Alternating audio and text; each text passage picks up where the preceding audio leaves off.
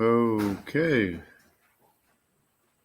we do another attempt at going live and sharing screen and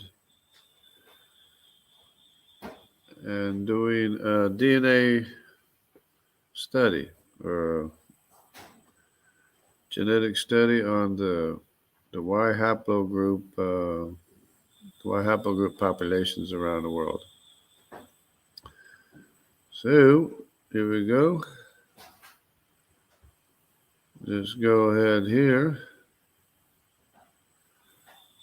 And there's a couple of things I wanted to emphasize here that are very important.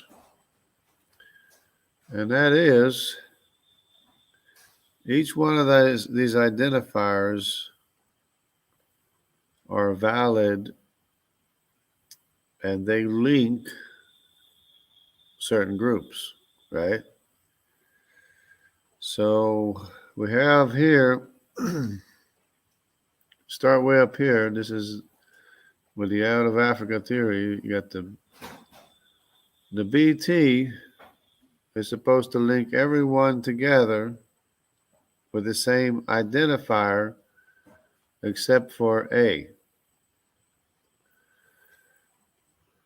So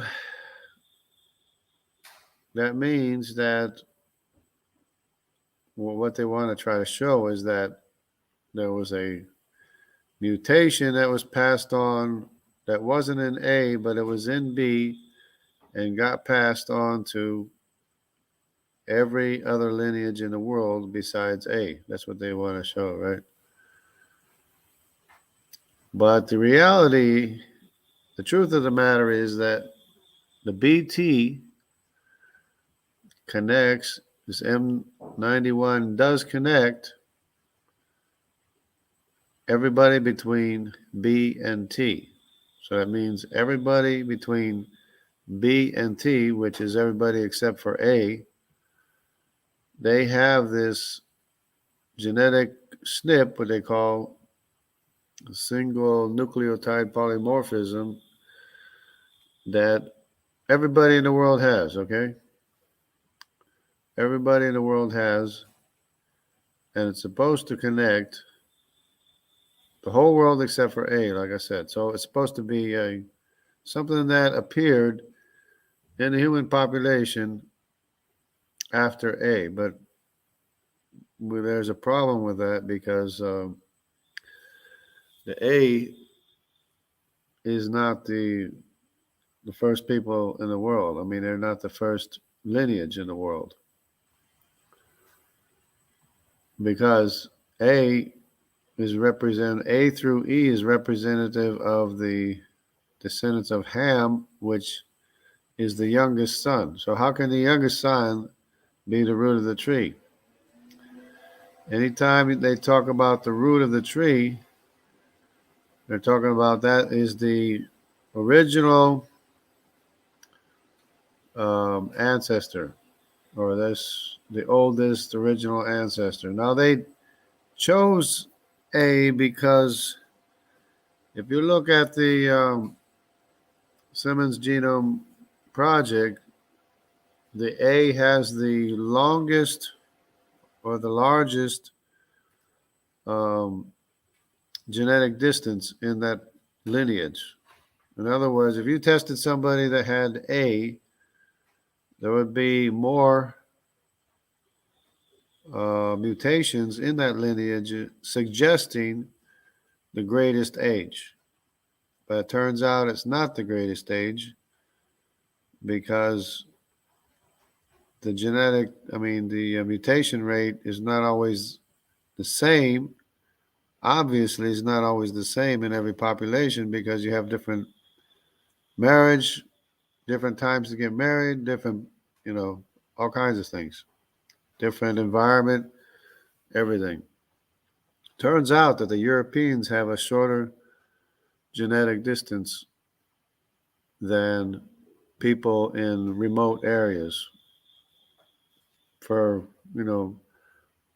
one reason would be the age of marriage, the age of bearing children,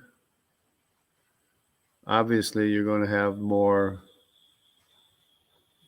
generations in that lineage, so you're going to have more mutations in that lineage because there's more generations.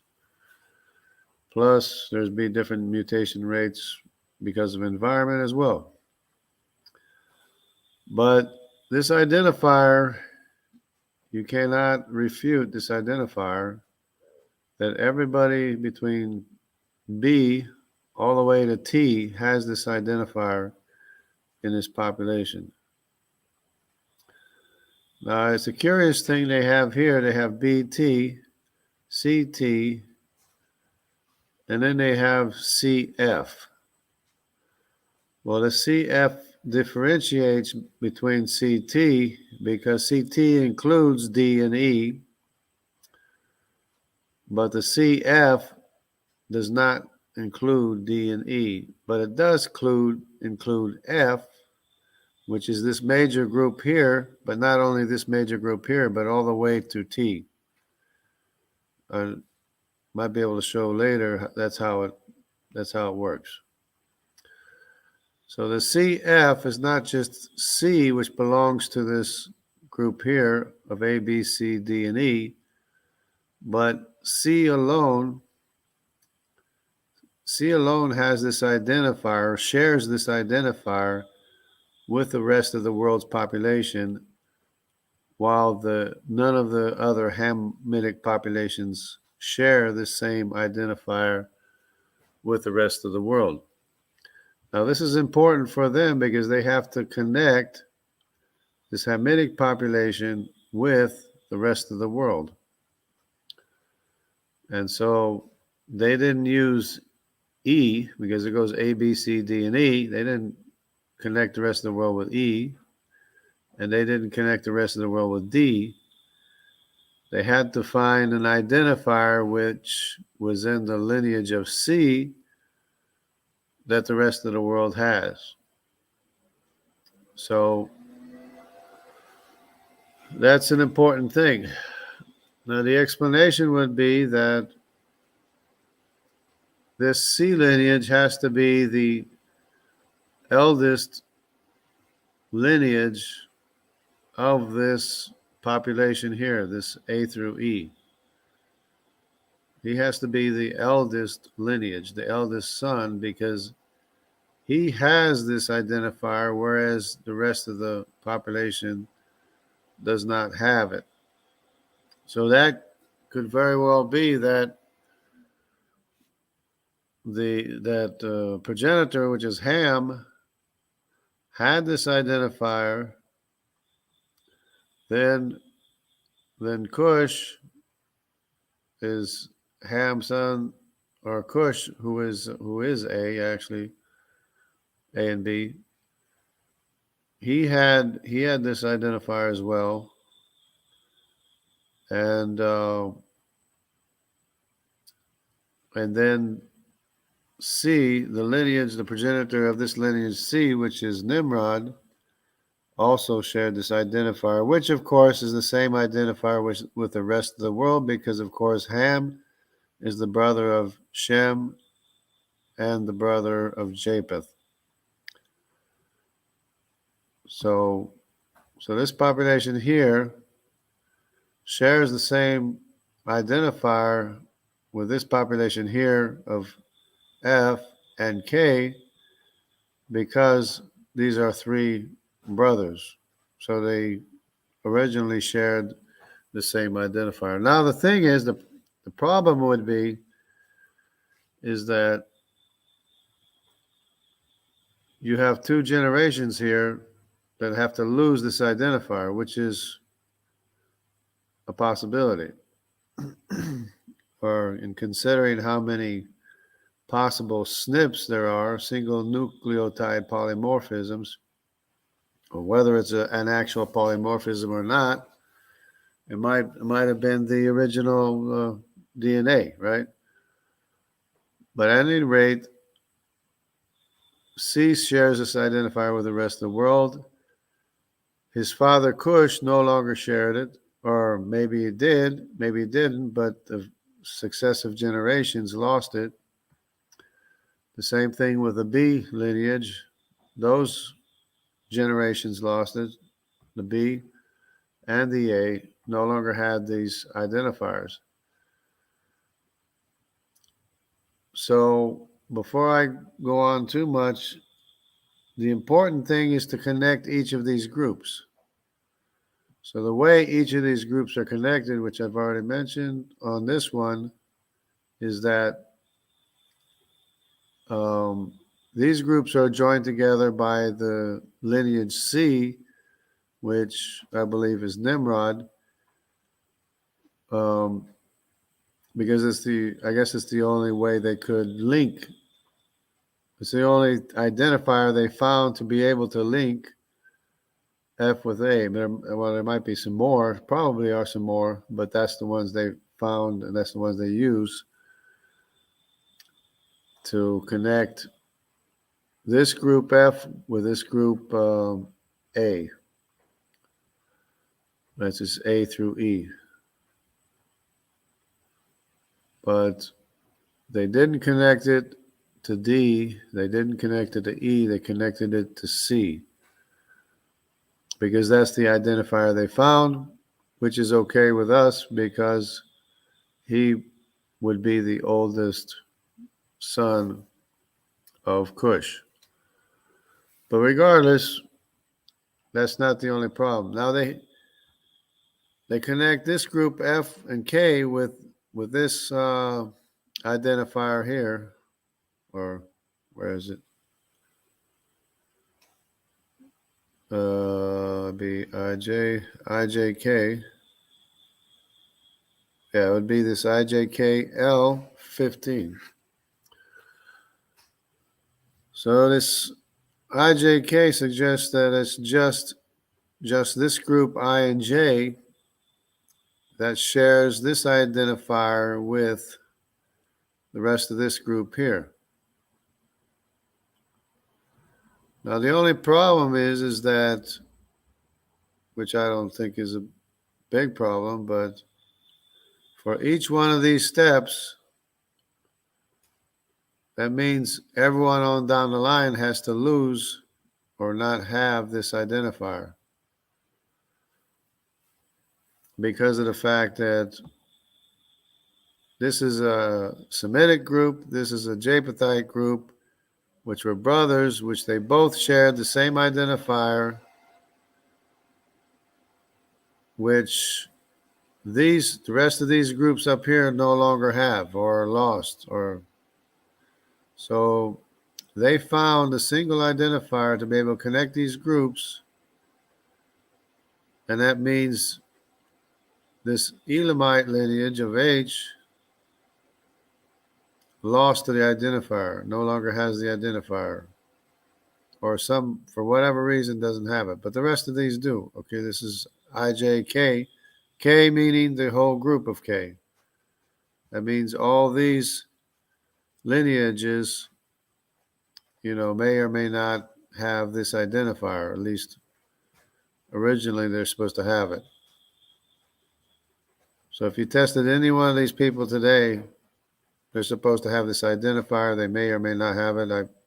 They probably do have it, most of them. But they could probably lose it too, for that matter.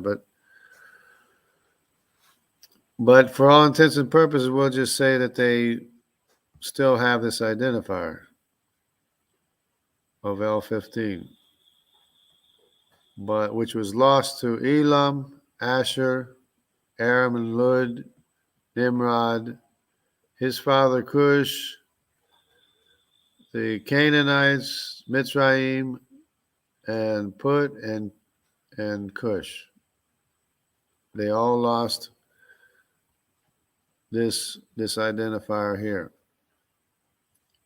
And for each one of these, it's every one in front lost the identifier. The reason why it has to be that way is because K is the oldest lineage, the oldest son.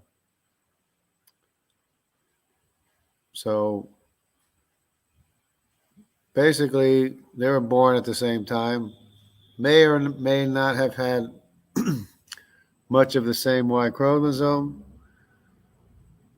Pretty much the same. There were three brothers,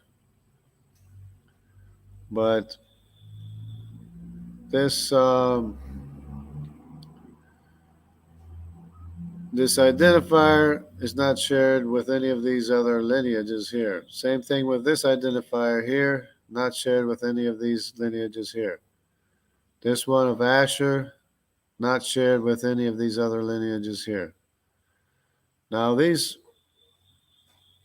are SNPs that they found,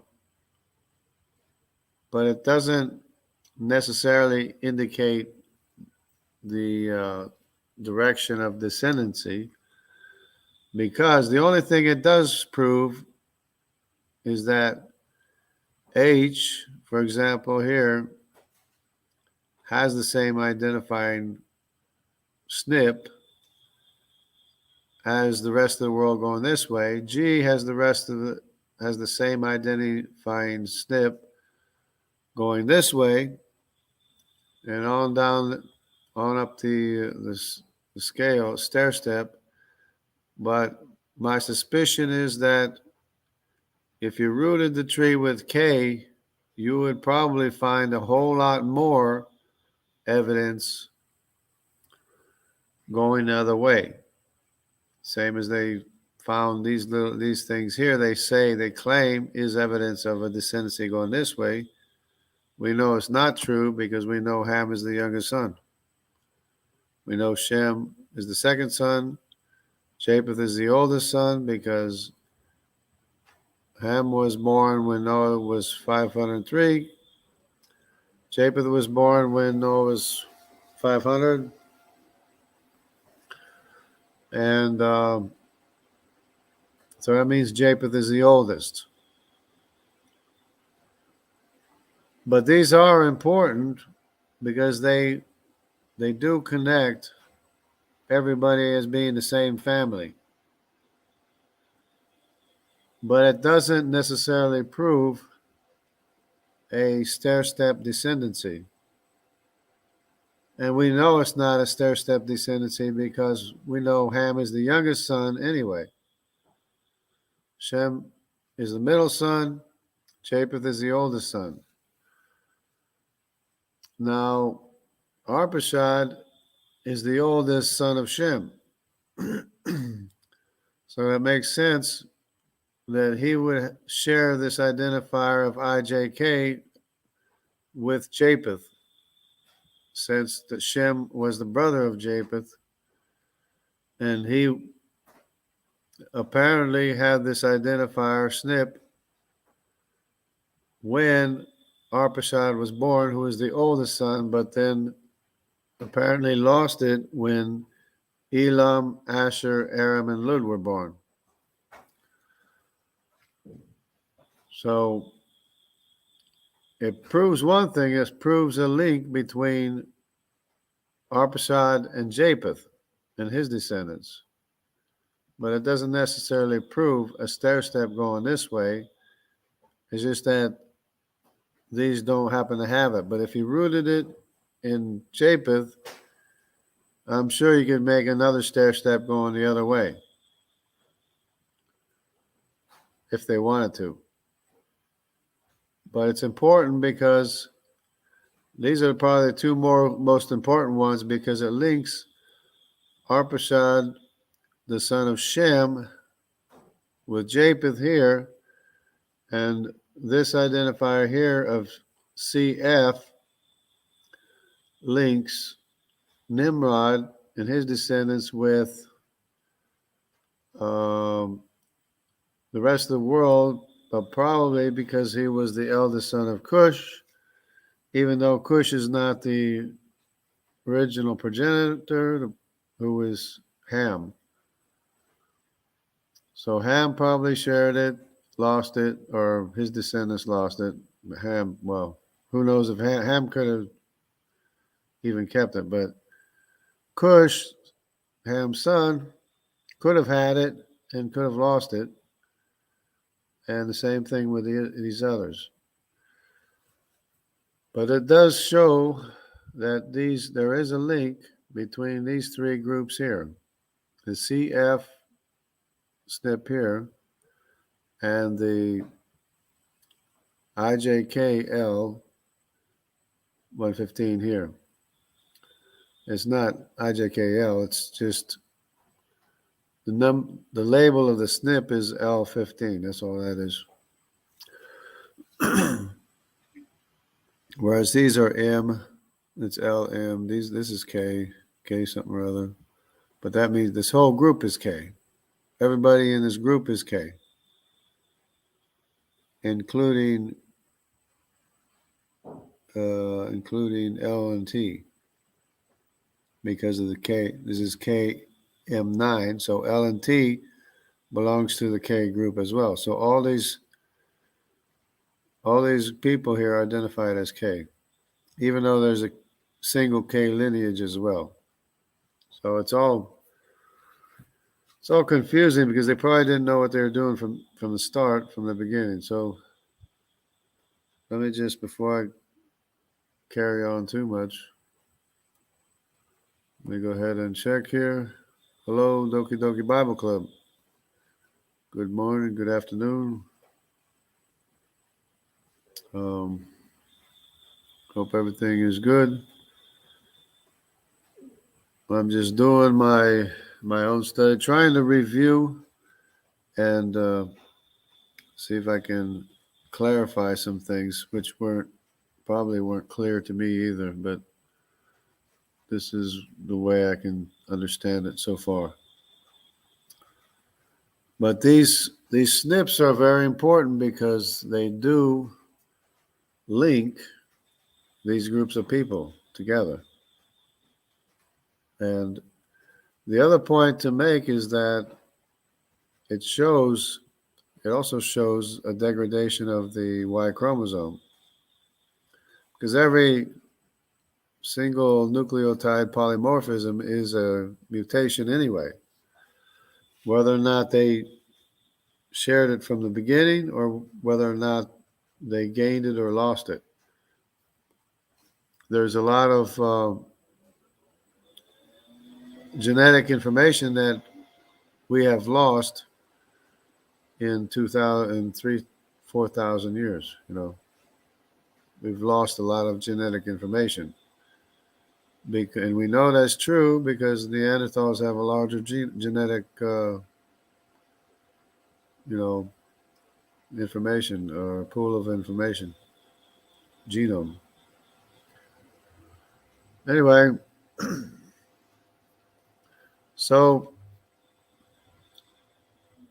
these identifiers do link everybody that has them, because apparently, as far as I can understand it, if you would test this person here, this person, all these people down here, all the way to T, which is over here, they would all have this M91 identifier, or SNP, single nucleotide polymorphism. So when they verify your lineage, they go down here and verify, say I'm an I would have to have this polymorphism of 170. And then I would have to have the identifier of M253 too. So I have this one identifying me as an I, and I have another one identifying me as an I1 instead of an I2. So each of these identifiers are what everybody on down the line shares, supposedly, quote unquote, down the line. But it doesn't necessarily mean there's a stair step going this way. It just means the only thing it proves is that everybody going this way has it. It doesn't prove a stair step because, for one thing, we know that Ham is the youngest son anyways. And we have a degrading genome where a lot of people are losing information. So the farther we go down this way, the more people on this side have lost these identifiers. If it's an H identifier here, for H, I, J, K, L, M, N, O, P, Q, R, S, and T have it, but everybody before that don't have it. But my suspicion is that if you rooted the tree with K, you can make a stair step going away, probably more convincing than this stair step going this way.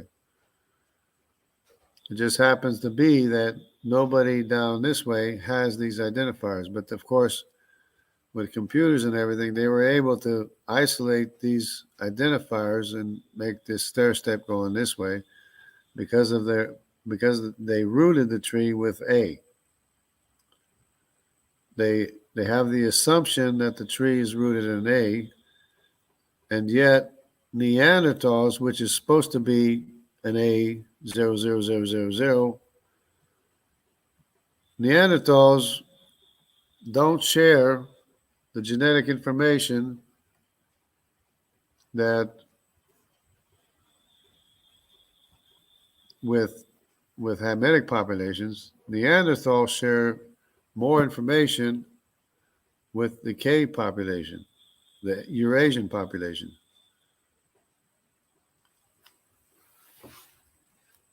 So that's a contradictory thing right there. Because if Neanderthals were A000, then they should be more like this A population, have more in common with this A population than the K population. But the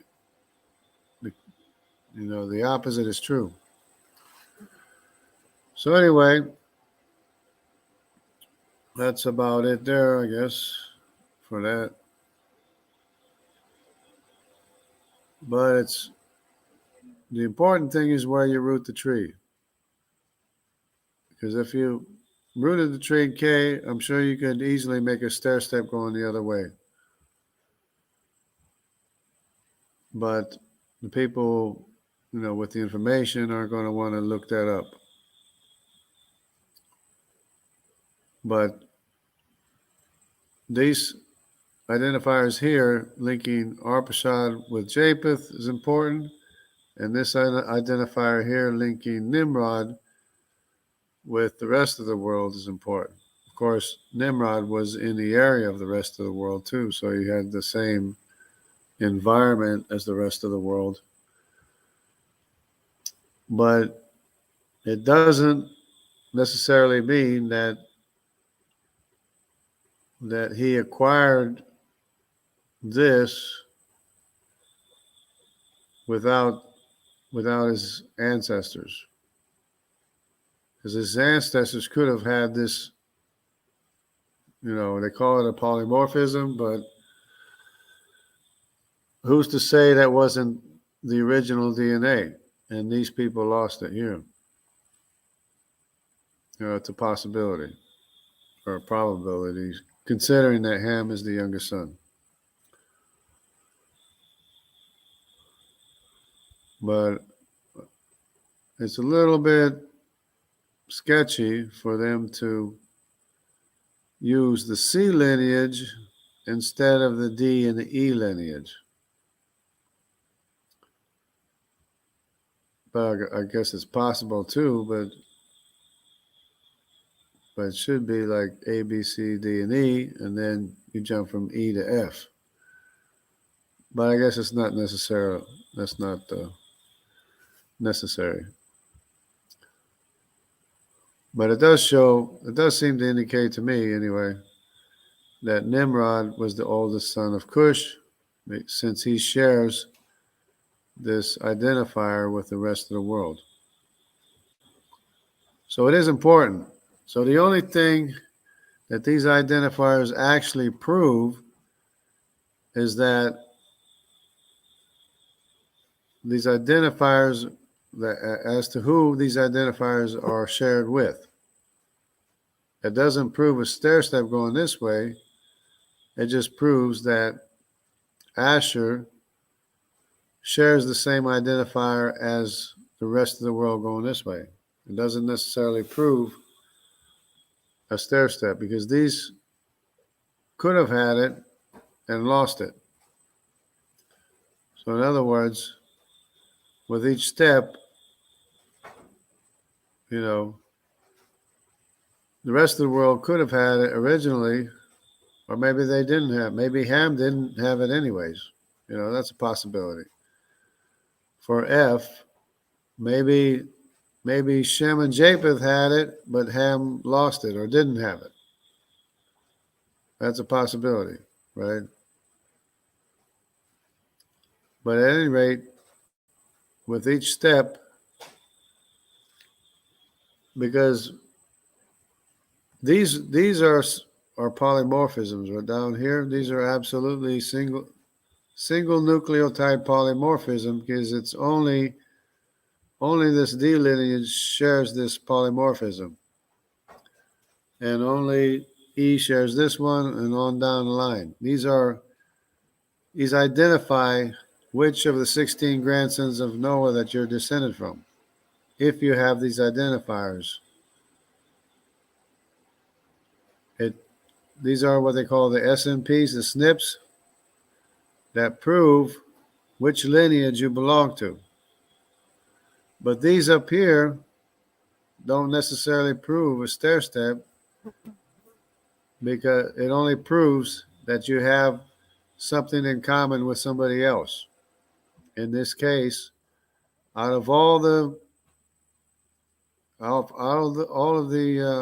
identifiers, they found these single ones. They found these ones here that are that just happened to link Assyria with his older brothers and older cousins. F happens to link Aram and Lud with his older brothers and older cousins. Of course, again, Ham could have lost it completely, entirely for the whole group here. But with this C, the CF, this P143, that means that Nimrod, the line of Nimrod, the C lineage, has the same identifier with the rest of the world, and it means because of mutations, the other ones lost it. Now, if they rooted the tree with K, probably it would show a stair step the other way if they wanted it to. But that's what that is. But these down here are SNPs for sure, because they're unique to each of the lineages. Each of these lineages have these identifiers, and nobody else does. So each of these down here are SNPs for sure, because nobody else has them, right? But these up here that are shared with multiple people doesn't necessarily mean that that it's an SNP, a single nucleotide polymorphism that changed. The suggestion is that it's a change each step of the way, but it's not necessarily a change. It could be that everybody in front just lost it, and they found a specific identifier in order to make the stair step, because they have to prove an out of Africa theory. They have to connect C with F. They have to connect IJ with K, because that's what they need to make their case. But the case that it makes for me is that Arpachshad is the oldest brother of his siblings. He's the firstborn of Shem, and Nimrod is the oldest brother of Cush. And his other brothers had mutations where they no longer have this identifier here. But obviously, Cush had to have had it. Nimrod, Canaan, Mitzrayim, and Put didn't necessarily have to have it, but they could have had it too. But it could be that they didn't even have it to begin with. Could be only Cush had it, and maybe Cush is the oldest son. But anyway, it's not scaring me like it was before. It's not freaking me out like it was before because there can be an explanation because it depends where you root the tree and what information you're looking at. They just happen to have found these identifiers that link this group or this lineage, which is Asher, with the rest of his older brothers and older cousins. It doesn't necessarily mean that he gained. It doesn't mean that he gained an SMP. But that's what they're trying to say. They're trying to say these are SMPs, just like these are SMPs down here of each single lineage. They're trying to say that these are SMPs that were passed down to each of these lineages. But that's just nonsense because it's not necessarily doesn't necessarily mean that it was passed down. It could be that they had it to start with. They could have had this identifier to start with. And these people on this side lost it. They just happen to find an identifier that makes it appear to be a stair step. Anyway, I think I exhausted that topic pretty much. We got Arctic Timberwolf. Hello, how are you? I'm fine. What is that chart? It's supposed to be the out of Africa chart. It's let me go to the other one or another one here.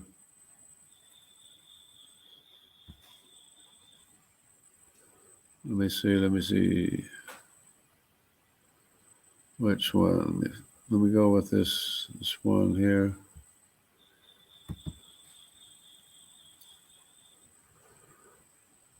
Okay. For example, this is out of Africa. It's upside down in this case, but it's supposed to prove out of Africa. This is the Y tree, the human Y tree. You have A00 here. This is the root of the tree. This is where the Neanderthals are supposed to fit in. Neanderthals are A000000. They're supposed to connect here. Except Neanderthals are more related to Eurasians over here.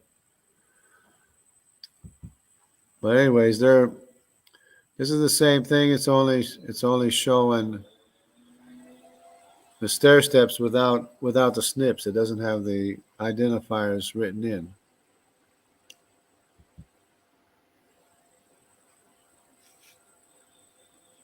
But let me see. This isn't exactly accurate because it's supposed to be color coded to the regions. But then this green is supposed to be C, right? C and K. But C is up here too.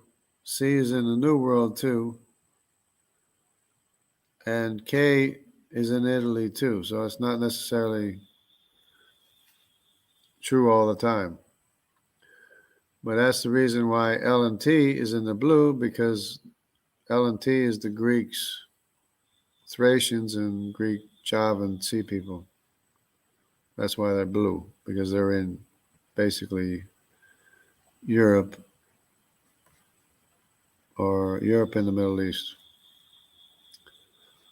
which is the Semitic area. You have G, you have J, H, and I.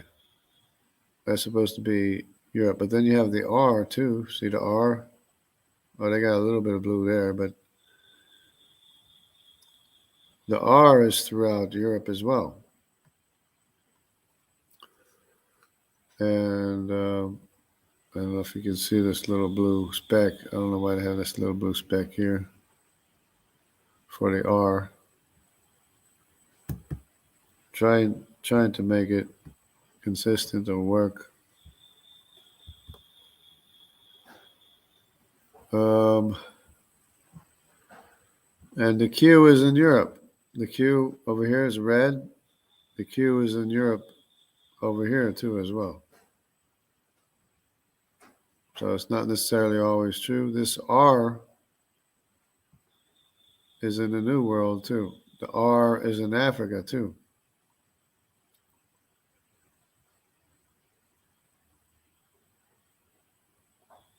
I guess it's supposed to be the general area. D, it shows, here's D is showing in purple. That's showing the Tibet region. Tibet region in Japan, which is where the DY chromosome is, which would be the Canaanite Sinim. The same word for Sinai, which is the name for China. That's where the name China as Sinim got its name as Sino or Sinim. But then later on, Magog moved into China, pretty much overwhelmed the place, and also went up into Japan. So Magog also pushed this DY chromosome up into the northern parts of Japan, but they're still there, of course. And the D originally is in this area of Altai region or the Denisovid Cave. D and C are both there in that area, which are both Hamitic. Both C and D are Hamitic. And of course, D is here. This is the Andamanese Islands, but it's kind of a big Andamanese island, but that's what it's supposed to be, a D right there. But it's a big Andamanese island for sure. But anyway, so maybe we can find a better example. Again, they're trying to prove the out of Africa belief, and we know they came from the Middle East anyway, because Nimrod never left his kingdom because he was king of the whole world. Find another one here. Okay. This is the same sort of thing I was looking at before. But this is the reason why they probably rooted the tree with Ham, is because of this genetic distance, which they equate to time, but they extrapolated into thousands of years, 190,000 years. And of course, down here is supposed to be today. But the reason why they rooted the tree with A is because it's got the most mutations, basically, the longest genetic distance, the greater reproduction, greater and more number of generations. But more number of generations doesn't equate to age. It just means there's more generations in the lineage and more mutations. So that's the reason for this genetic distance here, which is probably a little bit exaggerated anyway. But anyways, we have the same identifiers here. We have the CT, which is everybody, including Mitzrayim and Canaan and Put. But then we have the CF, which excludes Mitzrayim, Canaan, and Put, and the other descendants of Cush. But it links Nimrod with the rest of the world. But it doesn't prove a stair step, if you know what I mean. It does link Nimrod with the rest of the world going this way. So Nimrod was probably the oldest son, which is the reason for this, and the fact that he was raised in the same environment area as the rest of the population over here, basically. So that's that. So, but this is not as scary as it was before, because I was thinking, well, they got genetic information proving a stair step. How are we going to refute that? But it does link these people with these haplogroups, G, H, I, J, and K, which and K means K through T. It does link all these haplogroups, but it doesn't necessarily mean that it was an SNP that was gained. It could very well mean that people on this side lost it one way or another, which is what I've been saying for a while. It's not an identifier that was gained here. It's an identifier that was lost over here. But they just happen to find a single identifier that, in order to prove their stair-step belief out of Africa theory. But my suspicion is that if you rooted the tree with over here with the Eurasians, who is the oldest son, which makes sense because Arpachshad is the oldest son of Shem, and Arpachshad shares this identifier with his uncle Japheth. So that means that his father Shem had this identifier here, which both Shem and Japheth shared, but then Shem apparently lost this identifier when Arpachshad's other brothers were born, which is Elam, Asher, Aram, and Put. And Aram and Put. No, I mean Aram and Lud. What am I saying? So it's Elam, Asher, Aram, and Lud. Okay. And this is my lineage here. I'm an IM 170. And this is my lineage here. This is my special lineage here, my marker here. That I have, nobody else in the world has I1 M253. Well, I mean, other people in the same lineage have it, but not with other haplogroups. I think David has either an I1 or an I2 as well, who sometimes watches my videos. And of course, which is linked, I1M70 is linked with this JM 304, which is J1, right, J1 and J2, and J2A and J2B. So I have to look at these things and see. I have to look at this a little more carefully, see if I can determine what's going on here. But these down here are definitely SNPs, single nucleotide polymorphisms, because each of these lineages here share this identifier that nobody else has. So if you have an identifier that nobody else has, that means you're the only one that has it because it's a single nucleotide polymorphism. But if you have one up here that a lot of other people have, that doesn't necessarily mean that it's an SMP. It could very well mean that everybody up on this side just happened to have lost it because of the fact that it's shared with a lot of other people. But that's the way I'm going with it right now. But it's not as scary as what I used to think it was, because I was thinking, well, they got genetic evidence that proves the stairstep out of Africa, but no, they don't. Because Ham is the youngest son, Shem is the second born son, Japheth is the oldest son.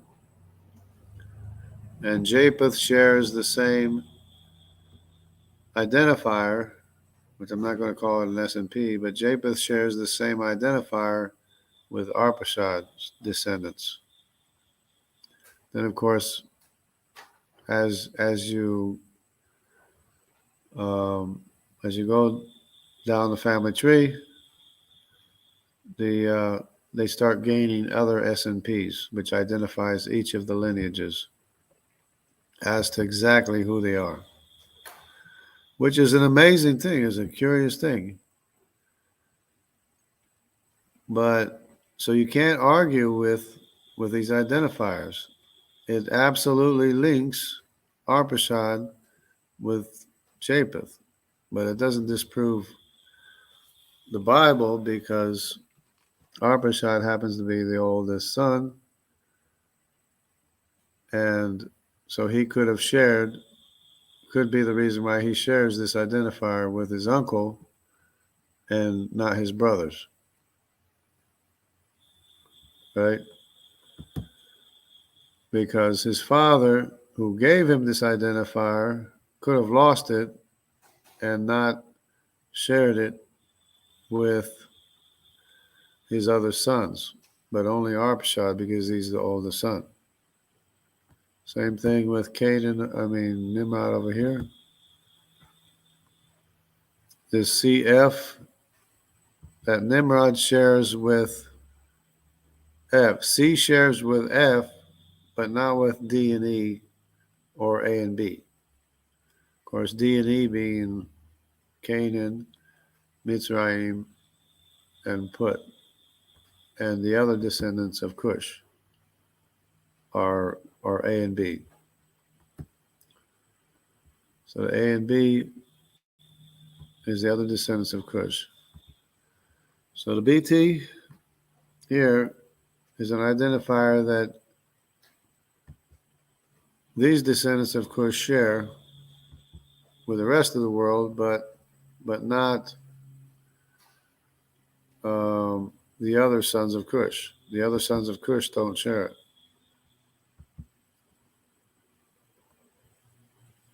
So that's the way that works. It absolutely links these people. These identifiers absolutely links these people, but it doesn't necessarily prove that these are earlier or lineages. It doesn't prove that these are lineages, because it could be that these lineages just lost the identifier, if you follow what I'm saying. So that's about where it stands right now. Let's see what's going on. Christian Carpenter. Let's see if I can read this. They don't have any genetic intelligence prior to 1970. They're desperate to explain the races, but we all know Noah and his entire bloodline is white, from Adam to Noah to King David to me. With exception. Well, the Middle Easterns aren't necessarily white, but some of the descendants are white,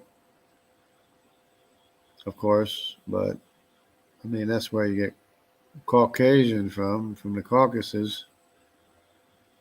because I guess they turned white. But David himself could have been white since he was ruddy, had red hair, and probably light-colored eyes. But the descendants of Cush, the Bible says the descendants of Cush gives the indication that they were darker. Seems to give the indication that they were darker.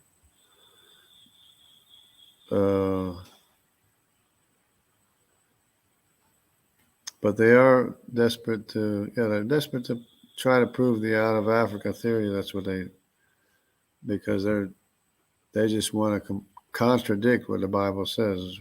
It's the reason why I'm studying this, because I have to prove that it doesn't contradict what the Bible says.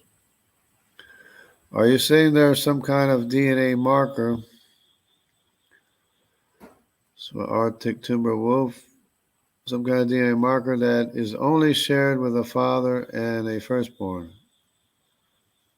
Well, not in every case, but in some cases, you could have a marker that's shared with the father and the firstborn, but then the father, if he loses that marker, then his other sons wouldn't share the marker, or might not, if he loses it, his other sons won't share the marker that he gave to his firstborn. That's the only thing. There's so many markers, they just picked and chose whatever markers they wanted to try to prove their case. And since they have the information and we can't look at it, we can't, second guess what their claim is. We can't second guess them very much. But we'll get it straight. We'll get it straightened out sooner or later. But the good news is that it doesn't disprove the genetic evidence doesn't disprove what the Bible says. Because the Bible indicates Japheth is the oldest, Shem is the second born, and Ham is the youngest son. Everybody should know Ham is the youngest son, because the Bible actually says it. He's the youngest son. So, but the one thing it does prove is that B through T shares this marker, and A doesn't. That's the only thing it does prove. C through T shares this marker, and B and A doesn't have the marker. It doesn't mean necessarily that C is the offspring of B or A. It just means that this lineage here of B shares this marker that C shares, D, E, C, everybody else shares, all these other people share this marker of BT. All the way down through T, all the way through. But whenever it's in Africa, they say BT, CT. But then when it comes to the rest, then they say CF or GHIJKF.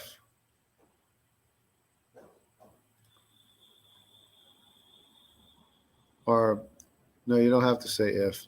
F is just the SNP number. So it's BT here, CT here, then CF. When you say CF or F, that means F and K, which I have to show in another diagram. But whenever it's just F, like CF or F or GHIJK, well, K is already K, but K then means this entire group as well.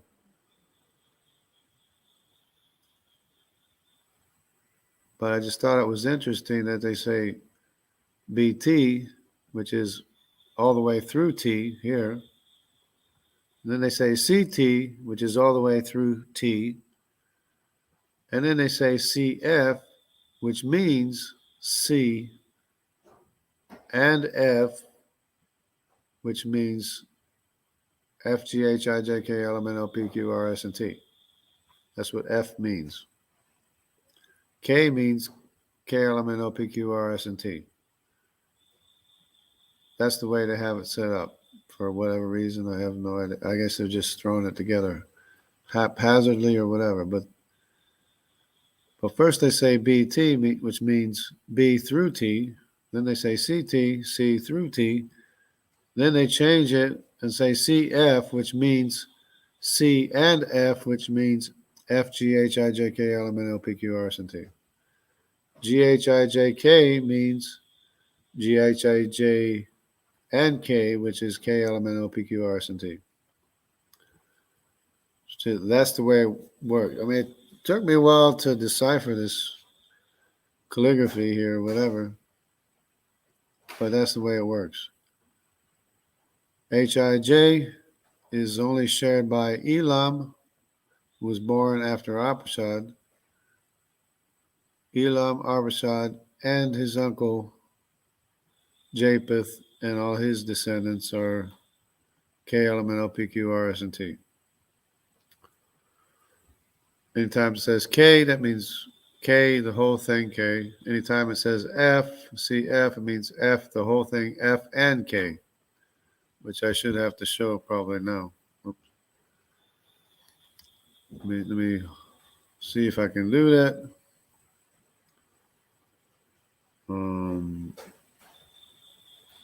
Well, here, this is what I need here.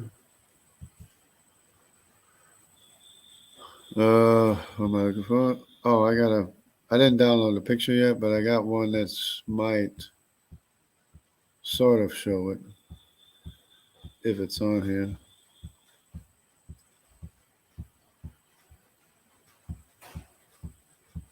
Which it might not be on here. Here it is.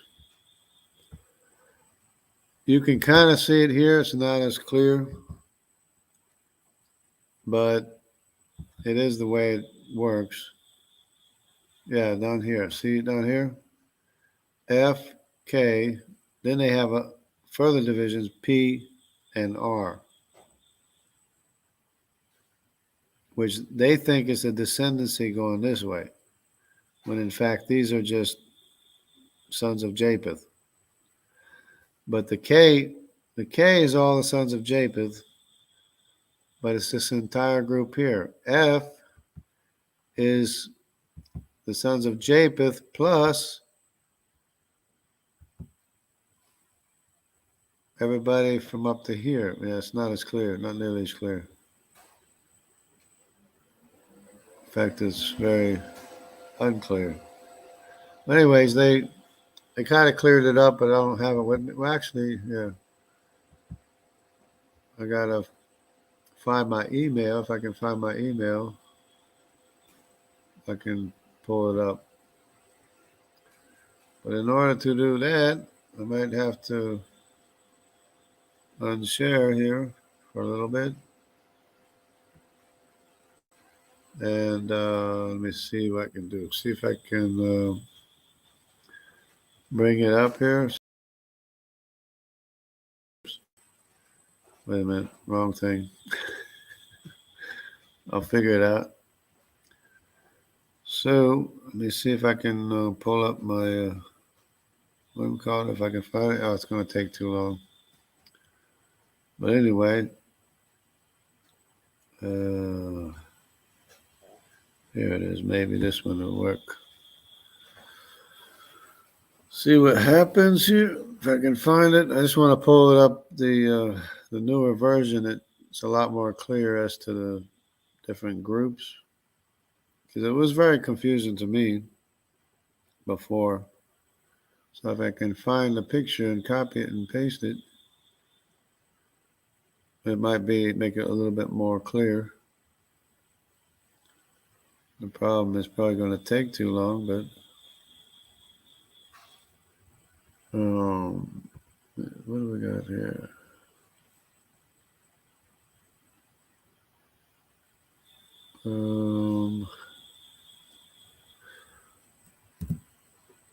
Is it? Probably gonna take too long doing this.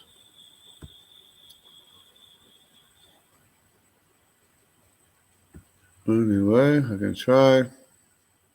See if I can get it here. Hopefully. That's gonna be way too long.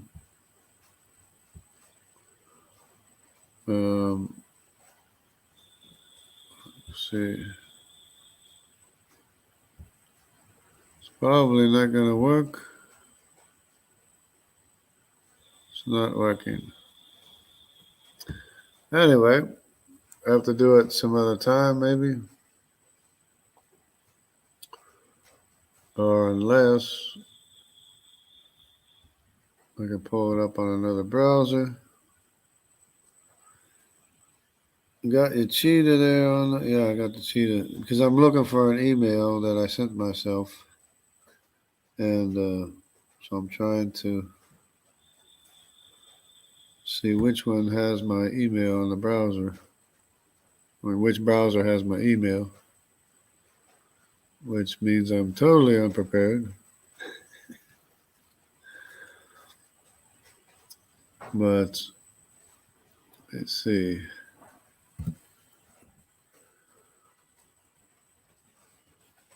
Well, it's not this one.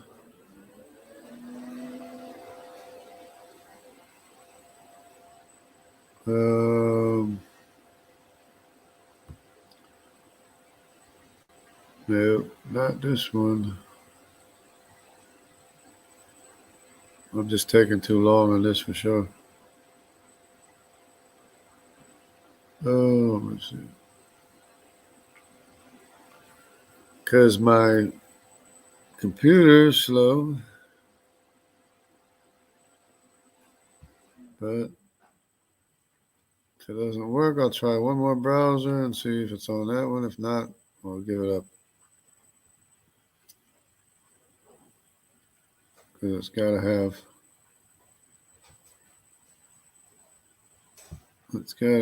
the password.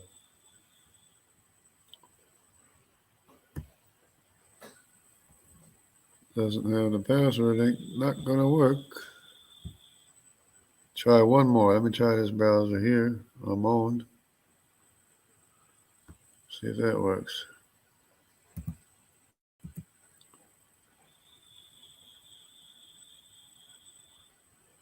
This might have it here.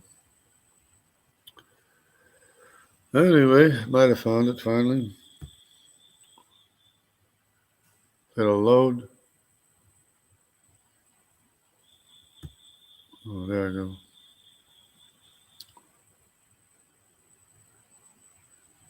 Trying to get there.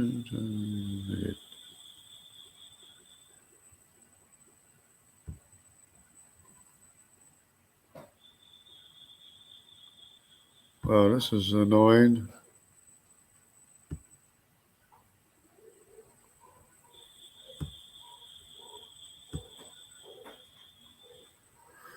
But anyway, may or may not work this time.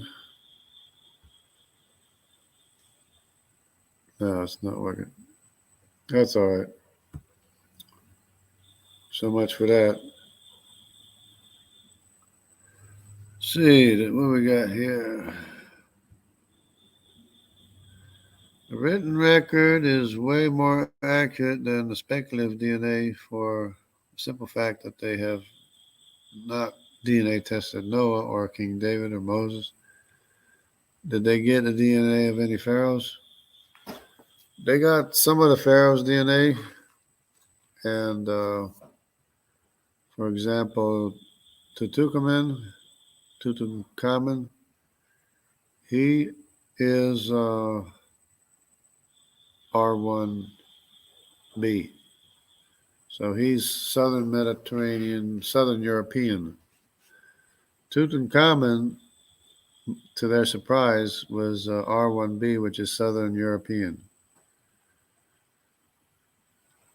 Um, so, and the other one was Egyptian. And let's see, what is this? It's interesting that pharaohs were all white people. I don't need DNA test figured out. It's obvious. Well, yeah, the other one was E1B1.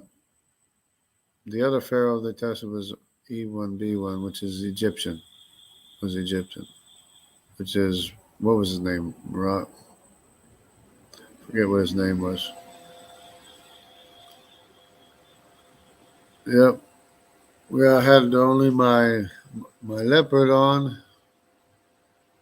Only had my leopard, but now it should have everything else on. Uh,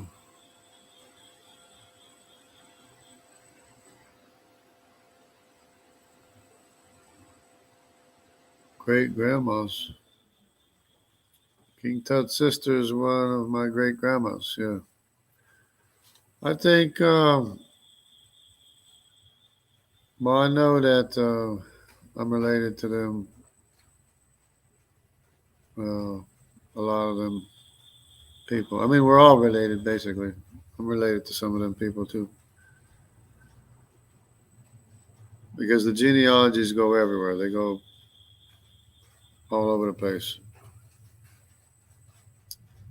Um, yeah, the Egyptians, they tend to be lighter. I mean, of course, there's two groups of pharaohs. There's the white pharaohs, and there's black pharaohs too. And sometimes the black pharaohs would conquer the white pharaohs, and then the white pharaohs would conquer the black pharaohs, and you know all that stuff.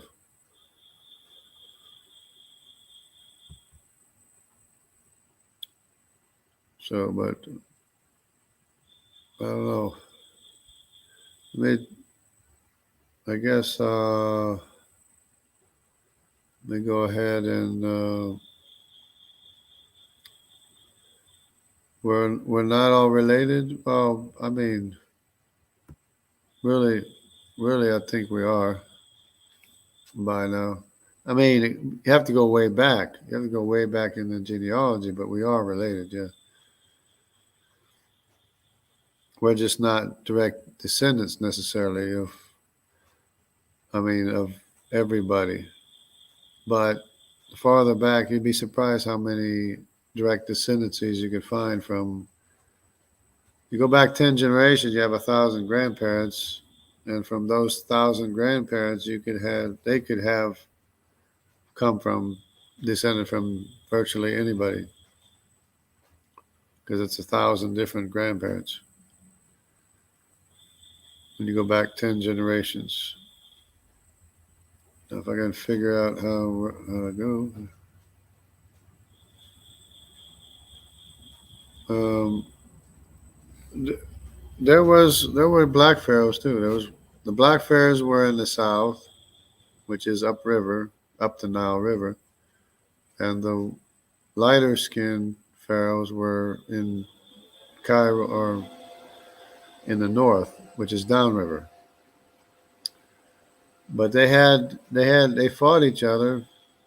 Sometimes the pharaohs would win. Sometimes the white pharaohs would win. Sometimes I guess they hired people from other places to win. I don't know. It's a whole big confusion. Um,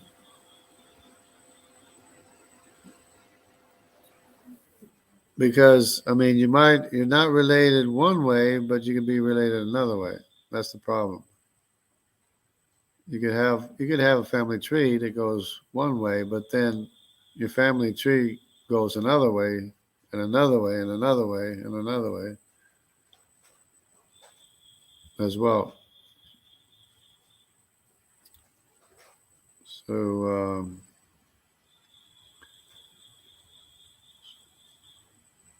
Let me see if I can do my share screen here. Oh, I did my share screen. Okay, let's see what I got here. If you want it, I don't know if you want to, but I might be able to invite you in, and you could. I mean, if you have a microphone, you would probably discuss it if you wanted. But I wasn't able to find my better picture. This one here is not showing it very clearly.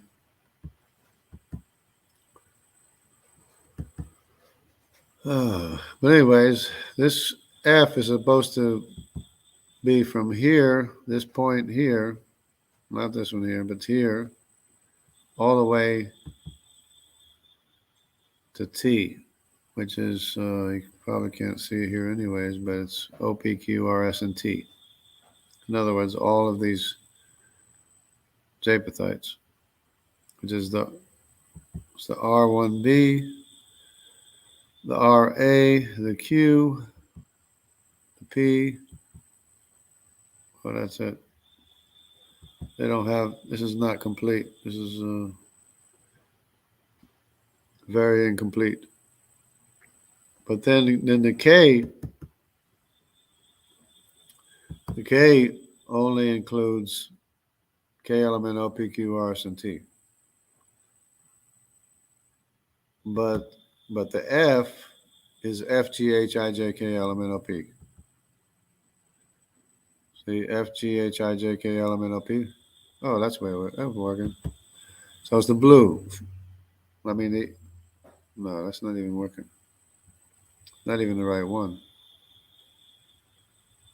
But just follow the blue, right? Yeah, follow the blue.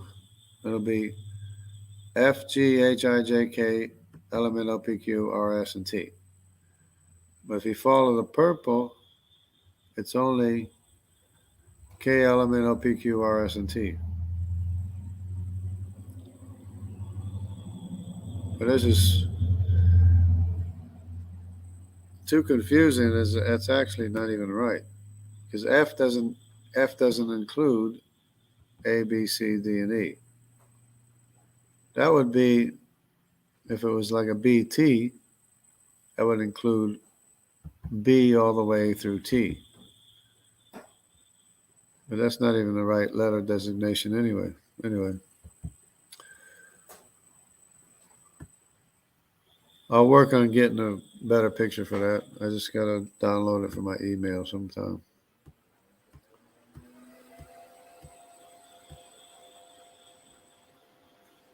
Um, Balkans. So, Syrian. Oh, that's it. That's about it, I guess. You want to discuss it? I don't know if you want to discuss it or not. Because I could put in invite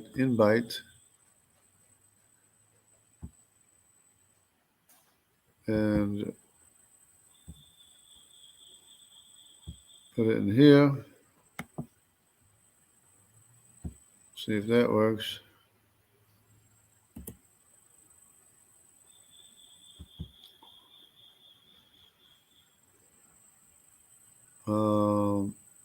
Have you drawn up the family tree of the Bible? I haven't done it myself, but I think a lot of people have done it. I think a lot of people have done that. I mean, I can look stuff up. I can look up just about any genealogy that's considered a historical record. I used to be able to look up mythological as well, but that's a little bit harder to do now because they got rid of the quote unquote mythological records.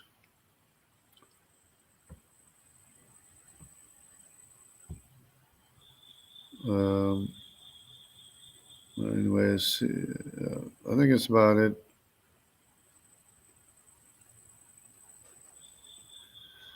But I just wanted to mainly, um, you know, explain these, so-called, just like the ERVs, so-called ERVs, endogenous retroviruses, insertions. Or maybe it's not an insertion at all. Maybe it was already here in the family tree. Maybe it was already here. And maybe these over here are the ones that lost it. And probably if you rooted the tree over here with K, it would be a stair step, more convincing stair step going the other way. So that's my argument or position.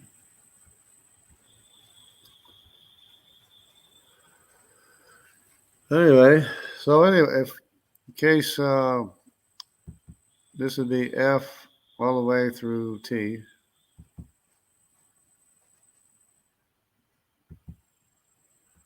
And this is K all the way through T.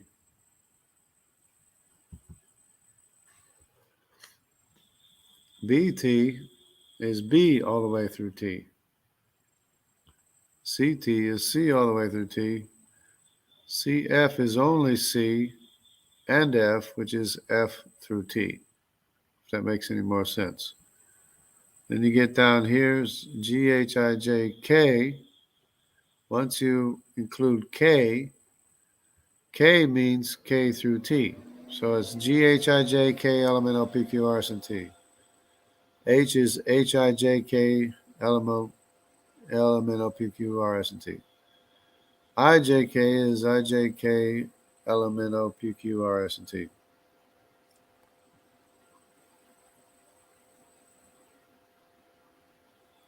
So, but the important ones are this IJK, which links, it seems to signify Arpachshad as the oldest son of Shem, and this CF here seems to indicate that Nimrod is the oldest son of Cush, at least to me for right now. Anyway, I guess that's about it. If nobody wants to join, oh, you're back. Oh, you're here. Okay. Let's see what we got here. There you are. Can you hear there? me? Yeah. Yeah, I can hear you. How you doing? Good. How are you? Good. So did that make sense about the northern Egyptians and the southern Egyptian, or the northern pharaohs and the southern pharaoh? They're two different kingdoms. Yeah, I know about the northern and southern kingdoms of the pharaohs. How the crown is supposed to. They got two different crowns and everything. You see the one that looks more like a bishop's hat. That's one of the kingdoms, and then the part that goes around the brow. That's the other crown from the other kingdom. And yeah, there were two separate kingdoms, and they were separate for a long time. And sometimes they came together, and sometimes they weren't. But just because they were in the south doesn't mean they were black either. Well, I mean, that's generally the way I understood it, because the south is kind of like Sudan, Ethiopia, and the area of what used to be Kush. Yeah, it's down by, well, Kush is Ethiopia, I think. If I'm not mistaken. Right, but then the actual descendants of Kush kind of like migrated to the west.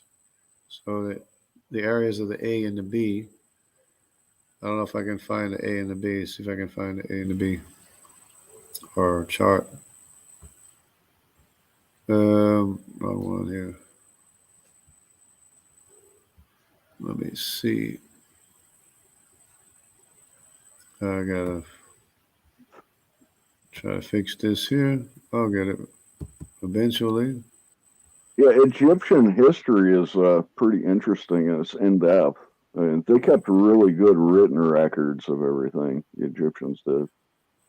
Yeah, So, and actually, they were a world power, you know.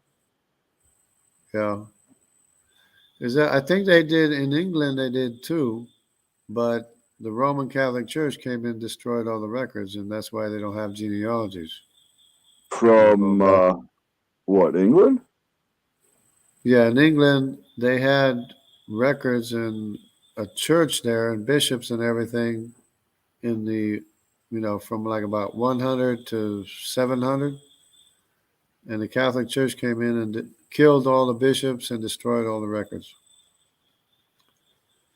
It's a sad 100 history. dollars. Oh, yeah. That's getting way back. Um, back in like when the Picts were around and stuff. Is that what you're talking about? Yeah, from 100 to about 700, there was a thriving Christian church there already, but the Roman church, you know, was at odds with them because they wanted to be the legitimate church, and so they killed all the bishops and destroyed all the records. Can you see this map here? Uh, yeah, Okay, today there's kind A of. and B is over here, and you have A and B over here. Well, this is close. This is actually close to the Kushite area, but the lineage of V3, I mean V32, V12, and in Europe it was V13, and even M81. This is all basically the same Mitzrayim, uh, uh, family tree, as far as I Miz, can tell. Mizraim family tree. Is that what you said? Yeah, yeah. Who's that? Mitzrayim is Egypt. That would be that would be the northern Egypt originally, but of course they kind of migrated to different places. Hmm. But if I show the chart, the we'll show this first, maybe. Yeah. So there's the biggest family tree today is Mitzrayim, which is all these descendants here. Um, Cush would be the A and the B. Mitzrayim is E.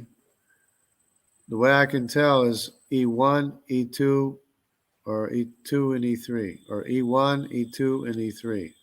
Mitzrayim is E3, as far as I can tell, unless I get convinced otherwise.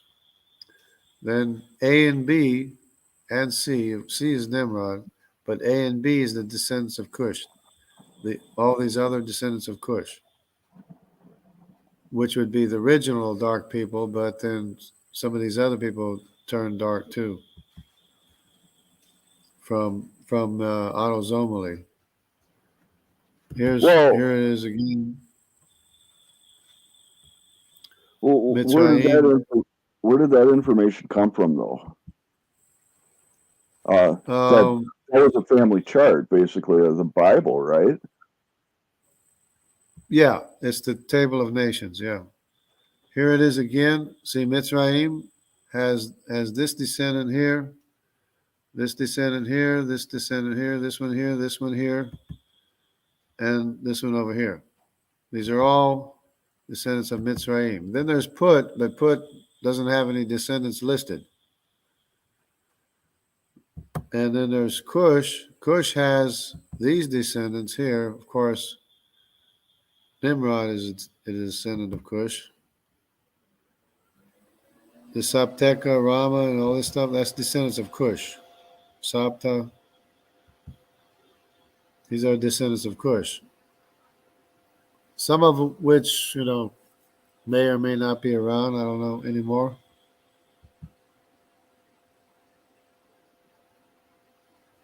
And of course, these are the Semitic populations up here, or that's not Semitic, but this light colored yellow is Semitic population, which would be Arabic, Hebrew, and Israel. Oh, the descendants of Shem. Yeah, descendants of Shem. And Lud over here. Lud is one of the descendants. Aram, Asher, Elam, and Arpachshad is right here. I don't know if you can see that. Arpachshad. Yeah. I had a little Or trouble seeing the text because my right eye is double vision right now, but yeah, I can yeah. see it. But the problem is to figure out who's who. And it seems to me that Mitzrayim is E3. Put Well, might but the whole thing started from that table of nations, right? right. Right. And That's what that this is. This is the right, table of nations. okay, but that information was obtained from the Bible. Right. Right. Right. So it's originally the foundation of this is not a DNA test, it is a written record. Right. So a written Right. record is more powerful than DNA. Right. Because it's actual history. It's actual known human history. And that's why Right. I went and that's why I tried to identify each haplogroup as to who they are. Right. And some of these movements are recorded also in the Bible, like where they actually went geographically and stuff. Yeah, that's what they're trying to do here. Yeah, if we It's can more pinpoint or them less on an actual map. right. It's more or less the area. Like Lud is the area of Lydia. Lydia is Semitic population. What is that up Asher, in? Is that Turkey now? it's That yeah. area? Today it's Anatolia. Today it's Turkey. Yeah. What's that? This is Greece. Greece. Okay. Greece here. Yeah. The original Grecians were the Thracians, descended from Tiraz, Yeah. and Javan, who is his brother. Javan is the brother to Raz. But Javan is interesting because they became the sea people, which became, Elisha, Kittim, Dodanim, and Tarshish over here, Tarshish. But these are the people that I believe have the TY chromosome. And Dr. Nathaniel Jensen believes that the TY chromosome is the Jewish people. You keep adding like a letter to the Y chromosome. I don't understand that.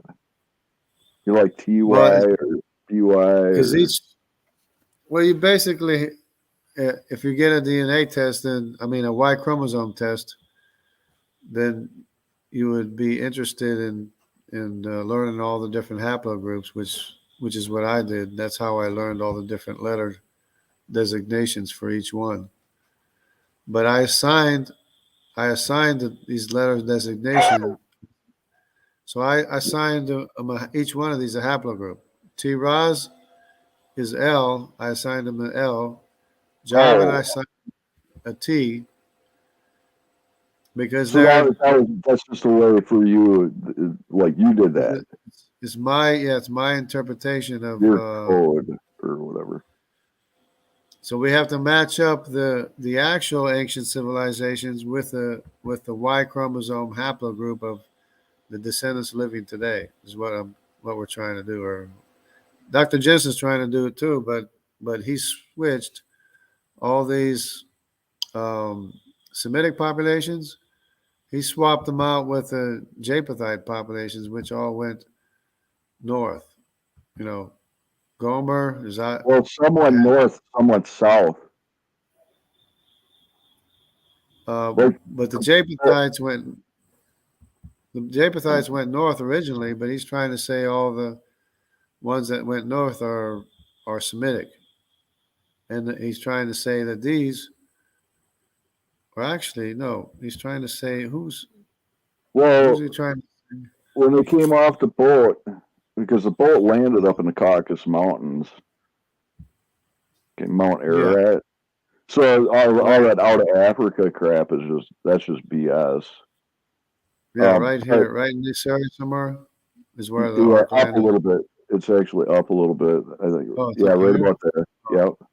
Yeah. Um, but yeah, you're right. The Japheth went up from Germany, so that they went up around the top.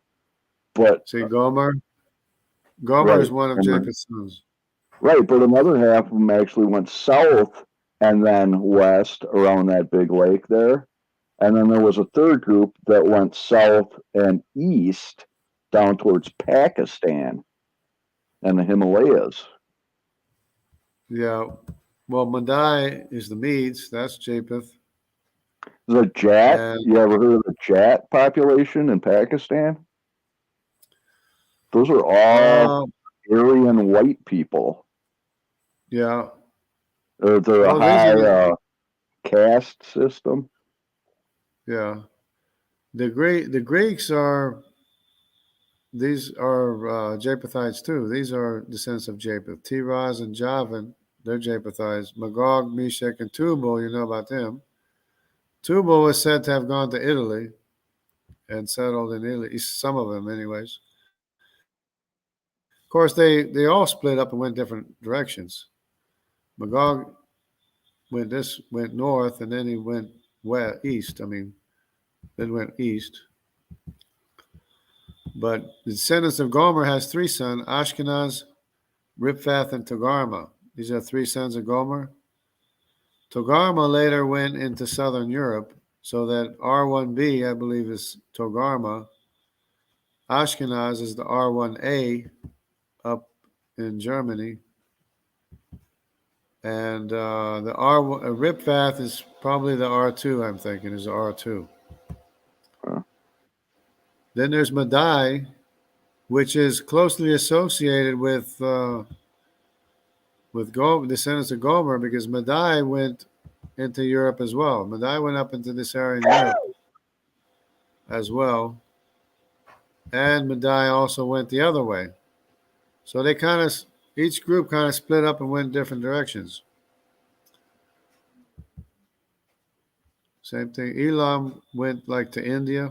There's a big H population in India, which is Semitic, and as far as I know, it's Elam, and G is Asher, Assyrians.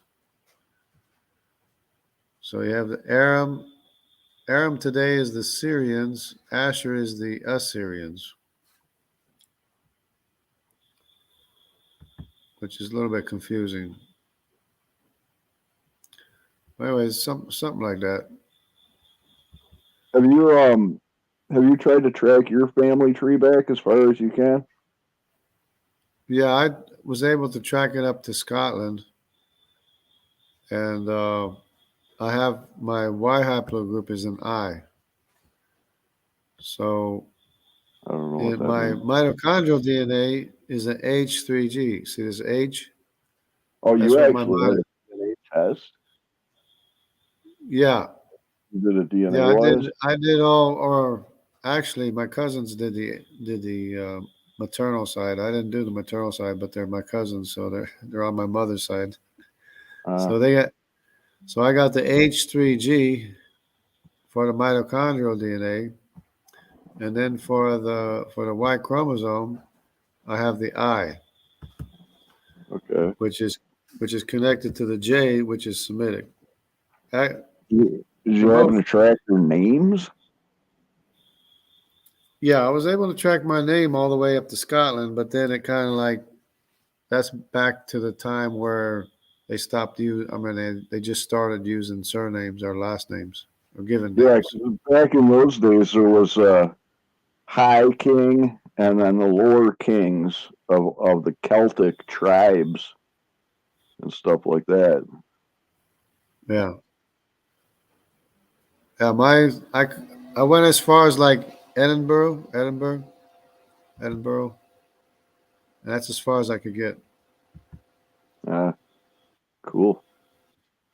But this I, my Y chromosome is an I, so that means that I'm descended from Arpachshad. These are the Danites in Europe, because the Okay. Danites are the first ones that ran away or left Israel. And here in Italy, Central Italy today still has a K2, 8% of K2, which is the original population descendants of Tubal. All the Tubal, other ones, yeah, Tubal. like Tubal Cain. No, as in Magog, Meshach, and Tubal. Oh, No, Tubal Cain is before the flood, yeah. but these are later migrants. The J2 is Judaic. Of course, Italians and Jews are almost look the same, but this is the reason right here.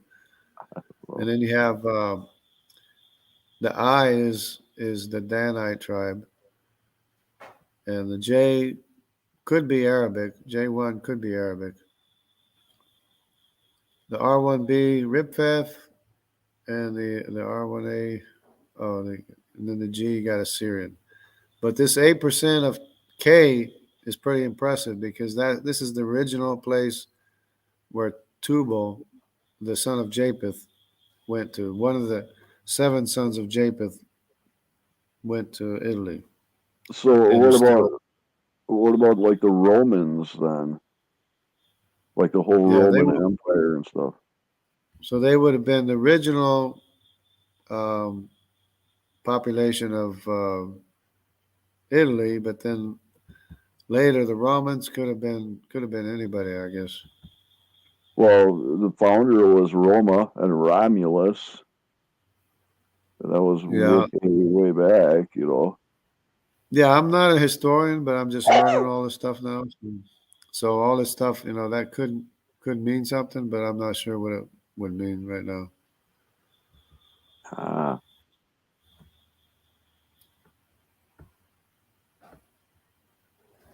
But I like this one because it shows where people went in the world, and it shows the New World population here.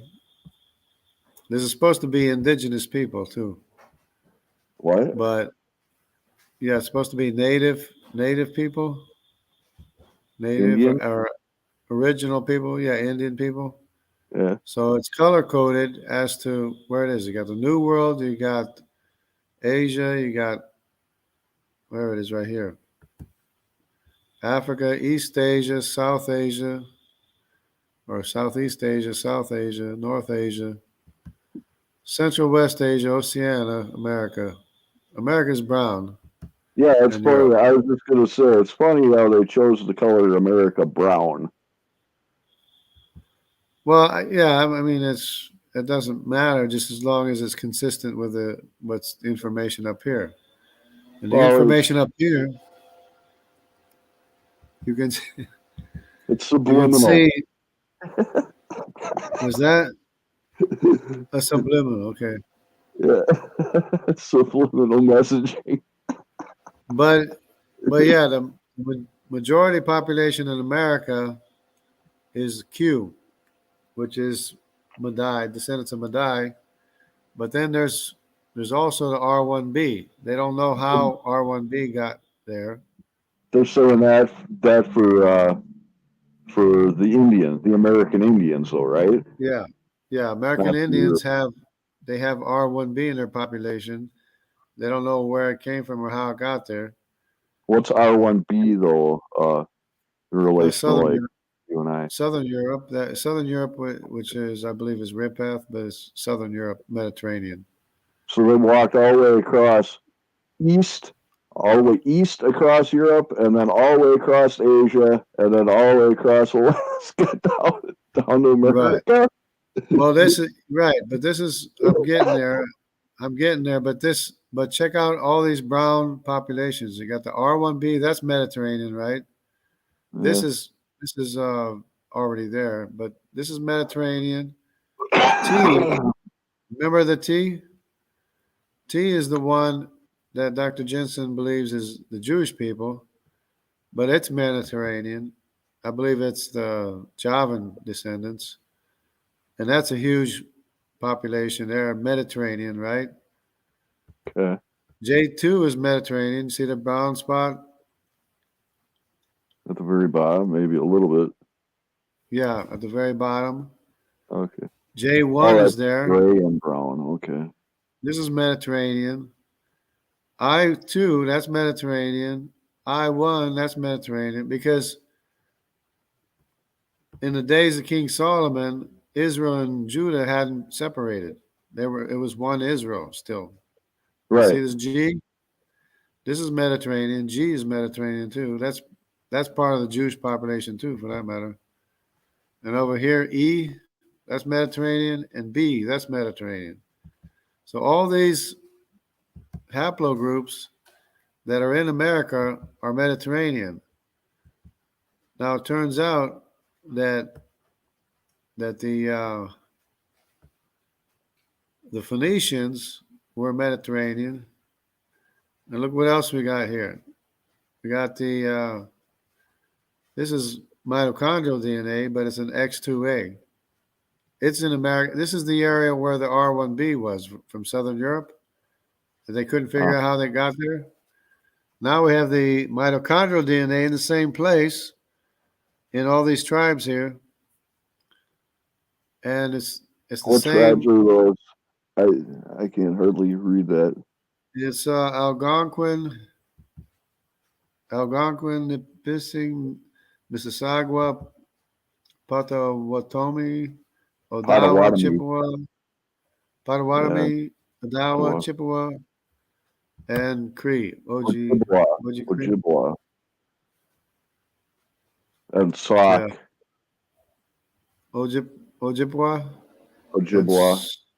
That's Sauk. Sauk. But all these tribes, they That's have Sauk. this is mitochondrial DNA in all these tribes in this area, and So this is the that's the same mother's DNA? mother's DNA. Yeah, mother's mitochondrial DNA, mother's Hmm. lineage, and it's also in. Look at where it's at, Galilee.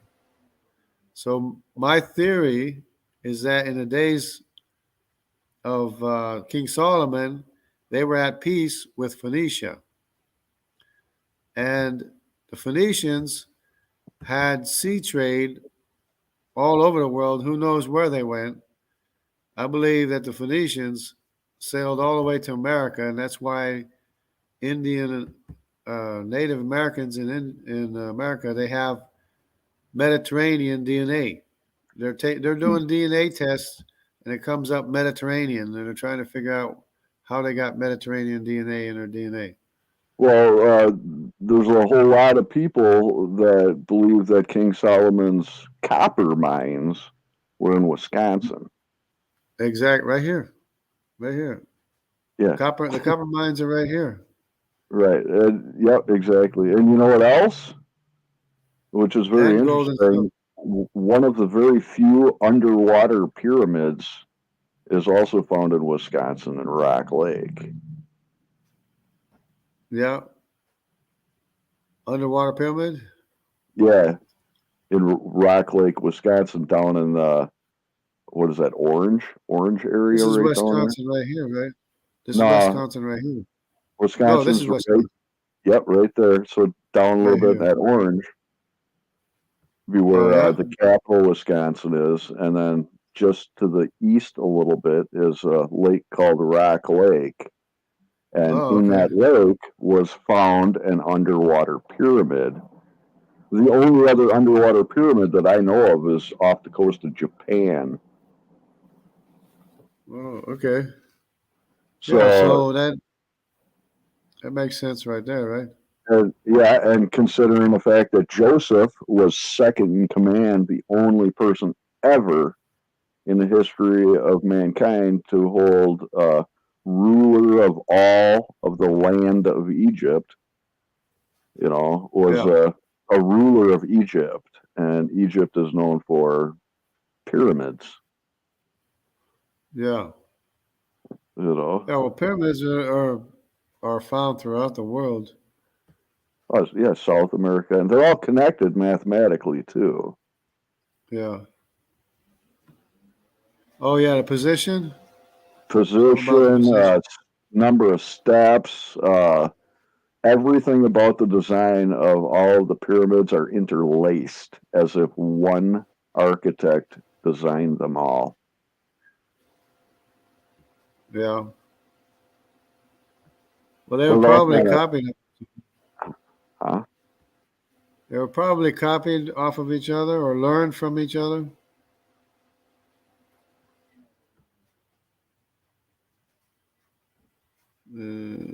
Arab countries.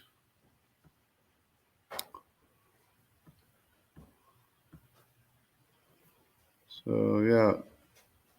So this is the iDNA that went up through Europe like this. This is my ancestral migration. Yeah, you said you traced yours to Scotland. Yeah. So I what got some. happened is that I have Scandinavian DNA, and so my my Y chromosome haplogroup is I1 from here, but I can trace my roots to here. So I'm probably a descendant of one of the Vikings that came over to England or Scotland. I got some I could connections trace, to Scotland yeah, up to through this area, through right, uh, right. through Saint Margaret,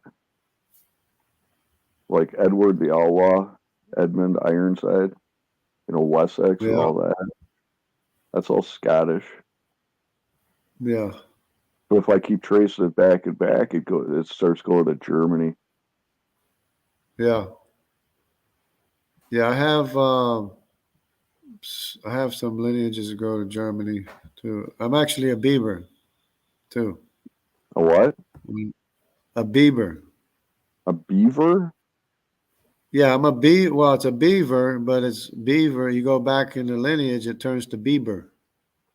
Oh, beaver. Okay. Bieber. I'm a Bieber. Yeah. Oh, that's like what your last name would be. Is that what you mean? Well, no, and my ancestors are Beavers. I don't know what that Um, means. well, each time you got two grandparents, right? Or actually, no, you Yeah. got four grandparents, right? You got four grandparents, and each one of those has their own lineage. So the farther back you go, the more names that you have. Not necessarily. Well, normally, usually, unless they're No. marrying people with the same name. Right, exactly. And that happens a lot more frequently than you realize. Like your Well, family I mean, tree doesn't just keep spreading out and spreading out. It just doesn't. It doesn't it's work at like some point, yeah, at some point it has to come back together again. That's true, that. but it does spread Back out in the quite a Middle bit. Ages and stuff, it was common for families to marry like their cousins and stuff like that. So it does not branch as far as you would think it would. Well, I That's mean, a common I have misconception.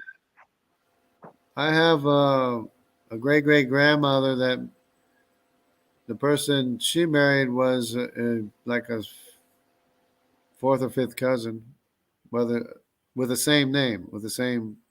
Uh, but that other than that, that's the only one that I know of in my in Oh, my family. yeah. Which is, I mean, it's pretty significant because one of my cousins came back with a lot of genetic information that I share, a lot of the same information, which Wow. is autosomally, came back a lot. But I never met the cousin. I just saw the information about the cousin that did a DNA test. There's a pyramid. I don't know if you can see it. Can you see it? Uh, yeah. Oh, that's what you got it labeled as Nimrod's Tower. Nimrod's Tower. Yeah, I can't And remember what that pyramid was. That was one of the older, one of the first.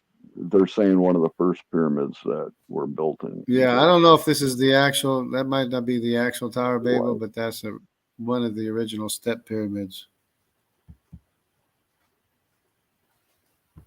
And this is the land where this is what got me into this study, looking for genomes and haplogroups, is because of this.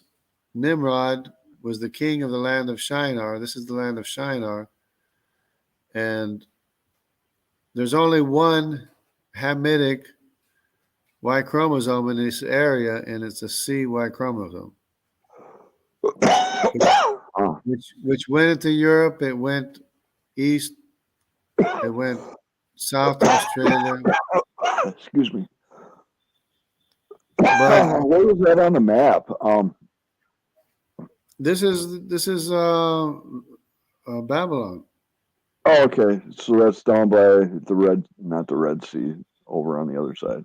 The Okay, there's the Tigris River. I see it. I'm just trying to get my bearings there. yeah,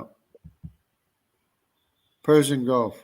Iraq, right there. That must have been where Abraham was from. Right, is right here. Where is Ur? Iraq. You Ur are right here, but here's Ur of the Chaldees right here. where? This is Where? where Oh Abraham yeah, came okay. from. Right there. Yeah. Ur of the Chaldees, and Uruk is over here.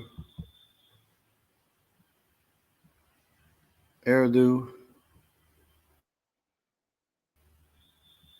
Anyways, a lot of people don't realize that the Assyrians are a mixture of this descendants of Nimrod. You ever wonder why all the Sumerians have kind of like curly hair and they tie it up in the back? You ever notice that?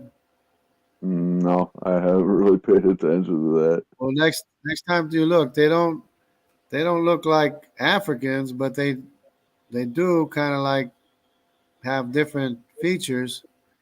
But some of the Sumerians have like big noses, and some of them, the ruling class, were the descendants of Nimrod, which were not Semitic in origin.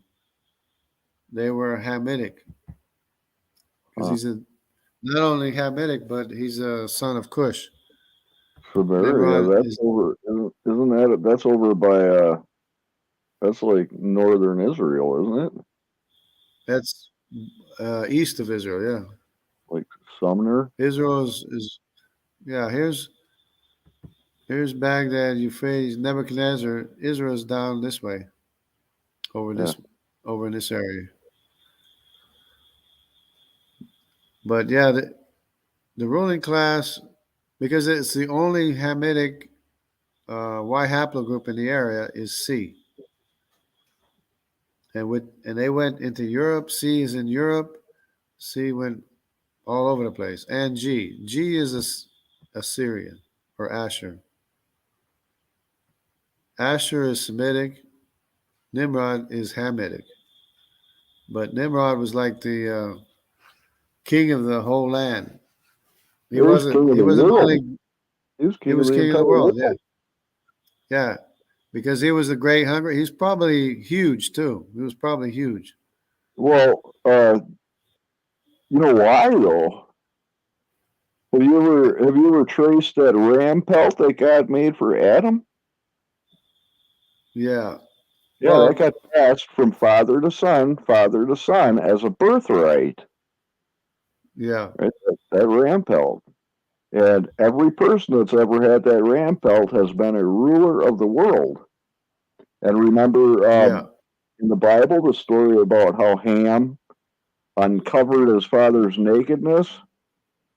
That was the moment he actually stole that ram pelt. That's when Noah noticed it right away. Hey, where'd my yeah. coat go? You know? But not only that, him being the great hunter and the king of Shinar, he had many sons, many descendants, Yeah, and probably by that's a the lot of reason. different women too. That's why the CY chromosome went all over the world. It went into Europe, went into America, it went everywhere. I mean, it went to Australia, went to the Pacific, but it's the only possible ancestor is Nimrod. of the CY chromosome because it's Hamitic. That's the whole thing that got me started on this whole thing.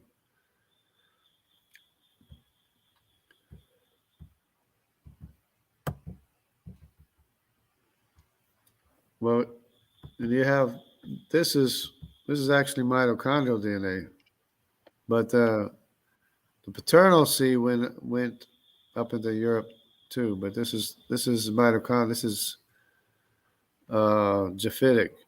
C and the D in America, and but today most of this C is over in this area. It's not over in Europe because most of Europe is H today. But this is ancient. Yeah, this is proposed archaic range of C1, which is the mitochondrial DNA. This is supposed mitochondrial DNA, empty DNA. But Why the C that's why in are they America. checking mitochondrial more than Y chromosome? No, they used to. I don't know. They used to trace the mitochondria more because it was easier to access. I think it was easier to get samples of it. Uh, But now they're doing more the Y chromosome. See where Japheth is no. here. Oh yeah, I see it now. Japheth and Shem is in this area, and Ham is over here. Where? Oh In right there. yeah. So so what Dr. Jensen is suggesting is that Who's Shem, which is Doctor? in this area, Dr. Nathaniel, he's a geneticist. Dr. Where Nathaniel Jensen, from Jensen, where? from I've never heard of Answers him in before. Genesis. Answers in Genesis, AIG. He's the one that wrote the book Traced, and Oh, he's trying to identify all these people too, like I did. Only okay. he's saying that these people here switch places with these people up here, or he swapped the Semitic people with the Japhethites, which were in Europe and Siberia and stuff places. He says he says these people up here are Semitic, and these people down here are Japhethites. Huh. And this guy with the TY chromosome, he's saying those are the Jewish people, which is Well, Japhethite. um, some are because Well, I mean, but I'm talking about the direct. Judah had twin sons. Yeah, but I'm talking about the direct paternal descendants, father to Yeah, son. so am I. Yeah, Judah had twin sons, and the Yeah, first one was Zerah, and he became the Merovingian Empire that went and ruled Europe. Whereas yeah, Perez uh, became the Hebrews line of kings. King yeah. David, all that. But the thing is that sometimes the male lineage doesn't survive because those are the It's people good. that, yeah, because those are the people that are knocked off in wars and stuff when they go to war. Is Oh to yeah, like, you go back to my 8th grade grandpa. He was the only surviving son. All 7 of his brothers did not have children, and they were all killed in the Battle of the Boyne in Ireland. yeah, So he was the sole surviving son. And that's like one of the bottlenecks in my family tree, yeah, And that's 8 generations ago as a Battle of the Boyne back in like the 1600s yeah. or maybe I 1500s. still have a lot of history to learn. Oh yeah. I mean, you can see a lot more of the big picture of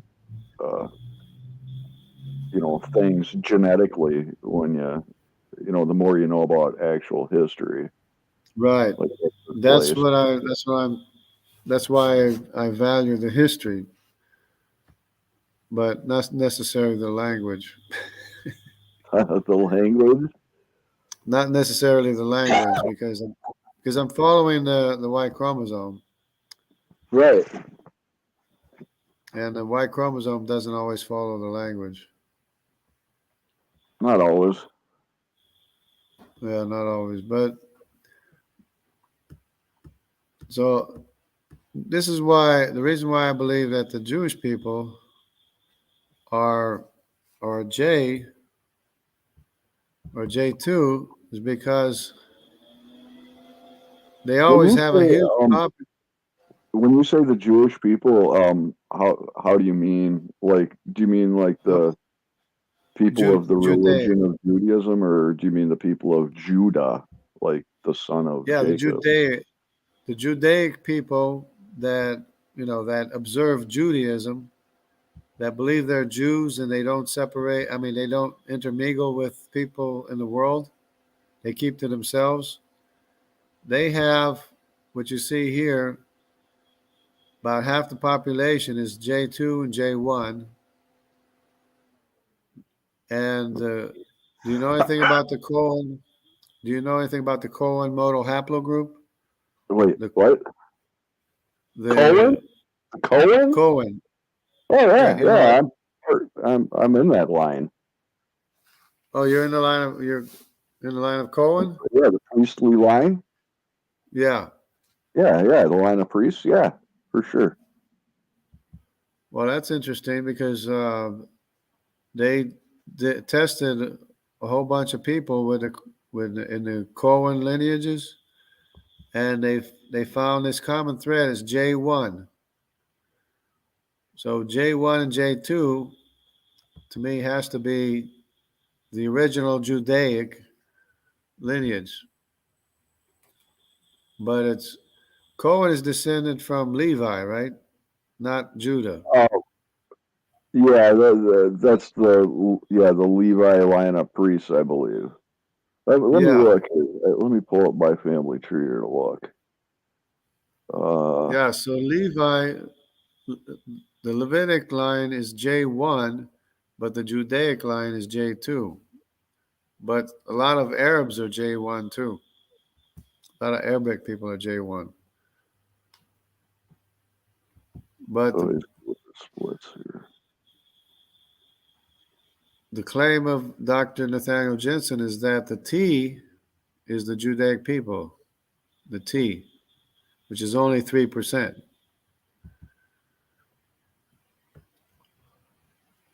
Uh, Really, 3% of the people are descended from Judah, is what he's saying. Yeah, apparently. Or Yeah, in the here it is.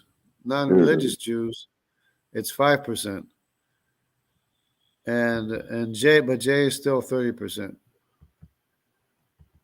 But in the Ashkenazi and the Sephardic Jews, it's 48% J. In both the Sephardic and the Ashkenazi, they both have the same percentages here, and again, only 3% T,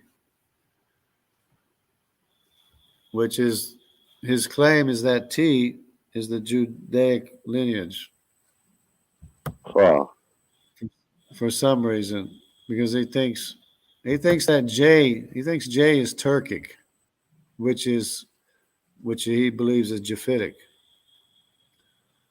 and he really? believes that this is mostly Turkish people, but But he for believes it, right? Like, yeah. does he know it though? Well, I'm trying to convince him otherwise, but he doesn't. He didn't respond back to me very much. Yeah, I'm Cohen from uh, Simon the Just, 37th high priest, all the way Oh, back. okay. Yep.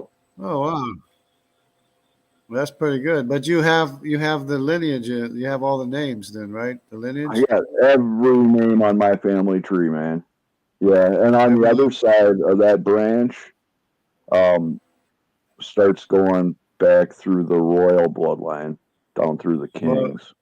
if you took a Y chromosome test, you would very likely have a J1 haplogroup because Oh, probably that because was because if you have all the names of the father and his father and his father and all the way oh, I back, got every name here. Yeah. probably you're going to be a J1 colon modal haplogroup.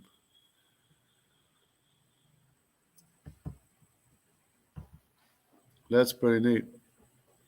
I'm an I, by the way. I'm the tribe of Dan. That Well, if I go all the way back, all right, and look at all the different, sons of Jacob, yeah. uh, there's a couple of sons that I have no relation to at all. But I'm related to Joseph and Judah and um, Well, I mean, if you're a colon modal haplogroup, you'd be descended from Levi, well, Levi's one of them also. Yep.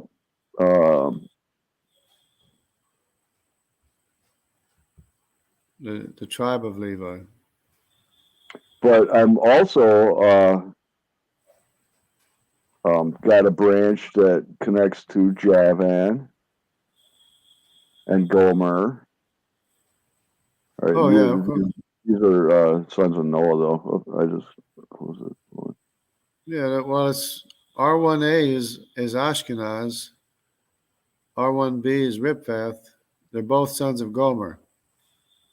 Yeah, but some of those are would be like mitochondrial connections, I guess you could say. Oh yeah. Because Well, well, on my family tree, I marked out every grandma and every grandpa going all the way back. oh okay. The shortest branch, though, is through the Hurlai. I think The that's what who? they're called. The Hurlai. Have you ever heard of them? I I have a lot of noise in the background. I can't hear very well. Oh, the Hurlai. Hurlai? Yeah. No, I'm not familiar with it. Um, that's the shortest branch. They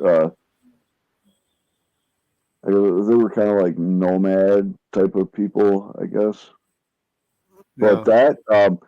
that goes from Iokatan all the way down through the Hurlai to myself, and through that branch going all the way back to Adam is only 100 generations.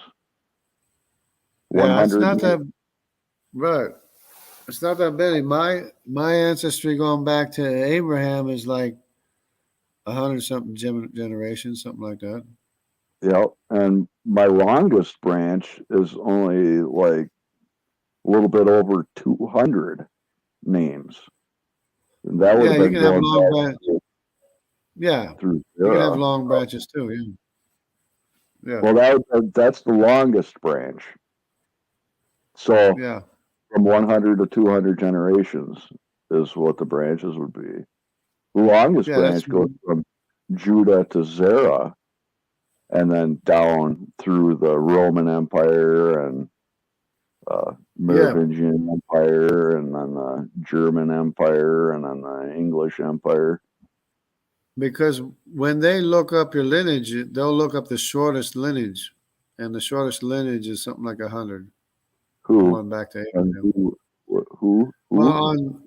on Jenny.com, I use Jenny.com, Jenny Oh, genealogy, mm-hmm. and they Yeah, can that's they cool. can fill out your ancestry all the way back. Once you connect to like a royalty or something that's known, Then Oh they yeah. can they can trace your DNA. I mean your ancestry all the way back. Yep. Yeah, it doesn't. Yeah, it was pretty easy for me. I don't have to go back that far to hit royalty. Yeah. Well, I had to. Well, it depends which lineage, but I have to go back a ways. I'm actually the queen is actually my 10th cousin. Who? The queen Oh, is my so you 10th got cousin. a loose Or connection through Margaret Tudor then, it's yeah, Margaret Tudor. Yeah. right? Yep. And yes, she's but no times removed. Just my 10th cousin. No times removed. And mine, I have.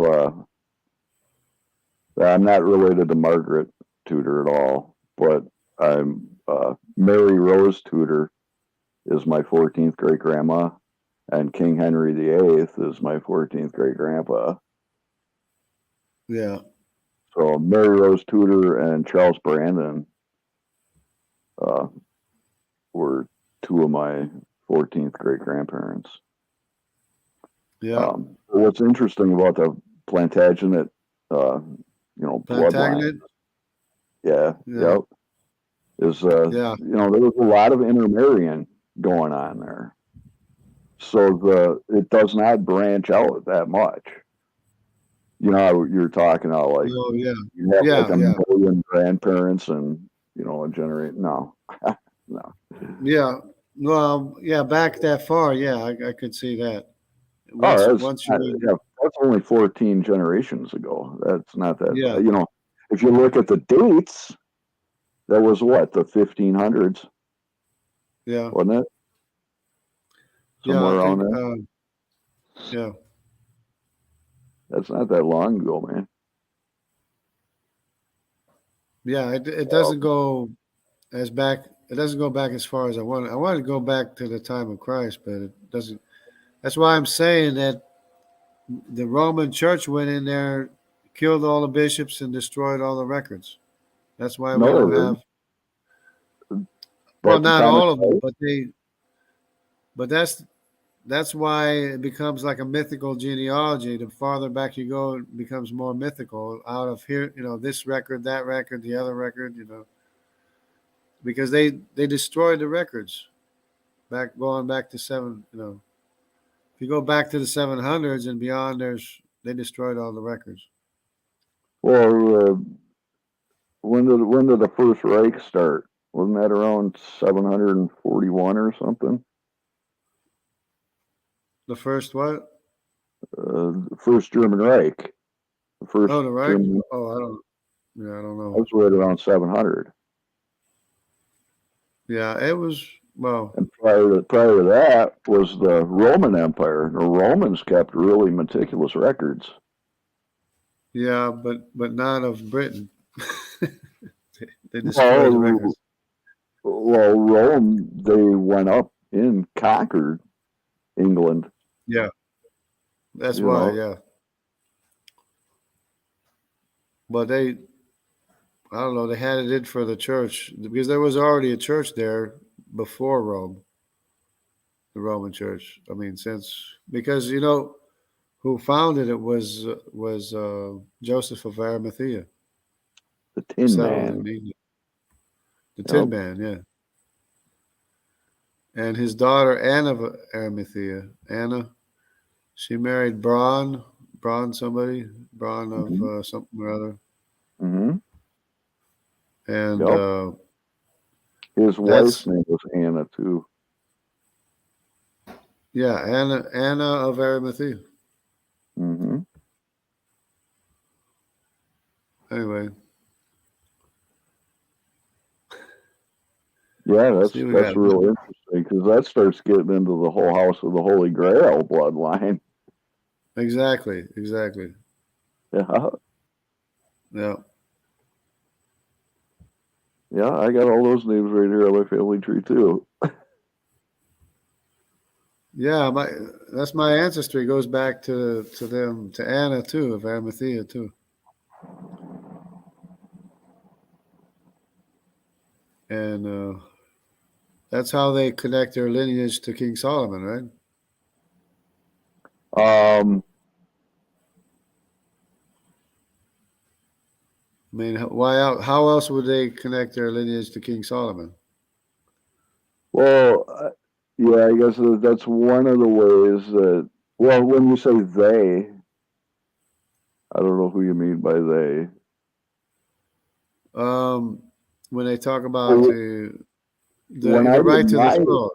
when I drew up my family tree, I have several branches actually that connect to Anna and Joseph. Yeah. So it's not just like one connection. There's like multiple connections there. One Yeah. of which goes through the kings of the Saxons. Yeah. But So they're all of the last kings of the Saxons, well, all the kings of the Saxons from the first to the last, they all connect through Anna and Joseph back to through all of the kings of Israel. And when I say all of them, I mean all of them, not just one. So like okay. these people nowadays that say that, oh, they're of the tribe of Judah or they're of the tribe of Dan or whatever, I call bullshit. That is 100% bullshit because these Well, tribes intermarried. we know what everybody's Y chromosome is. You know, I'm No, we don't. Not everybody's been DNA tested. right, but if you DNA test people, it's going to be an R1B, an R1A, or an I, like I have. In most cases, and I is in Judah. I I is the Danites. okay, but what did you say was a Danite? I, I is a Danite? yeah, it's Semitic. Right. Well, It's anybody from that our. came from Shem would be It's from Semitic. our, but it's not just Shem. It's Arpachshad. The I is from Arpachshad, the same as J. I and J are both Arpachshad or Okay, so Arphaxad. you say Shem to firstborn son. Right. Arp, Arp, how do you say that? Arphaxad. Arpad or whatever. I call him Arpachshad, because that seems to be the original spelling is like Arpachshad or Okay. Arphaxad or something like that. Yeah. Okay. I see there. Um. Yeah, but those tribes they all like intermarried and stuff. So I don't know. I Yeah. think it's silly for people to like try to say that they're of the tribe, and you've seen them on the internet doing this. They're of the tribe of Levi, or they're of the tribe of Yeah. Yeah. Joseph. They're Bullshit, always both trying to do. Yeah. intermarried. Like on mine, I got multiple tribes. There's maybe four of them that I have zero connection to, but all the other ones I can trace back to Judah, Joseph, Levi. I'm trying to see my thing here. The other one, See, see here, I and J is the same lineage or the same mostly those. origin. And on the Simmons Genome Project too. And the other thing is, they don't have any of the dead bodies from any of those people in the Bible to actually DNA test those people. Right. That's where So, you have to work from the ground up. well, that's what I mean. But the ground up is starting with a written record. With your DNA. Yeah. You start with your No, own DNA. no. I mean, what I'm trying to say is the DNA is like completely not even necessary. Well, you have You to know, you have to start where you are and work back in history, and then you have to work from back in history and work forward and see if you word can meet the. exactly, exactly. So here's Arpachad right here. Arpachad or Yeah, Arphaxad. yeah. Eber, Okay, Peleg, so these are all the other sons of Shem here. and then Abram. Yeah. So it's Elam. Arpachad is the oldest. Then it's Elam. Then Asher of Assyria. Then it's Aram and Lud. Yeah. That's the birth. Seems to be the birth order. But another interesting little thing is Abraham. That was Abram on that chart, right? Right. Right. Well, It was Sarah, Abram. Sarah was Yeah. Egyptian. Uh, s- yeah. Sarah was his half sister. Yeah, but her mother was an Egyptian queen. Her grandpa Okay. was a pharaoh. Oh, okay. So Yeah, yeah, so that's so anybody interesting. coming off Abraham, they're all saying we're pure Hebrew. And so, no, no, Hebrews are half Egyptian and then Yeah. half Hebrew. Yeah. Now the mitochondrial DNA. That's interesting study there because, but Well, this is the Hamitic. well, what I found Hamitic. interesting when I was studying Egyptian history, when you Yeah. start tracing the bloodlines of these pharaohs Yeah. going down, they track it Y chromosome, so it always go father son, father son, father son, until a pharaoh didn't have a son and only had Yeah. a daughter, and Yeah. then it would be a queen, right? Yeah. So it's kind of like the Y chromosome always takes precedence until it can't, and then the queen Right. takes over from that prior Y chromosome. Yeah. And it was a set pattern that they did like that through each dynasty of the pharaohs, which is kind of Yeah. interesting.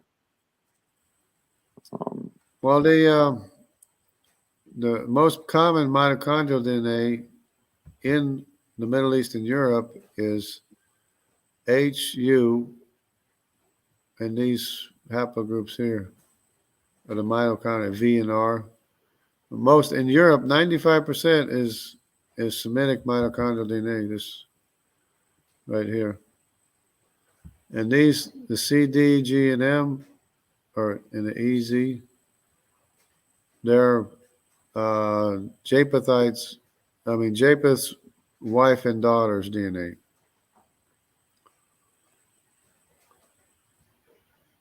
So what it is seems this? like Is that the center of that graph? Is that the center of it would be like present time, and then the outer edge of that circle, I guess if you want to call it a circle, that'd be like going back in time. no, the present time is out here, the outer edge. This is the Okay, present time. and moving towards the This is the center. origin. This is the Okay, root or the origin. But this is the mitochondrial DNA in Africa. It's African.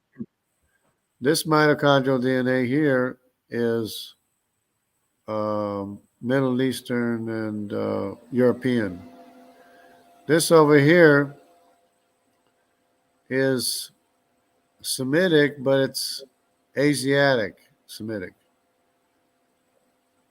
This here's the Asiatic. O and the X. Remember the X and the W? This is like in Europe. Okay, This A is in America. The B is in America too. But this A is like a Semitic mitochondrial Asiatic DNA in Asia. It's a Semitic DNA in Asia, mitochondrial DNA in Asia. which is kind of confusing. But Like turns out that Asia Minor, you mean? well, what Didn't happened you was say is Japheth had 7 sons, right?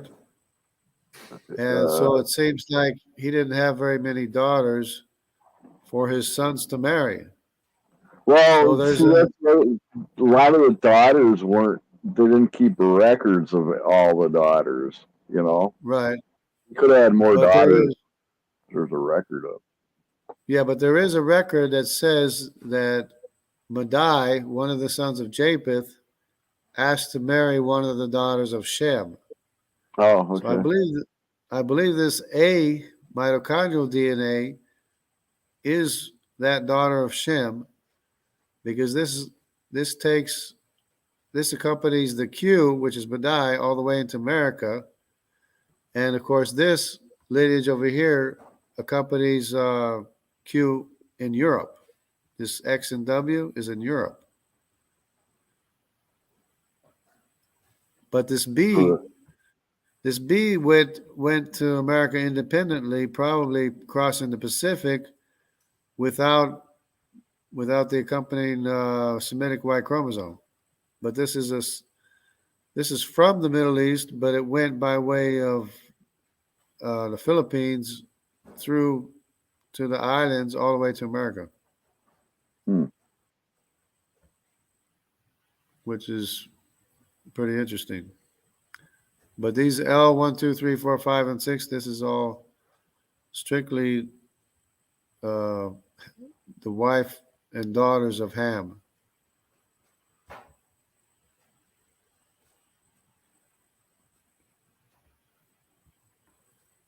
Those And here, Asians. I'm assuming the Asians. You're talking about the Russians, then. the Asians. Well, yeah. N. This is what it is here. N I'm is assuming that you're not talking about the Orientals.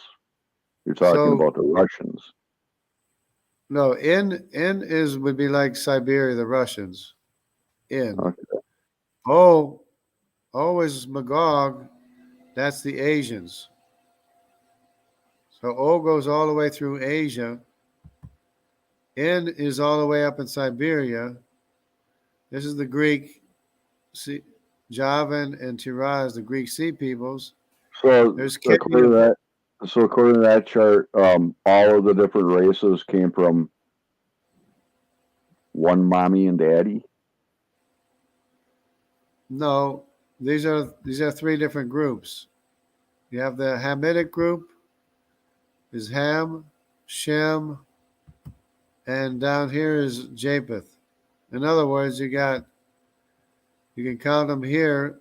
Is Shem had 5 sons. 1, 2, 3, 4. This is one lineage, 5. Japheth had 7 sons, which you can count them. This is R is all Gomer. 1, 2, 3, 4, 5, 6, 7 sons of Japheth. So this is Magog, Meshech, Javan, Tiraz, Tubal, Madai, and Gomer in Europe.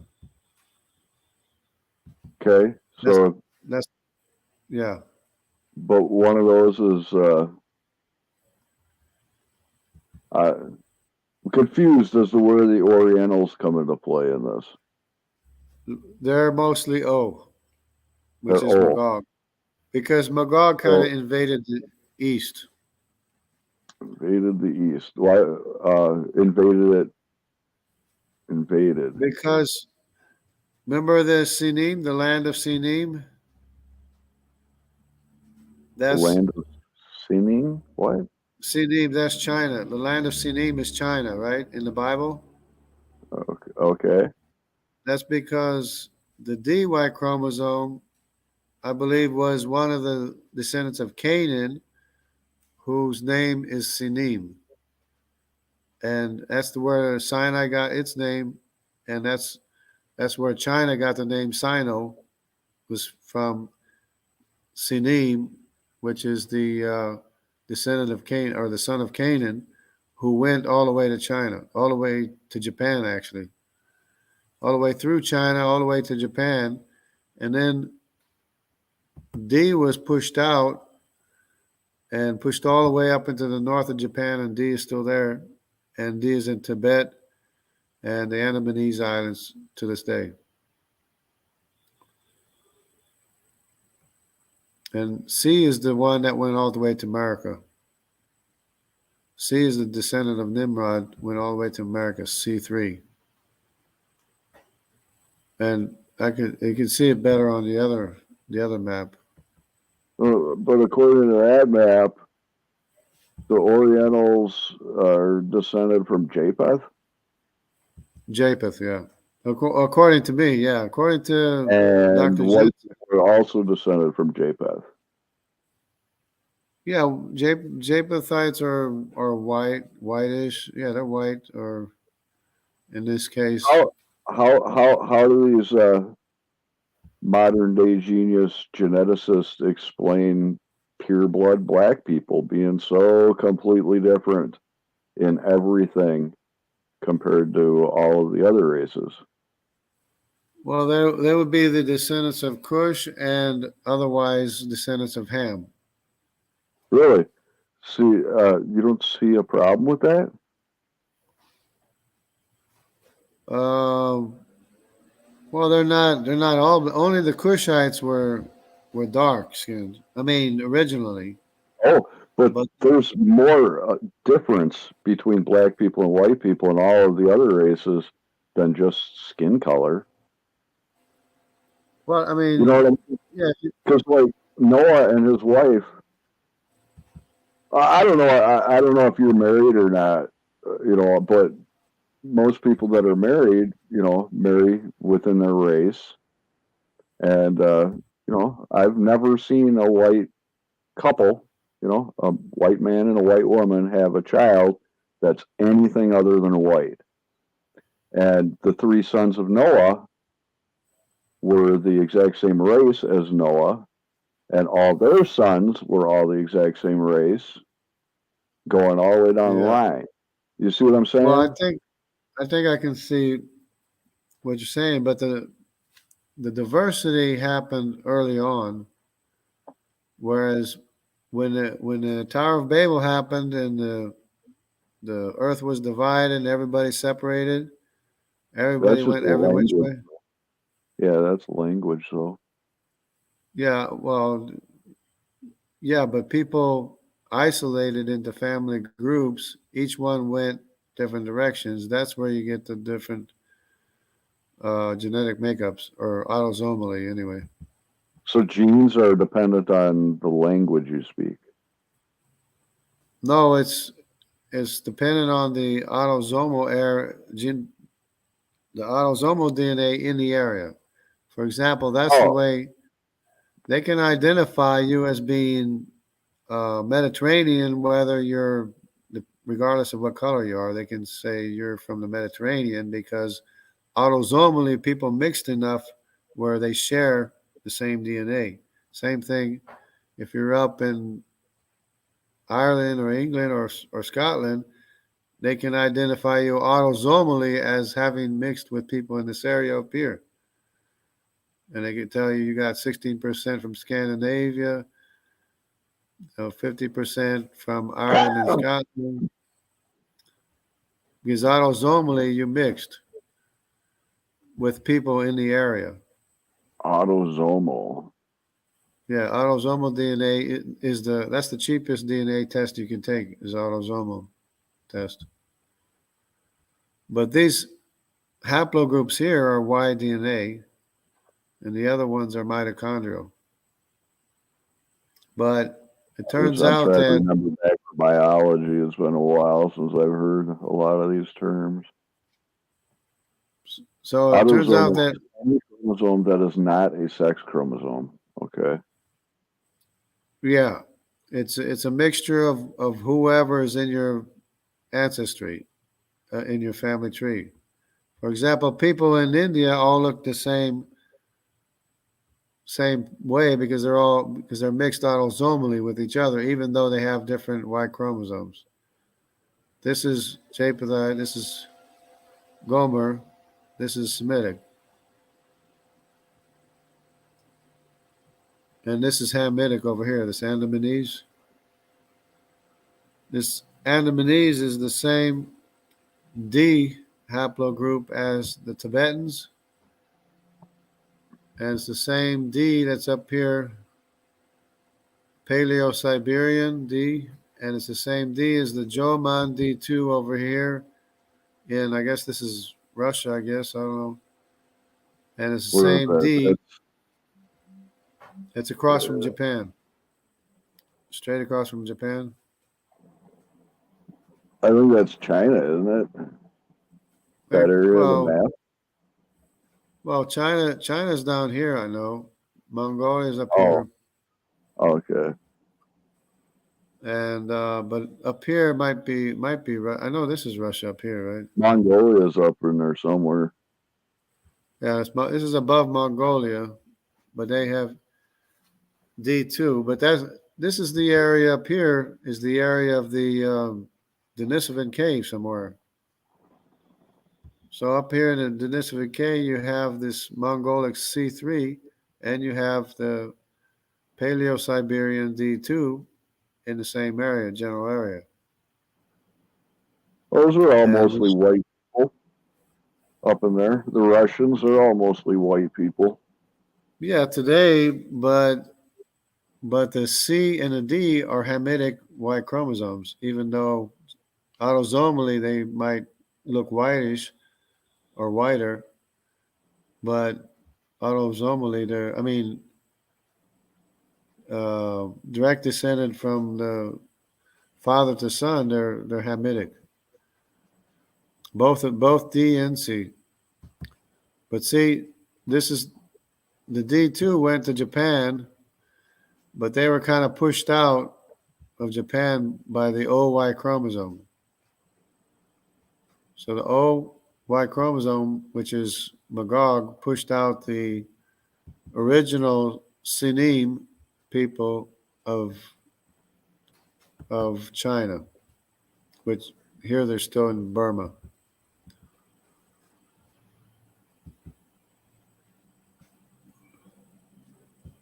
Interesting. But are you familiar with the Olmecs? The Olmec heads? The Olmecs heads in Central America? I think so. That has something to do with like the Easter Island statues and stuff, right? Well, I don't. No, not Easter Islands. This is an area in Central America where they got huge heads. They're the size of a Volkswagen car or something. But I think I know what you're talking about. Yeah. But they kind of look Polynesian, if you know what I mean. Kind of, yeah. They got the round faces. Yeah, the round faces and the features of the nose and the mouth and they kind of look Polynesian, but they are probably the descendants of Nimrod. Here we still have the C3 descendants of Nimrod. In these tribes, the Wayuu, the Kichwa, and the Waorani, they have a C3 Y chromosome, which is from Nimrod, which is probably the reason why the Olmec statues look Polynesian, because they have the same ancestor as the Polynesians. They have the same ancestor as the Polynesians, C2. This is still the descendants of Nimrod, C2, Polynesian. That's why the Olmec statues look the same or similar, because they have the same ancestor, which is C2, which is Nimrod. And of course, you have the C4 in Australia, Australian Aborigine, C4.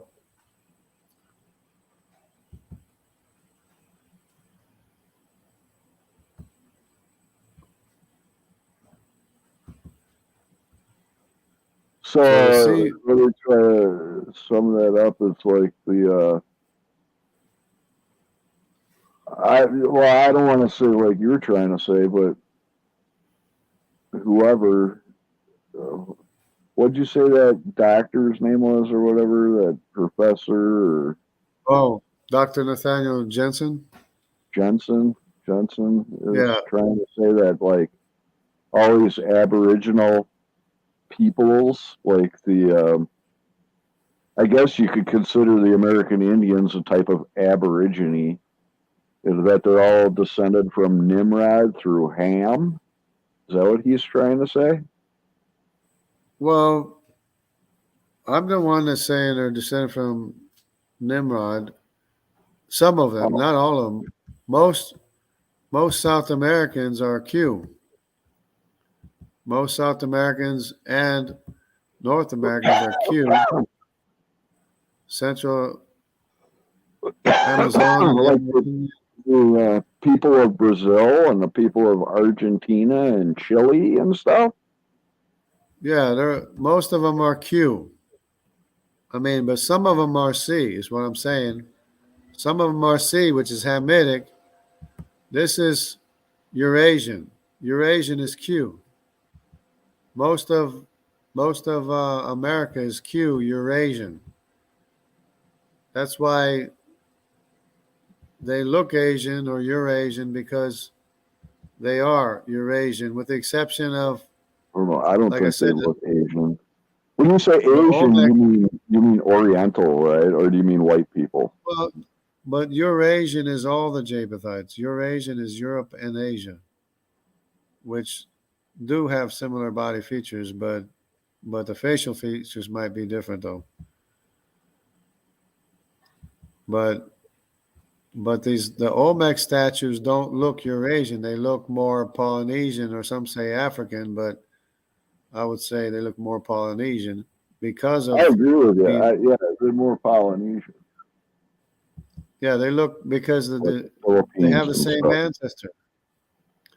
But Because they have the Indian same. people from the nation of India, they look like that too, Yeah, like the but Dravidians. the population, yeah, the population has changed. Like Sri Lanka used to be very, very dark skinned. They they aren't as dark today, but they used to have a bridge that was built here, and the Indians have a story about how they built the bridge from India to Sri Lanka, and the bridge is still there underneath the ocean. You can still see it from space. Oh, really? Wow, that's Yeah, interesting. Yeah, a and lot of the a Indian, lot of the chat people in India and Pakistan, that area there, yeah, cannot stand the Dravidians. yeah, and the Dravidians are darker, but they have both the H Semitic Y chromosome and the L Thracian Y chromosome, or the Greek Y chromosome. So when Alexander the Great came to India, he brought with him people from Greece. That's why there's the Thracian Y chromosome. There's a T over here from Javan Sea people too. So Alexander the Great brought with him both the L Thracian Y chromosome and the Javan TY chromosome when he went to India, because he wanted to ride elephants. So, what they say. It's going tiger hunting. Yeah, he wanted to stay there in India. That's why they didn't like him back in Greece, The because thing is when he got there, he already found a group of Jat white people living there already. well, this R1A is Indo-Iranian. Well, This is Ashkenaz. you see where the point of that arrow is? That orange Right here. arrow that goes up through the light green area. There, the point, Yeah, right at the base of the Himalayas there. yeah, That's all Aryan white Jat people up in there. yeah. And they It's were all there because it's prior R1. to Alexander the Great getting there. Yeah, that's exactly. That's R1A from Ashkenaz, the son of Gomer, which is the same Ashkenaz R1A here in That went to European, Germany. Caucasian Yeah. European, same R1A. is down here. Yeah, that's interesting. And there's an R2, which is probably Ripfeth. Ripfeth is the brother of Ashkenaz is Ripfeth. The R2. Huh. But autosomally, this is what I'm saying. Autosomally, they mix so that they share DNA with each other. Maybe not so much everybody, but wherever you are, where in whatever location, in what do you call it, Indo Valley here? Yeah, but that's just things like hair color, eye color, Yeah, um, yeah, how tall you are, how yeah. fat you get, Yeah, things like that. yeah. Autosomally, you're going to look more or less similar to the people around you in your area That's because of the if mixing. if there's mixing, right? Because of the mixing, regardless of your Y haplogroup. Royal bloodlines typically don't mix though with the peasant populations. Um, yeah, sometimes, yeah. Well, rarely. I mean, but generally speaking, people are going to look like the other people in the area, and because of the Oh, only if mixture. they're having a big orgy. Well, no, To be crude about it, because I mean, even in America, you're going to look Irish, English, and German because that's the people that are there. Unless you're, African or somewhere else, or Hispanic. Well, there's a huge, big push the past 50 years to, uh, get rid of pure blood, Oh well, to yeah, but exterminate you can't. pure blood, make everybody into a mongrel, you know. Yeah, well, Uh, there has been. Well, even the Bible says that in yeah, I Daniel. mean, it's a political push. It's You see it But on the media, on the TV, and everything. see this Q here. That's This Q is Scandinavia up in there, right? yeah, but it's the descendants of Madai because Madai went to Europe too. Madai. Madai Who's Madai now again? is the Medes. The Q Medes. is the Medes. Yeah. Medes, the And Median. I'm trying to remember H the battles H of the Bible. is the Elamites. Elam. Edomites Elam. are the descendants of Esau. No, not Esau. Elam is one of the other sons of Shem. No, I mean the Edomites, Edom, yeah, that's Edomite. The Edom is Esau, yeah. descendants of Esau, and that was Jacob's twin brother. Right, right. But the Elamites are this is the second son of Shem. Okay. And then this Asher, which is the Assyrian G. This G here is Assyrian from Asher. G2A, is that what you mean? Yeah, G2A, yeah. I mean there's G1, G2, but it's Assyria. But this map doesn't show everywhere where they are. This is today where people are because when Israel was kicked out and Judah was kicked out, they were kicked out to the north. So that's the reason why there's this J2 population all the way into Italy, Turkey, and Persia because they were kicked out of Israel and they went north and they were all the way up here.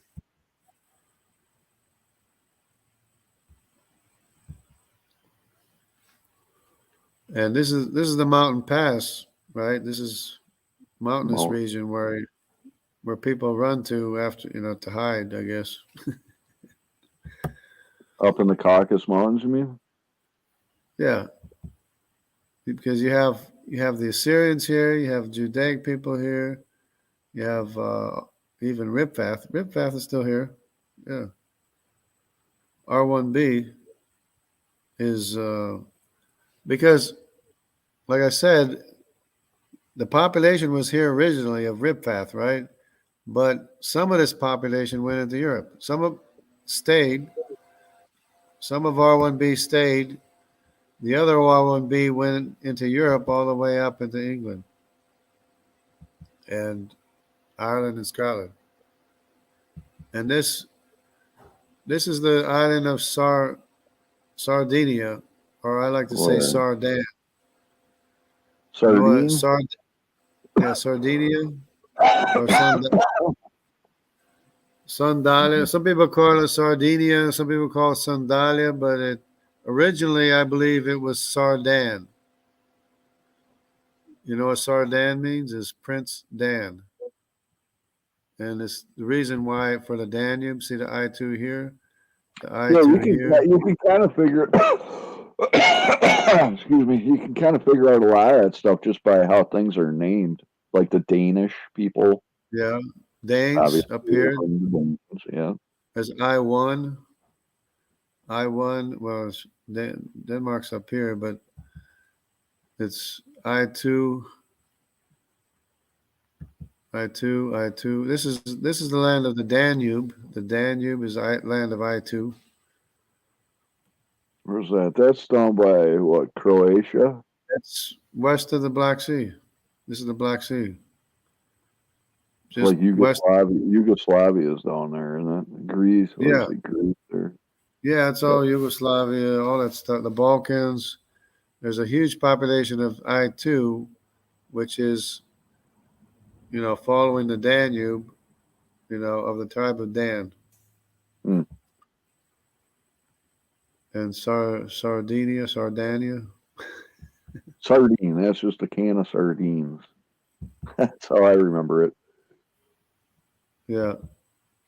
But that's I think the first wave of Danites that went into Europe was the I-1, which is where I'm descended from. The I-1 M253. That's my lineage right there. But those are the first people to leave Israel and go into Europe. And then the second wave seems to be this I-2 here.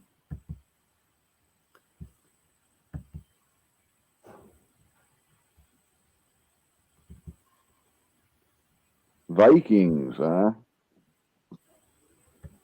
Yeah, I have maybe 16% Scandinavian. Through Rollo? That's autosomally. I have 16% Scandinavian. Okay. But I can trace my ancestor up here to Edinburgh, Scotland, Edinburgh. Uh-huh. And that's where my ancestors came from right there.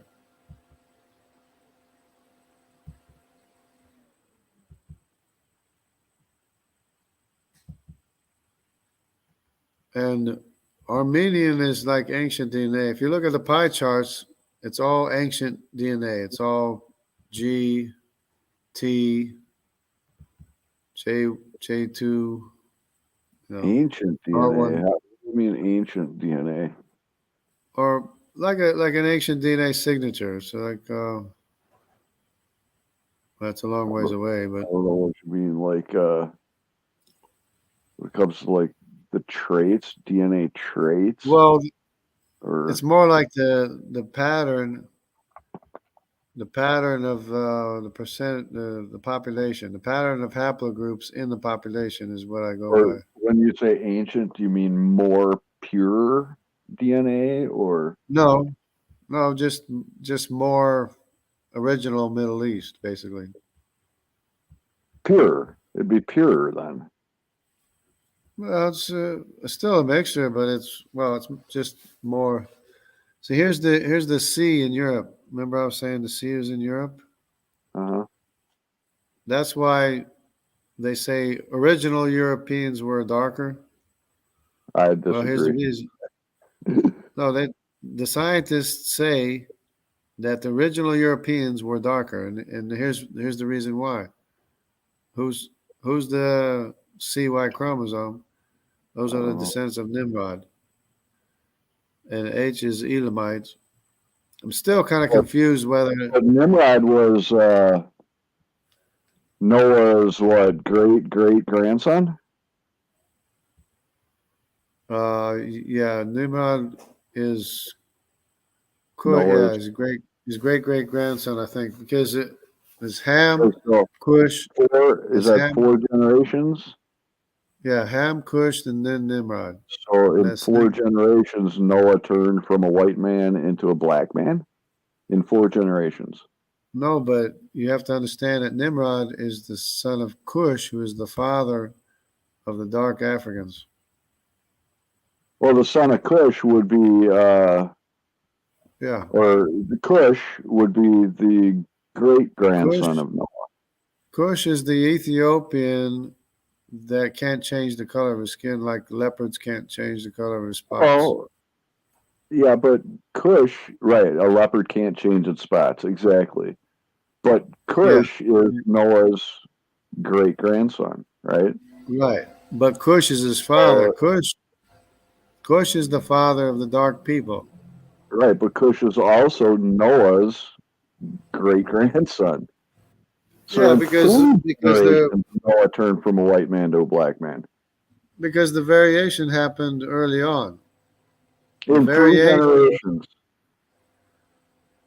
yeah, it was It's Hamitic.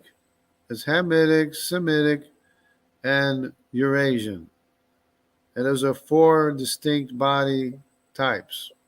I mean, Yeah. three distinct body so, types. so you say that Noah had 3 sons.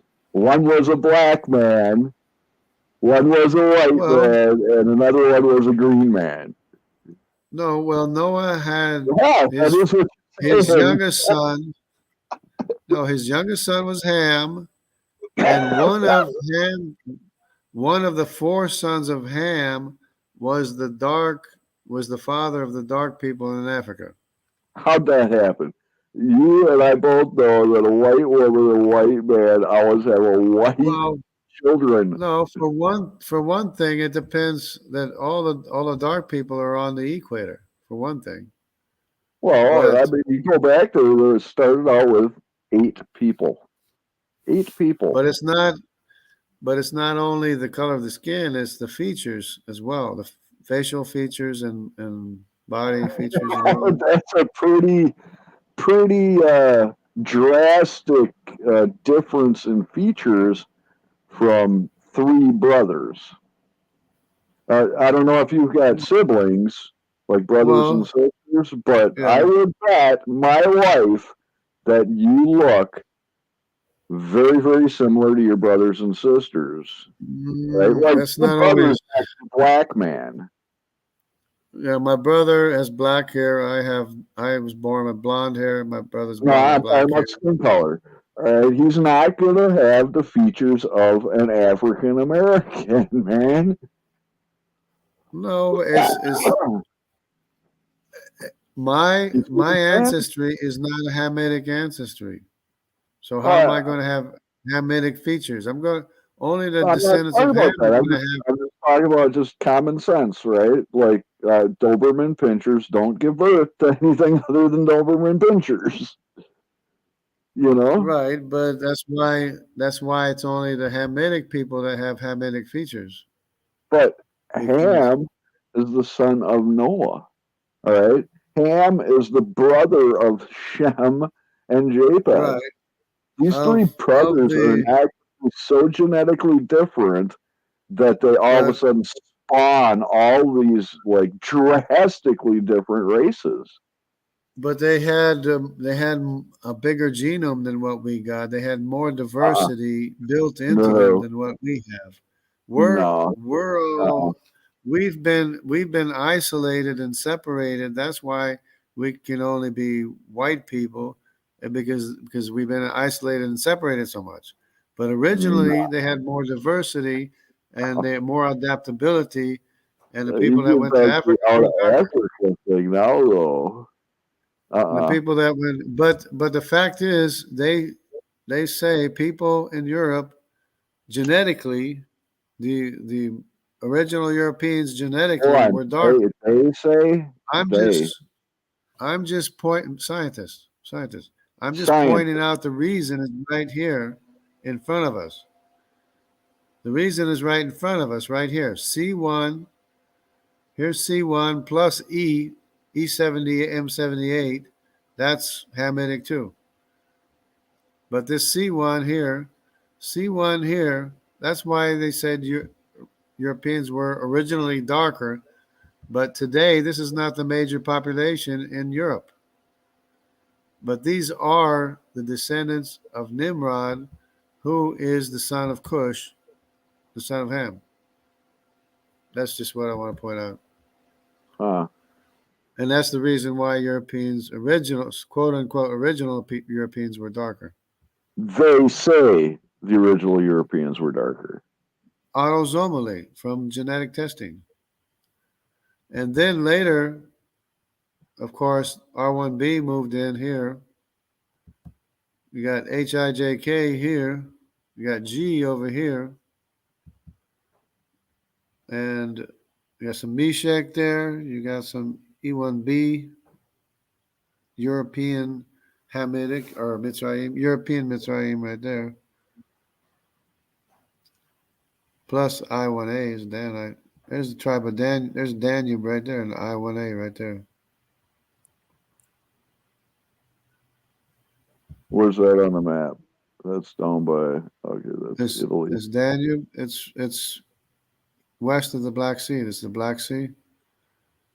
The Danube is right here. That's by Yugoslavia, right there somewhere, isn't it? Yeah, this is all Balkan or whatever you call it.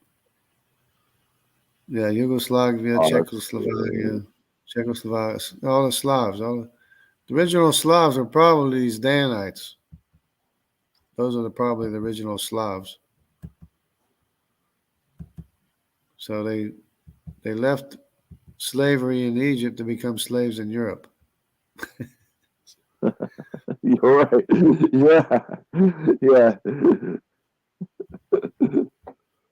I mean, it's history. I can't make it up. I can't lie about it. Here's I again, see. Of course, this is where, east of the Black Sea is right here. That's where the Danube is. And I went straight up into Scandinavia. Isn't there a huge flat plateau area just north of that huge lake? What is that? Like the steppe region is above the Black Sea and Caspian Sea. This is steppe region. Right where that dark red area is, I think. Yeah, that's a steppe. They call it the steppe or something.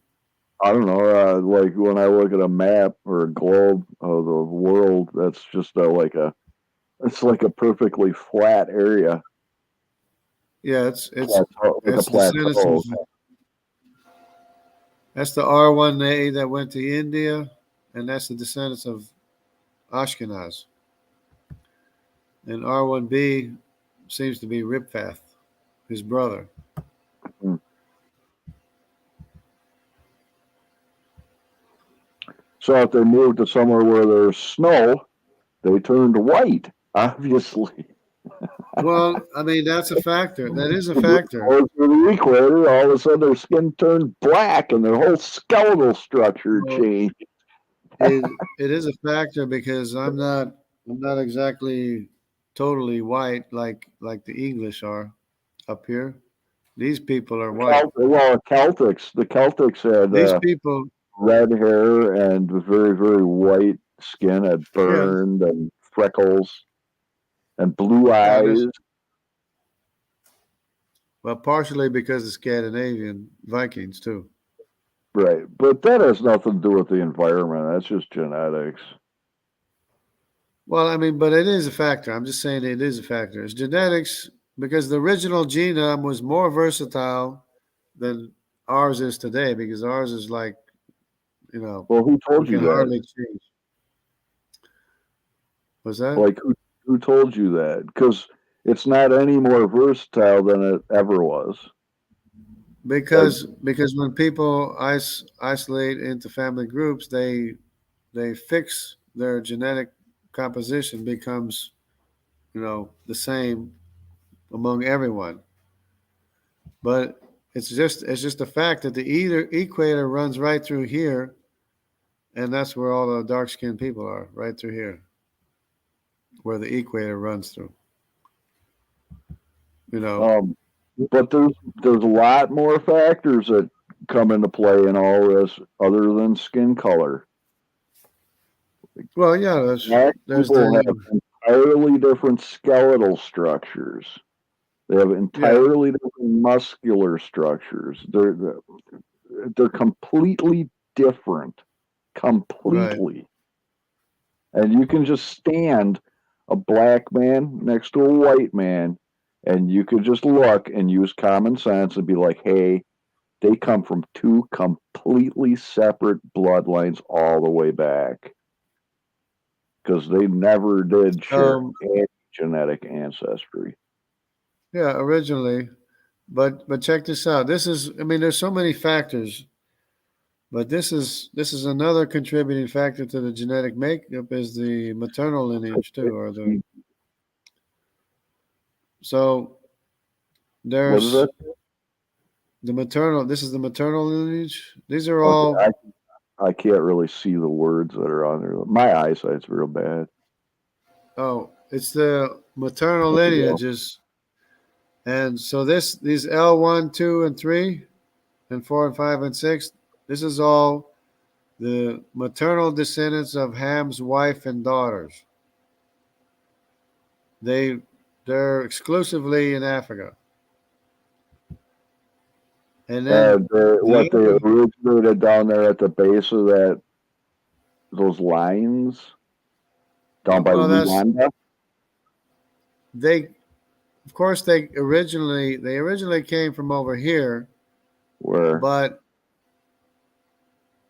where the oh, Noah's Ark between the Black Sea and Caspian Sea, they originally came from here, but when Nimrod was the king, and and when the earth broke apart and people separated into family groups, the Hamites went to Africa, the Semitic population stayed in the middle, and the Japhethites went north.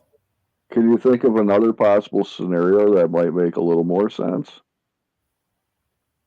Well, it was actually supposedly designated as this being the Semitic area, this being the Hamitic area, and up all this area is the Japhethite But area. but who said that originally, and then why did they say Uh, that? I guess it's kind of a tradition, or I don't know how much the Bible refers to it, but the area of the Semitic population is Right, basically the I Middle agree. East. Yeah, I agree. It stayed right there in a mid east area type of area. But But like on since that chart, well, who drew that chart? Who drew this map? well, this is mitochondrial DNA migrations. Yeah, but This is the where'd you get it maternal, from? the internet or whatever. Yeah, but who drew it? You know what I mean? Like It's just I'm looking at Africa, right? Because whoever drew that, they've got lines drawn, and they've got them L1, L0, L1, L2, or whatever, L3. right, right, because And they then, believe in these ages. They believe in these ages oh, here. what is that? 130,000. What's that YBP mean? Uh, Years before present. I don't know. Oh, yeah, probably does. Years 200,000. Yeah, So that's what they whoever believe. drew They that believe. is trying to push the narrative that the That black people originated somewhere just east of right. Luanda down there in Africa and sort of migrated northward. Yeah, and they believe these branches branched off from this branch here. Right, yeah. So holy shit. That entire map is wrong. Right, but I'm just following the migrations of the mitochondrial lineages and trying to Right. show But it's a whoever drew that doesn't know what they're talking about. Right. I mean, hardly any of them do, and that's why that's why I'm studying it and trying to figure it all out. But Right. it's good. It's good in the sense that it shows two separate lineages of Semitic mitochondrial uh, Zoom in haplogroups. on that area by the Mediterranean, kind of by the Caucasus Mountains there, where it sort of separates out, like you were just talking. Right in here, it's not. It Yeah, doesn't really show much. It's just a but passageway. okay, but they're showing them coming out of Africa and then going up and around. I'm Yeah, not. What is that? The but Black Sea, and then there's what the other one. I'm showing this because it's showing the different lineages because it shows two separate. This is what I was trying to explain earlier. It shows two separate Semitic mitochondrial lineages. One is the N, the other one is the R. And the N. This is what I was trying to explain earlier about the Madai asked to marry one of the daughters of Shem. Right, but one So, line goes to Germany, and the other line goes right over there to Pakistan. well, these are not necessarily the right areas, but it's just Oh, it is. showing the different. Yeah, but this is kind of far north for this Oh, they're saying a because third one went way up north there. these here, but I'm just showing you the two different lineages that are Semitic, but one is the lineage of the wife of Madai, who is an Asian, Eurasian. So the wife of Madai went into Europe in this area here, and you have the I, the W, and the X in this area here from the descendants of the daughters and wife of Madai. But it's the same lineage that goes to America. The A and the Y lineage and the A lineage goes all the way to America where Madai went. The A here and the A here. 7,000 years ago. Oh, and it shows the X too. Remember the X that was in this area here? Oh, that was in the Great Lakes area. Yeah, the Great Lakes Where area, are the you X. at? Like, where are you right now? Are you in America? Yeah, this is America, No, I but mean this is where? No, where. where are you? Because I'm in Wisconsin right now, right at where that tip of Oh, that red arrow is, to the left I'm of the right. sea. I'm right here in Missouri. Oh, Missouri. Okay. And the Yeah, Ozarks? I went down through the Ozarks. I fell in love with the Ozarks last time I was there. yeah. I kind of retired in the Ozarks. Yeah, Awesome, man. Awesome. and yeah, I'm trying to retire officially. Once I retire officially, then I can be okay. But this is the A and the Yeah. A here and the A here. This is the What's lineage of the daughters of Madai. who's Madai again? Madai is the QY chromosome that went to America and also went to Europe. So the lineage that went to Europe, see the split here of the A. It's the same A lineage. It just splits off and goes to Europe, and it's labeled W, X, and I. Over here, So it's Y and A is basically the same as IWX. yeah, and No. the A and the Y, and it's still, but it's associated and closely linked to wherever the descendants of Madai went. Hmm. Now the Middle Now, Eastern, who was Madai on the name? the Medes, the father of the Medes, the Okay. Medes, Medid, the Medes or Madai went into Europe, Okay. and they also went as far as America, obviously, because the same Y chromosome and mtDNA of the A of the Semitic lineage of the daughter of Shem that he asked to marry. It's a Semitic lineage, but it's a separate lineage from the Middle Eastern Semitic lineage which is 95% of the European population is the Middle Eastern Semitic lineage of mitochondrial DNA. 95%. Remember when I showed the C was in Europe? The Yeah. mitochondrial lineage was in Europe. Well, that got replaced with this mitochondrial DNA here, and this here, which is also Semitic. But that's the reason for the Semitic features, because Europeans are a mix of Eurasian and Semitic, especially with the mitochondrial DNA and and a little bit of the Y chromosome, which is the Danite Semitic Y chromosome, and the G or whatever. But then the interesting thing is the B. The B is also a Semitic, Middle Eastern Semitic mitochondrial lineage. It's a separate lineage from the daughters of Madai. It's not the same lineage, but they got the line too far north. This B. B, That's the Vietnamese. yeah, no, this B is way too far north. But the B is from this same R lineage. This R lineage is the same Or no, lineage that's China. as the European mitochondrial DNA. What? But That's China, but they though. but this B goes down through. It went by way of the ocean. They didn't go across land. They went by way of the ocean, and they're all the way in the Philippines. B is in the Philippines. B is all the way out in the Pacific. The Pacific Islanders have B, and it all went all the way to America, but it didn't go this way. It went by way of the Pacific Islands to America. But the Semitic Y chromosome that accompanied them to begin with kind of like doesn't exist anymore. But the surviving haplogroup is the maternal Y chromosome, is usually the surviving haplogroup. It went all the way to America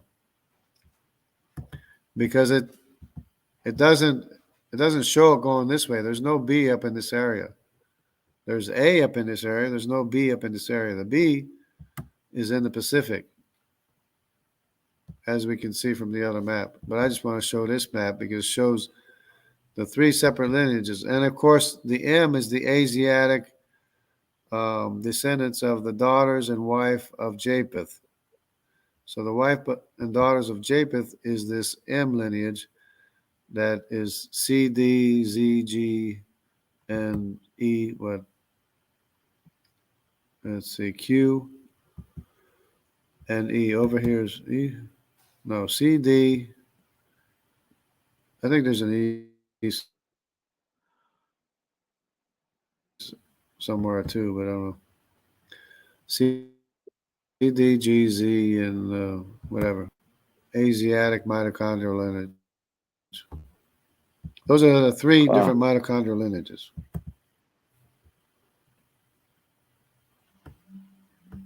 Here's you were asking about Russia.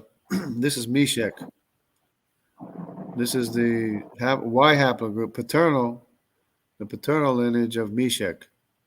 Meshach. So they went north. Meshek, Magog, Meshek, and Tubal. Okay. Yeah, Meshek is the one that went straight north and just stayed up here in the north. And that which is. Have you looked into any of the Tartaria stuff? I'm not too familiar with the Tartaria or Tartar stuff. No. Yeah, tartar. I'm not. Tartar sauce. Yeah, I don't know that. I don't know very much history actually. I mean, I'm learning it now, but I didn't know very much. Yeah. And again, here's the end of Meshek. See, of Moscow, Meshek. Whatever. Mm-hmm. Now the Scythians were a mixture of people. Some of them went back to Israel. It's even mentioned in the Bible. Scythians are mentioned in the Bible, but they were Mm-hmm. probably the descendants of Israel that were in Scythia that came back to Israel.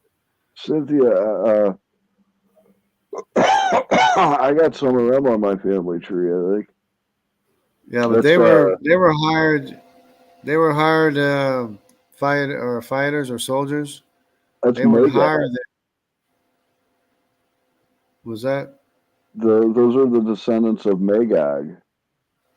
Well, like I said, they're a mix. They're a mix of people, and which is R1A and stuff, and even I1, I2, and J2 possibly or something like that.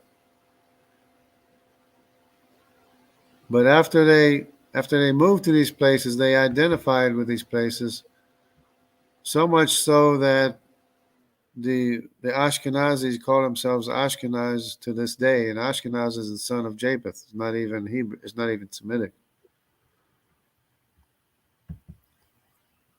So they kind of mix with people who they are and identify with the people of the land who they are. That's what autosomal DNA becomes too. Becomes a mix of whoever's there. Well, there's human beings have 46 chromosomes. Two of those chromosomes determine gender, and the other ones determine all of the other physical and mental features of the person. Yeah, When you say autosomal, it just means everything except for the two chromosomes that determine gender. yeah. I don't know how much influence the paternal and maternal haplogroups have on the individual. I don't think it's very much autosomally, but originally you can just trace it all the way back to its origin. And what's this? G? This is G.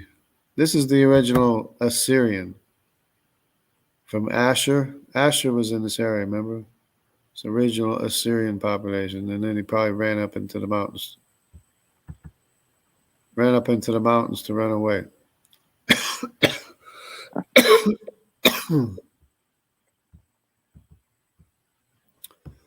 Asher was one of the sons of Jacob, wasn't it? Wasn't he? No, Asher is the son of Shem, of the Assyrians.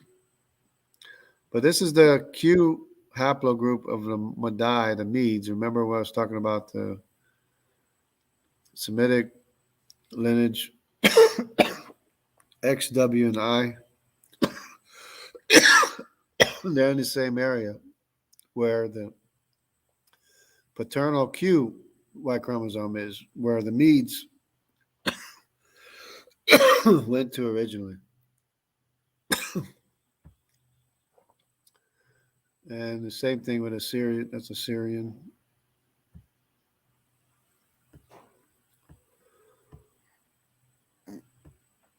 Oh. Here you have the names. You have Asher, Assyria, Aram, Syria, Madai, Medes. So this is the Q Y chromosome of the Medes. They went into Europe and they went all the way to America. And then here you go, Ashkenaz is the Scythians.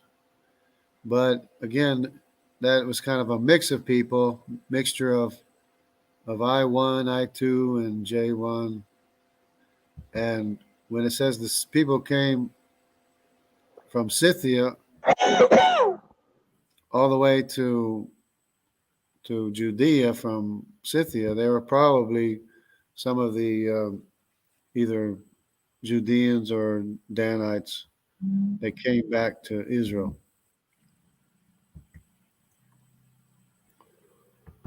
Sumerians. And you have the Sumerians, and Lud of Lydia. Hmm. This is Well, this is probably mixed. And Togarma, remember the R2, I think, was somewhere. Or, no, it was Ripfeth, is what I'm thinking of. But originally they started out here, but then they spread out all over. They went all different places.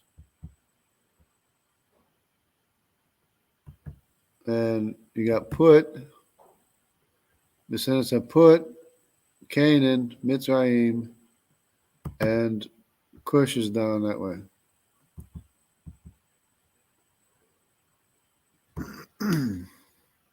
The W again is that Semitic mitochondrial DNA of the descendants of the Medes, the daughters of Madai and wife of Madai.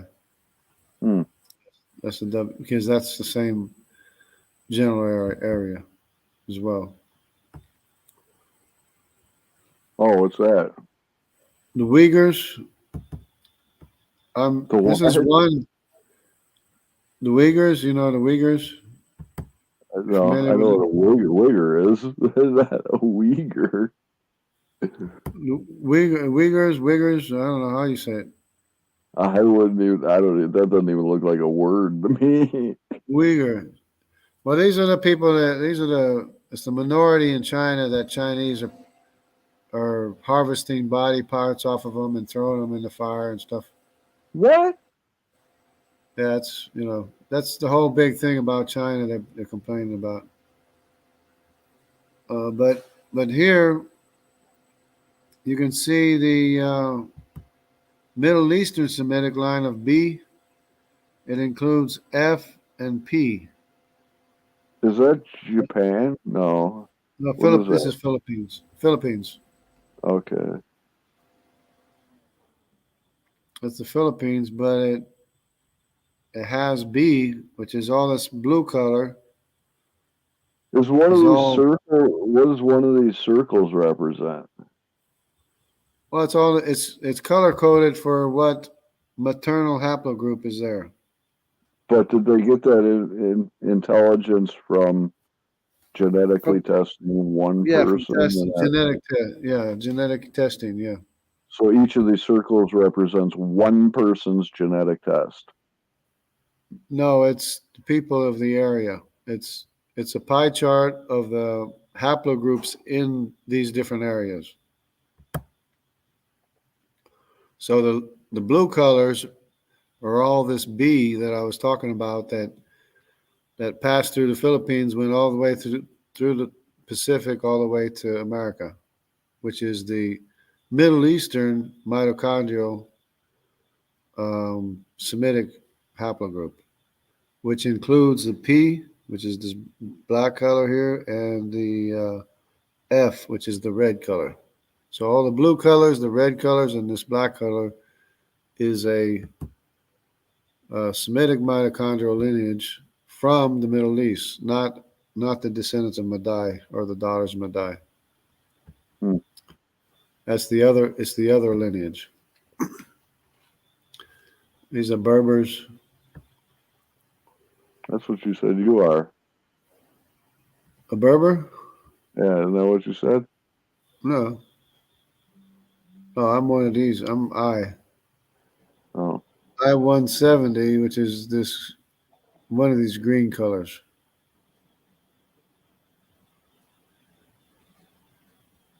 It's the green colors. That's That's Isn't that Portugal right there? yeah. Yeah, but there's I here. But yeah, this is the Y chromosome. Yeah, but it's showing how much J. See this olive green color here? No, It's barely. showing That's real small. this olive green color right here is the percentage of the J2 population. The J2. Huh. This J2 is the Judaic population. So you can see over it's like 2/3 of the population of the Belmonte Oh, Jews is Jews. J2. Mm. So that's my beef with Dr. Nathaniel Jensen is that he's thinking this is Turkic when it's strictly Judaic. And but I I gotta thought I say, was something Jew. you said you're descended from Cohen, right? Well, that's one of the branches on my family tree. Oh, okay. But it's not Uh, your. Are you a Cohen or do you know? well, I could trace it back to the Yeah. Cohens, the Oh yeah. Well, that's 37 yeah. degrees. Yeah. Okay. Um, I'm more Merovingian than anything. Yeah, it might be Um, interesting to take a Y chromosome test. It might be interesting. I don't need to because I've got every name on my family tree going all the way back to Adam. Yeah. No, but Uh, still, a genetic test would still help. I mean, you don't have to if you don't want to, but I mean, oh, I it know, I don't. it gives you it does give you a lot of information, though. I mean, there's a lot of information. uh, there's Here's nothing that they couldn't tell me that I would don't already know, well, you might be surprised, though. but this is With my that, family. This is my family tree right here. where, hold on, where? It's all this blue. That's not This a family tree, man. all this blue right here. This is all my family tree. Yeah. That's not, that's not a family tree. That's a map.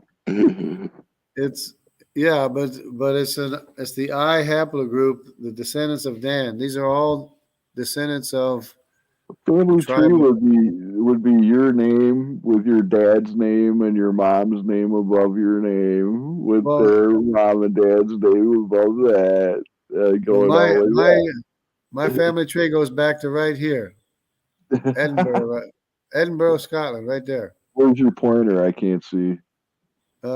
Right here. Can you see it? Oh, jeez, that's small. Yeah, it's right in here somewhere, Edinburgh, Scotland. Well, I can That's as trace. I far can as trace. I can trace one of my branches back to Scotland, probably in that area there.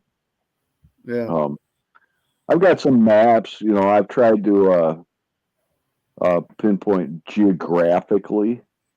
Based on birth records of where my grandparents and stuff have been born. yeah, Like for example, I mean, I know for a fact my third great grandpa was born in Trier, Rhineland. That's the oldest city in Germany.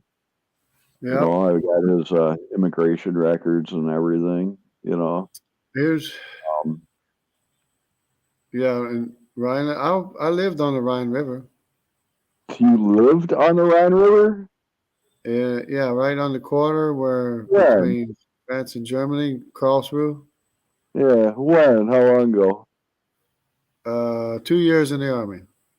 Oh yeah, 2 cool, years in Germany. Yeah, cool. Yeah, my third great grandpa, he was born I there, man. I could walk. I could walk from Germany to France across the Rhine Yeah, River. Yeah, yeah, yeah.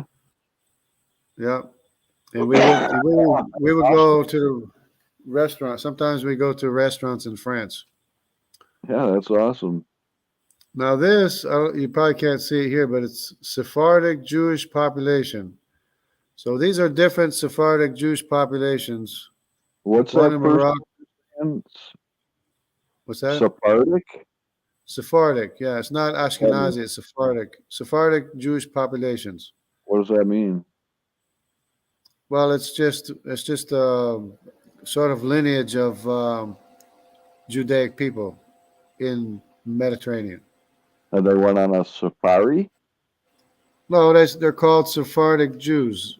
They're not Ashkenazi. They're another group of Jewish people with different autosomal DNA, but the same Y chromosome haplogroups.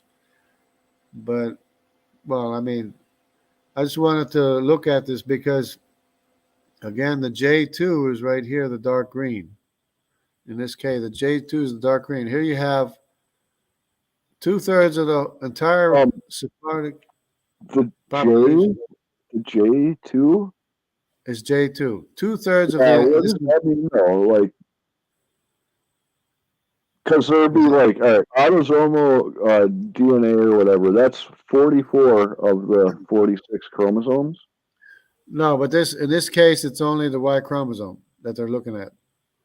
Oh, okay. It's only yeah, I know I said autosomally, but that's I'm just saying autosomally they would be Mediterranean. They might be Mediterranean a little bit, probably. But anyways, I mean they contributed to Mediterranean anyway, but this is the Y chromosome of the Sephardic Jewish population. 2/3 of this Sephardic Jewish population is J2. Okay. And if you look here, there's no T here. None of these populations have a T in their populations. This is for I'm talking to Dr. Nathaniel Jensen now if he if he listens. But Is he on YouTube and stuff, or? well he's busy. He works for Answers in Genetics. He's a geneticist. Oh, so he's one And of those big and shots that he's got time for us lore guys. yeah, yeah, he's the one that wrote the book called Traced, and he's trying to say that the TY chromosome is the Jewish people. But look here. Do you see a TY chromosome anywhere in here? I can't see. I can't even see that at all. There's no TY chromosome. There's only J and J2, which is 2/3 of this Jewish population, Judaic population. 2/3 of it is J2, directly descended from Judah. That's through M1. Perez, through Perez, right? Probably the house of David. This M172, I'm thinking, is probably the house of David and Solomon. That would be through Perez, Well, it's the biggest. the second born son of Judah. House of David is the younger of the two twins. Well, David and Solomon had the most children, is what I'm saying. They had the most sons. They had the most children, and they had the most sons, and the biggest population, the biggest family tree of J2 is M172. And this M172, I'm thinking, is descended directly from David and Solomon. What were you saying before? That was what I was going to ask you. What were you saying before about something about Y chromosome only, like something about it disappears after the firstborn son or something? No, the Y chromosome is passed from father to son and his son and their sons. Right, but you were saying something about some marker or something disappears. It's only related to the father and the firstborn son. Well, I'm saying that. Well, it's what I was looking at is SNPs of the Y chromosome, but you don't necessarily. I mean, you could have it. You don't necessarily have to have it because you can have a mutation, or some lineages don't have it. But that would be these lineages up here. For example, this well, you can't see it very well, but there's the I and the J here. These are the descendants of Arpachshad. But I'd have to go back to the SNP chart to try to explain it again. Oh, that's okay. But there's J is the light green and J2 is the dark green. And there's no T in this population. There's no T in this Judaic population here. In any of them, there's no T. And if you go back over here to this other one in Portugal, there is a T here. Let me see. Is in Portugal. T is Javan, which is Mediterranean. So there is a T There's an L too, but there is a T. In this Bragaça Jewish population, there's a T. But this Belmonte Jewish population, there is no T. Hmm. And there's no L either. There's an R, looks like R something or other.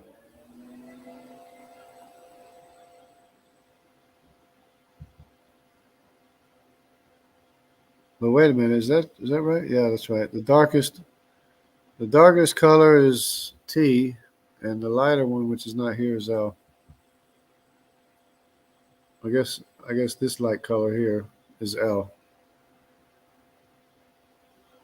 But in this Jewish population, there's no T.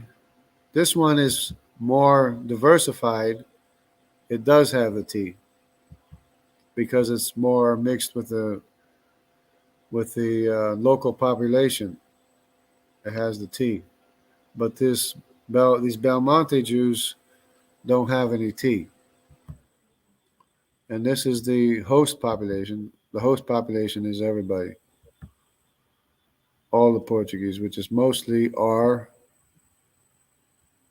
J. They got some G. They G. It's the purple. Oh, we got E. You got Hamitic, E, and F. F is light green. Oh, F is F is a pea green. I guess I don't see any F here, but F is a pea green. Anyway, I can't tell. But really no T in the Jewish populations in many places. So I don't know how T can be the descendants of Judah or Abraham or anything like that.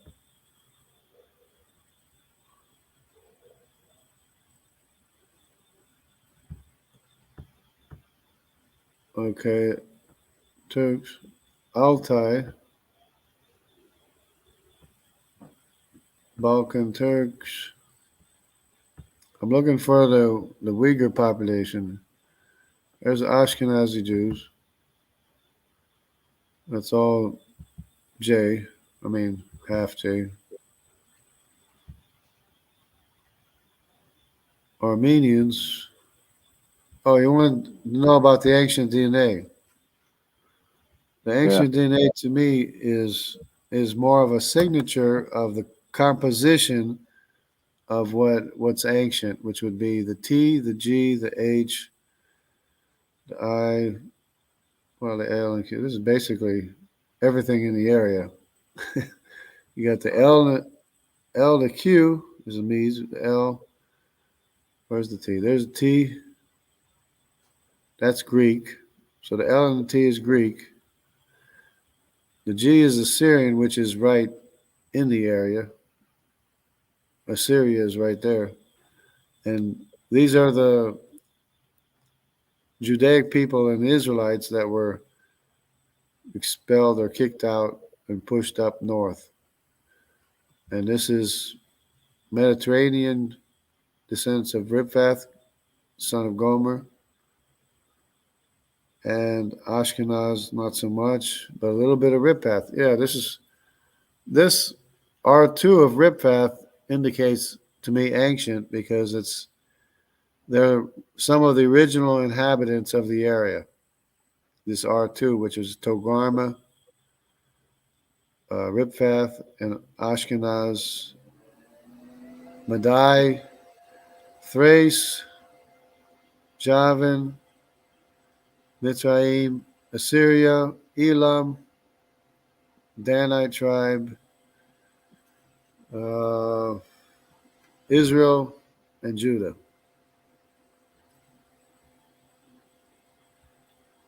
I More or don't less. I don't understand how that would be called ancient. So How I can tell which is which? no, I don't understand how that could be called ancient. Well, it's more of an identifier. It's not any more anxious. Just the original people of the area, basically, is which includes especially this Togarma, this R2, is the original people of the area. because this R2 went all the way to India, but it's still there in the area where it was originally. And this is Mediterranean, same area. Elam is, of course, of the area, a ways away.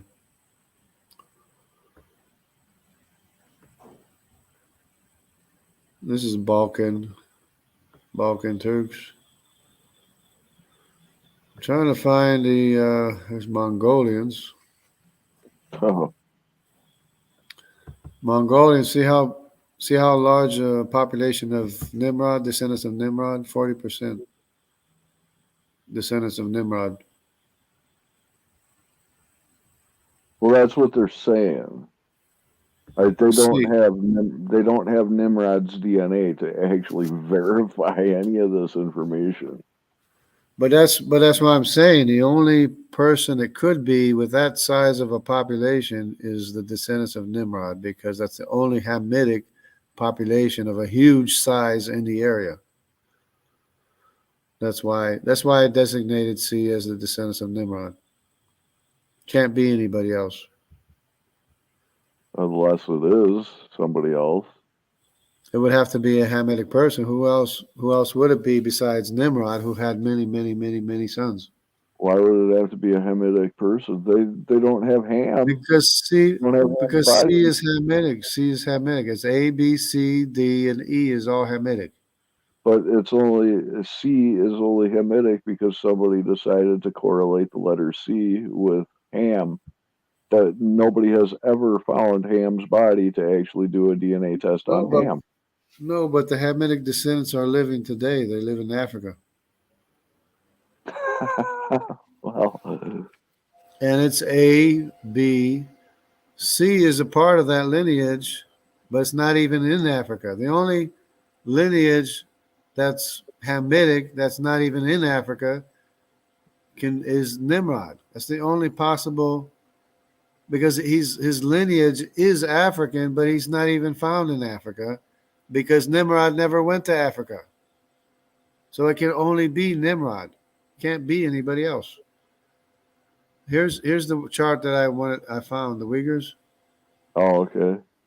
This is the ethnic population in China that's being persecuted. They're taking out their body parts and selling them and throwing them in the fire, throwing the people in the fire. Yeah, what is this? This is the first I've heard about this. What they're doing that right now? Uh, yeah, as far as we know, they're still doing it. Yeah, probably. Really? They call it genetic. What do they call it? Ethnic cleanse, genetic cleanse. I don't know what they call it. They're trying.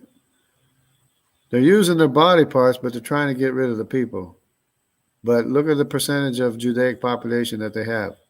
34% J2 Judaic population. 34% of the Uyghurs, persecuted people in China, which I guess most of them are Muslim, but they're being uh, persecuted by the Chinese. This population here.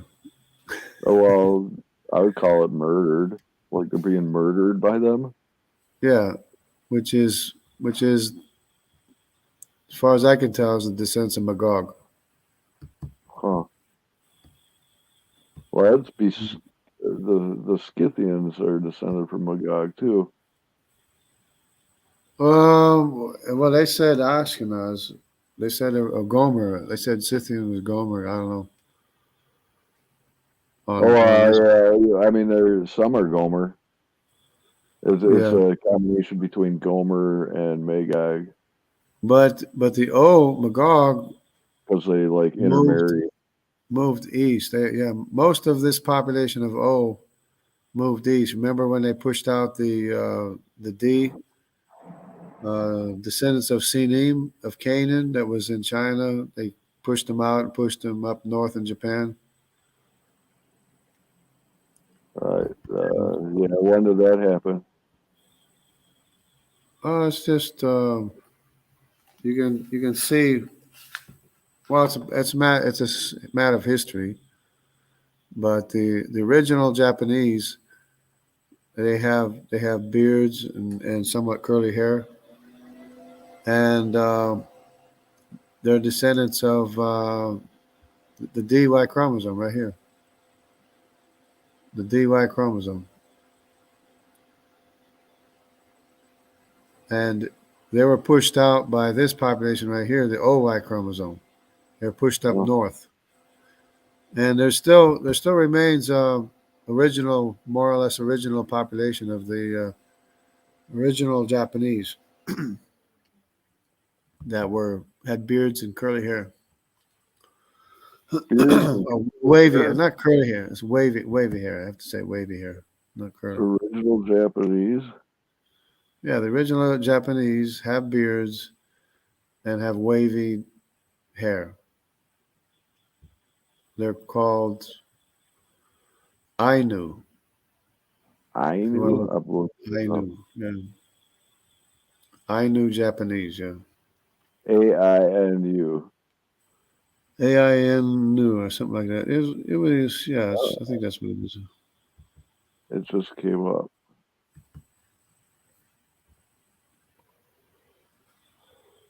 Yeah, I only know what I know from the Karate Kid. That's it. Mr. Miyagi. yeah. Oh, here's the map you wanted to reference here. Um, I don't know. You were saying something about these are snips from the Y chromosome. They're snips from the Y chromosome, but Snips. it's single nucleotide polymorphisms. Um, oh, this is the other. How did I get this picture? Oh, I made it. Anyway, yeah. So Those people had thick beards in Japan. yeah, here here's the I and J, which is Arpachshad, which is the oldest son of Shem, the father of Abraham or ancestor of Abraham, right? So this lineage shares the same. I'm just It looking at shares, some of these Japanese people are white people. These yeah, original Japanese, yeah. they look like white European people. Well, I mean, yeah, but they have black hair and curly hair and No, beard. it's just normal. So they're not the original. They're not the same as the other Asians of Magog.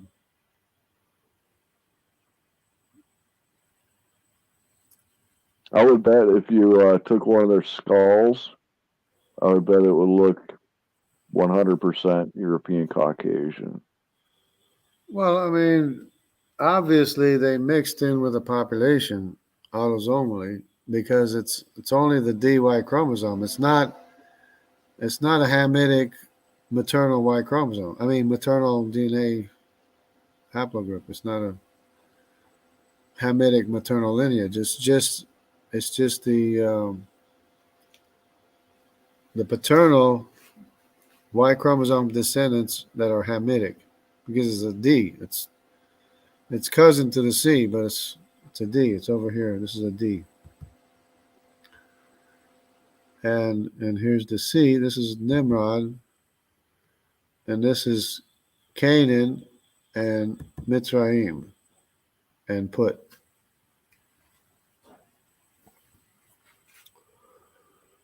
So this is all Hamitic,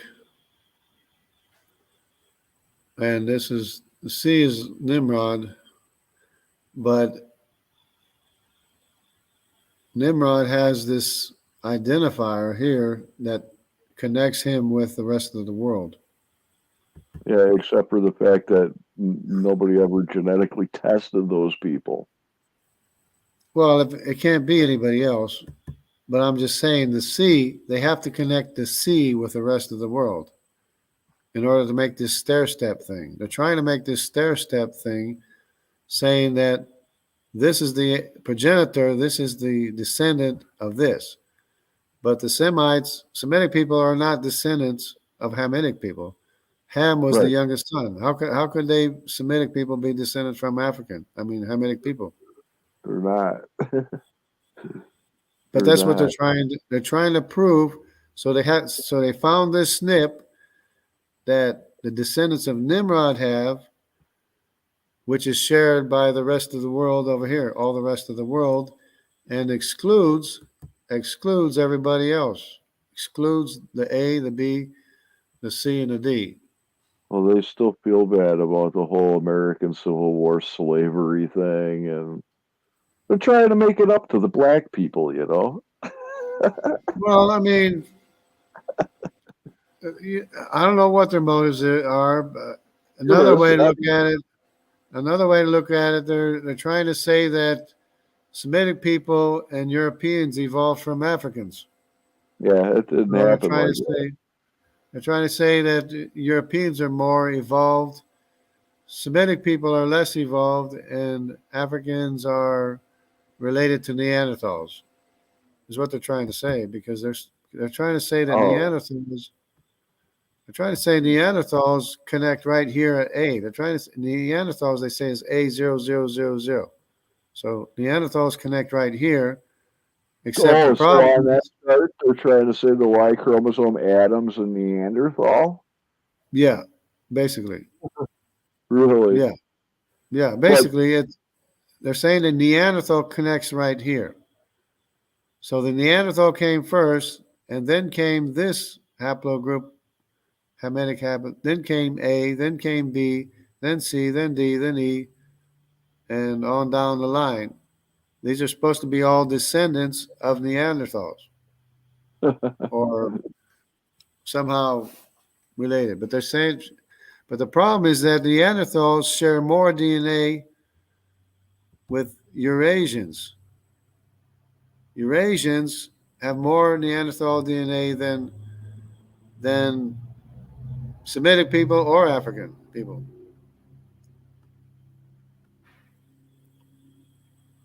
I find it interesting how these scientists and stuff, they can't figure it out and they just keep on changing their story as the years go on. Yeah, it has changed, but they're trying to use genetic testing to prove their step theory of out of Africa. They're trying to prove that Semitic people descended from Hamitic people and Japhetic people descended from Semitic people, which is total nonsense. But the way they connect it together is by these snips right here, this snip of L15 and this one of P143 that connects everybody together in this stair step way. But the reality is more that Nimrod is the oldest son of Cush, and that's why he has the snip, and his brothers don't have it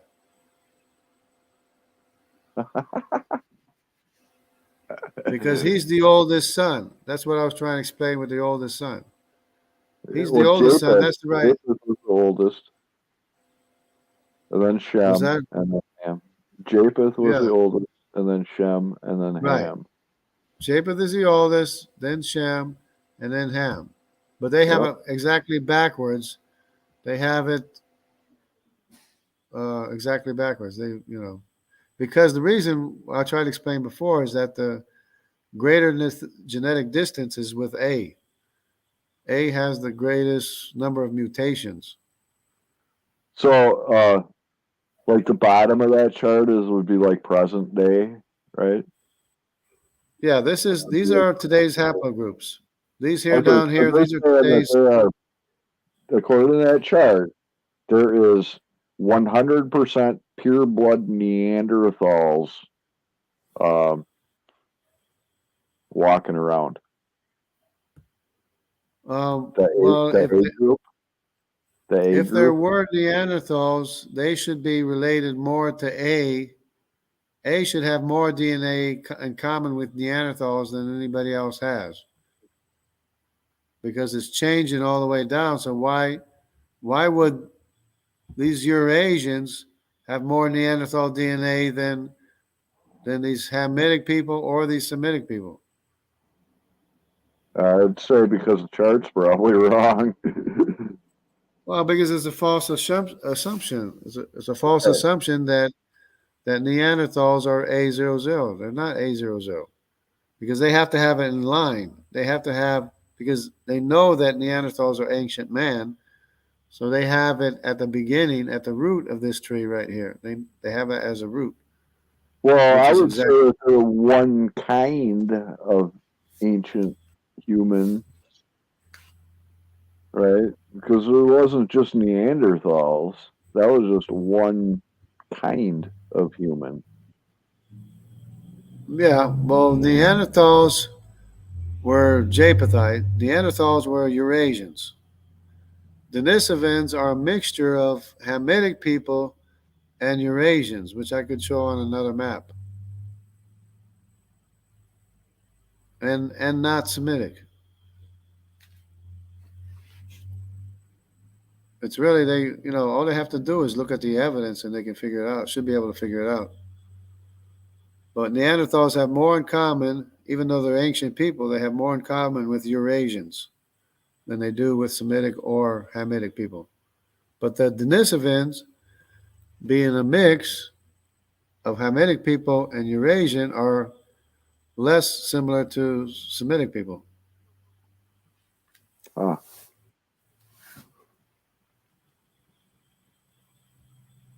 Which is interesting because the Disava cave is in the area of the C and the D Hamitic Y chromosome, which is Hamitic, and K, which is the population, the Eurasian population with most of the Denisovan DNA is K in Papua New Guinea, which is, Did you well, actually you, M&S. you seem to know a lot more about the like genetic biology of this stuff than I do.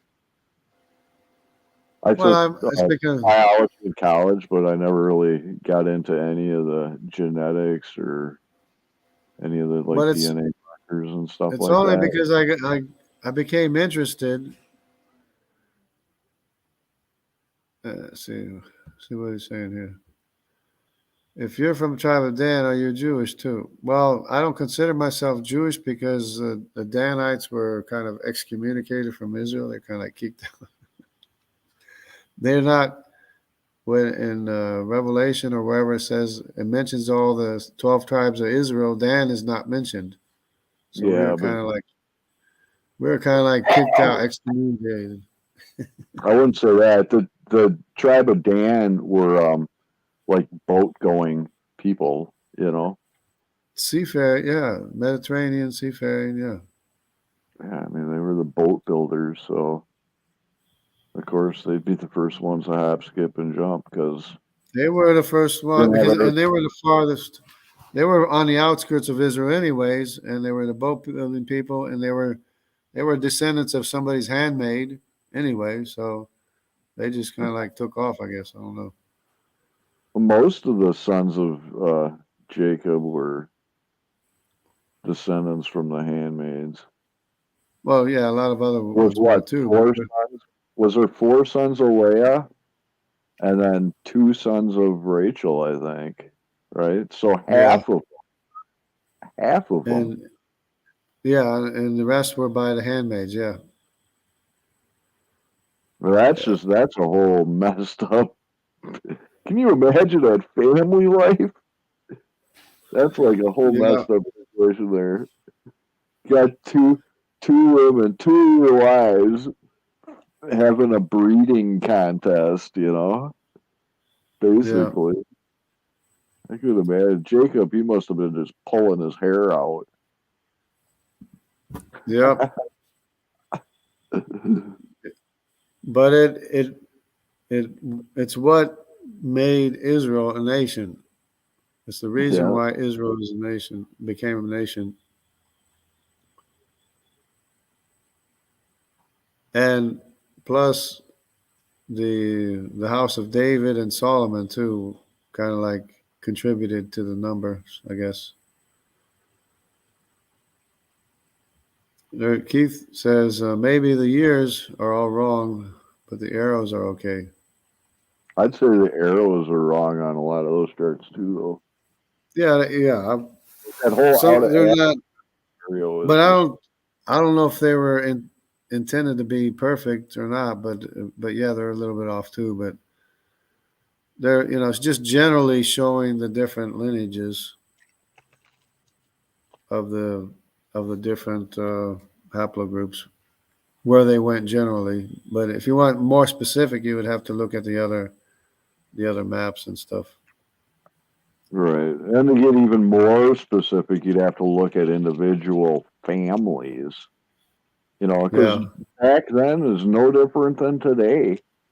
I mean, when your family moves, gets a new job or whatever, they move and spread out or whatever a little bit. When the children grow up, of course they move and spread out. So yeah, you got to kind of look at it like that. And it wasn't really all that different back then. yeah, The only difference is they didn't have cars and they didn't have airplanes, but they still had horses and camels and stuff. I mean, they still rode animal. You can ride a horse at what, about 30, 35 miles an hour. It's kind of like having a car, yeah, But yeah, Abraham, when he packed up from Ur, I packed up half his family, and they headed, along the Tigris River and followed it yeah. to the nearest crossing point of the desert over to Canaan. Yeah. you know. So he was familiar with the area.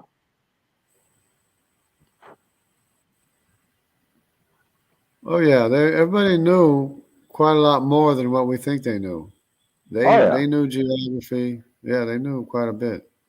oh yeah.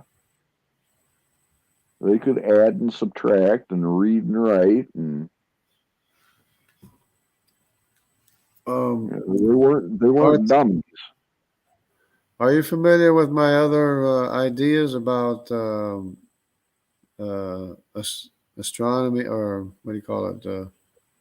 Physics. Astrophysics, No, I get it. astrophysics. I know a lot about that stuff, though. Yeah, we can talk about that. Yeah, it's I took pretty physics interesting. I in think. college, and I worked in engineering for like 15 years, so I'm real good So with this is math, science, this is kind of like a general idea of a galaxy, right? pretty much. So where the matter concentration is in the very center, right? Yeah, well, normally there'd be a black hole in the center, but yeah, sometimes there's definitely a matter concentration. I guess that's a Yeah. perfect way of putting it. So yeah, there's a lot of mass in the very center, Yeah. which mass is what dilates time and distance, right? Yeah. The closer you get to a gravity well, that'll slow down your time Yep. and contract distance. Yep. So if you're out here on the outer spiral edges, that means time is sped up and distance is expanded, right? Yep. Okay, so you know this observation that the spiral arms they said were going around too fast for the amount of gravity in the galaxy? I haven't heard that.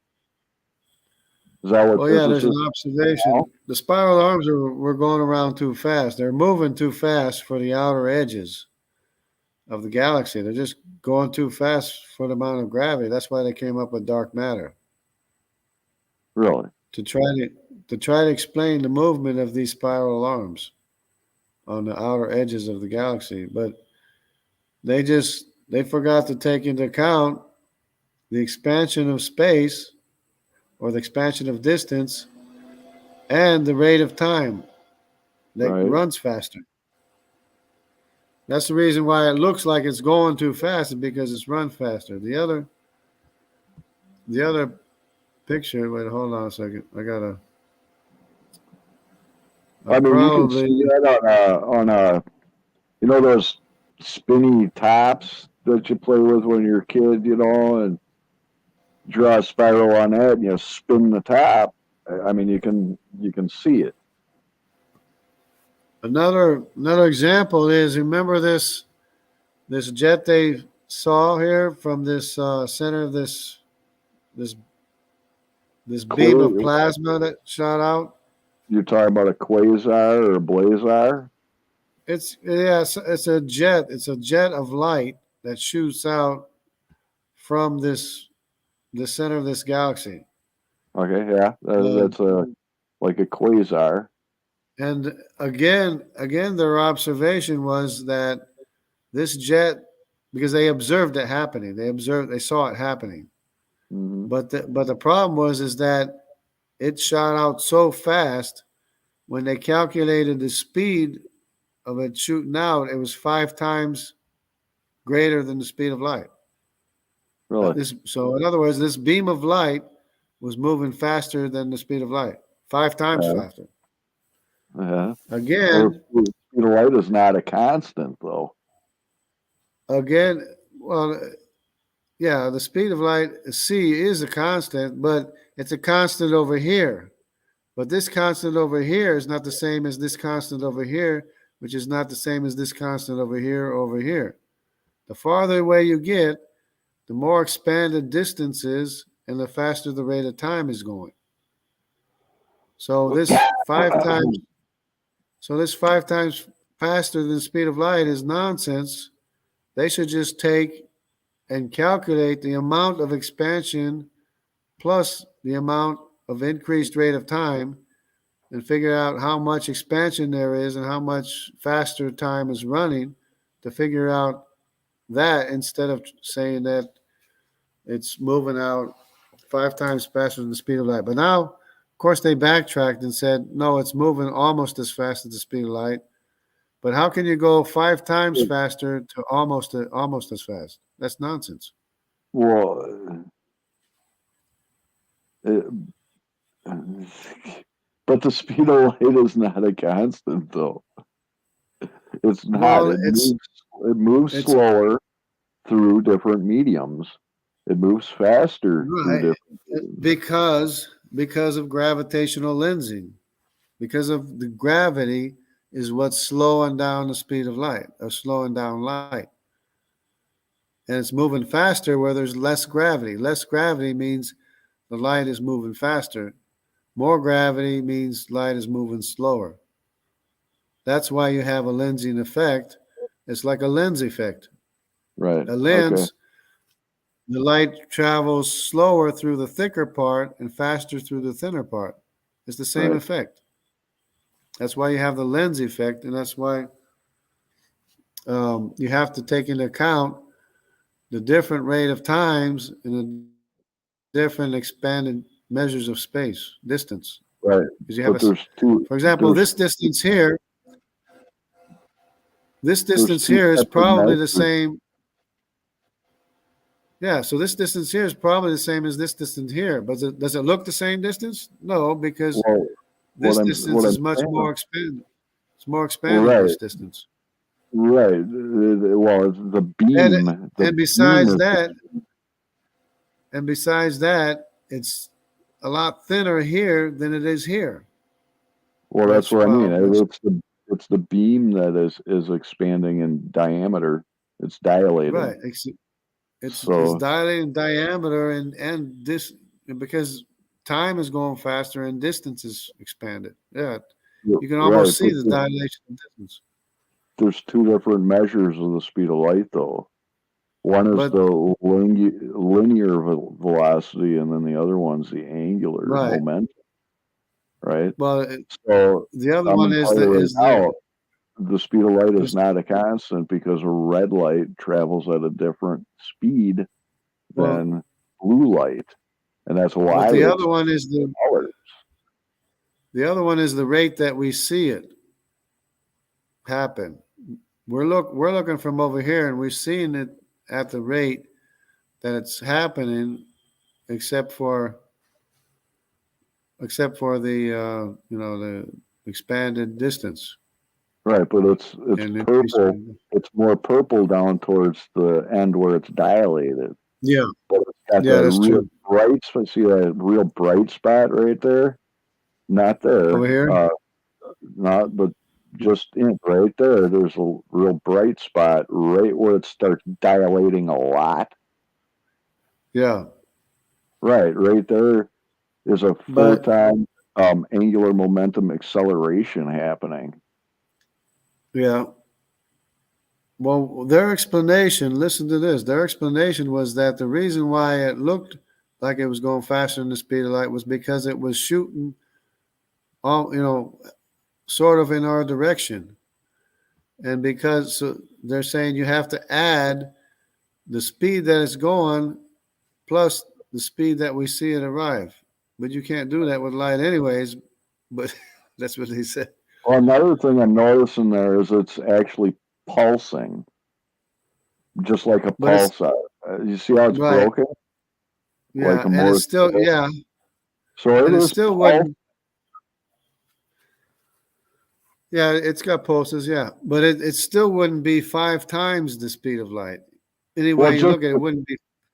just the statement's kind of silly because it is a beam of light, and because Yeah, it is a beam of light, it's impossible for it to be traveling faster than light because it right, is light.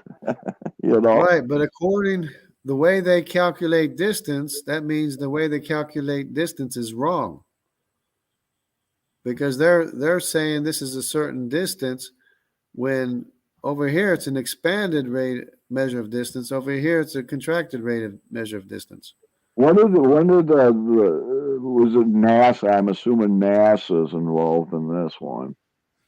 Um, Yeah, yeah, when, they're all a whole bunch of people, a whole bunch of scientists. And they write papers. A whole bunch when of did they people write observe? papers. When did they observe this? It wasn't too far, maybe a couple of years ago or something. I remember when it happened a Really? few years ago. Yeah, but anyways, so that means that see this is still like near the galaxy, right? This is still near the galaxy. But what happens when you get way away from the galaxy where there's no matter around, which is which is this entire distance from this star or whatever it is between this star galaxy and us, there's nothing in between. We can see this, but as soon as it leaves the galaxy or star, the photons are free to move without gravity slowing them down. So they're going, at the speed photons go, which is, you know, Infinite. yeah, infinite speed. But we live our observation according to our observation. It'll still go fast. It's arriving at a faster rate of time than what we exist at because we're in the galaxy. We're in one of these galaxies, and our rate of time is not the rate of time between here and there, between us and them, and it's not the measure of distance either. So distance is expanded. See how off their calculation was, and the rate of time is very much faster,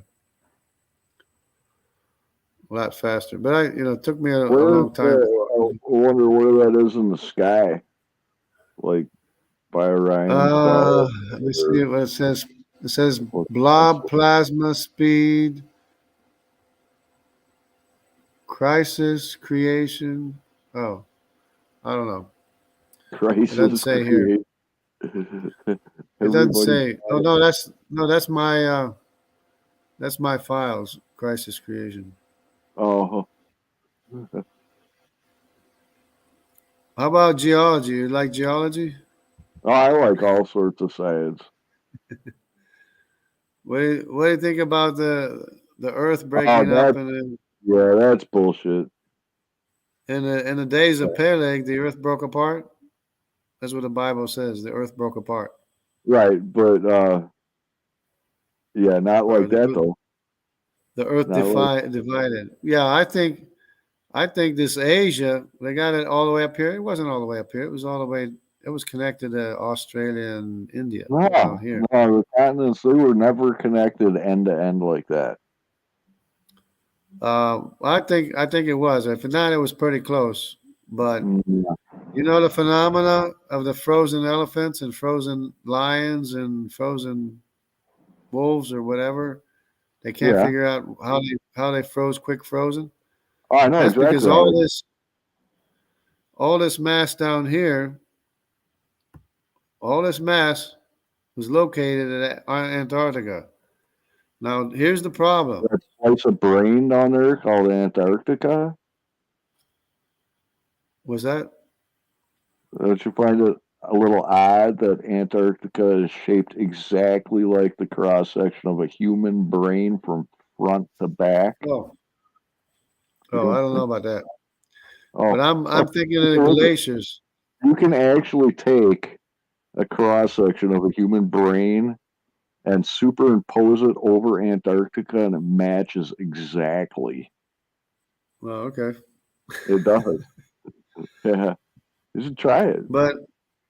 But in this case, I'm looking at the glacier markings, because after the flood, the ice age was like after the flood, right? Well, Immediately after the flood. technically, we're still in an ice age because there's polar ice caps. Yeah, but I'm talking about there was a lot of accumulate. It was immediately there was accumulation of ice after the global flood, right? At the poles, and the problem is that the glaciers made striations. They made markings showing the direction of travel of the glaciers. And this is on top of the sediments deposited by a flood, on top of the fossils, on top of everything. You have glacial markings going from south to north, just like it shows here. In India, India is above the equator right now, but it has glacial striations going from south to north. Same thing in Africa, all over here. It looked like this was the center of the accumulation or something, or maybe it's just a slope. I don't know. But the problem is you got glaciers on top of the sediments deposited by the flood, on top of the fossils that were buried by the flood, and you have glacier striations from ice on top of all these areas that were connected to Antarctica before the breakup. This is what it looks like today. Um, don't you think that there might be a simpler explanation for a global freeze? Well, not a global freeze. Oh, It's only yeah, it at the was. South Pole. Oh no, it It's was a only at the global. South Pole. Oh, that's the only This one. glacial.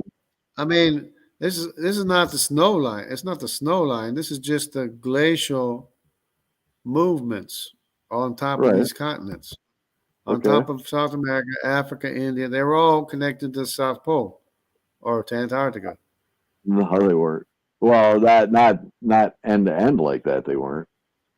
Well, when they broke apart, everything went north, right? South America went north, Africa went north, India went north, Australia went north. Everything is north from here, Right.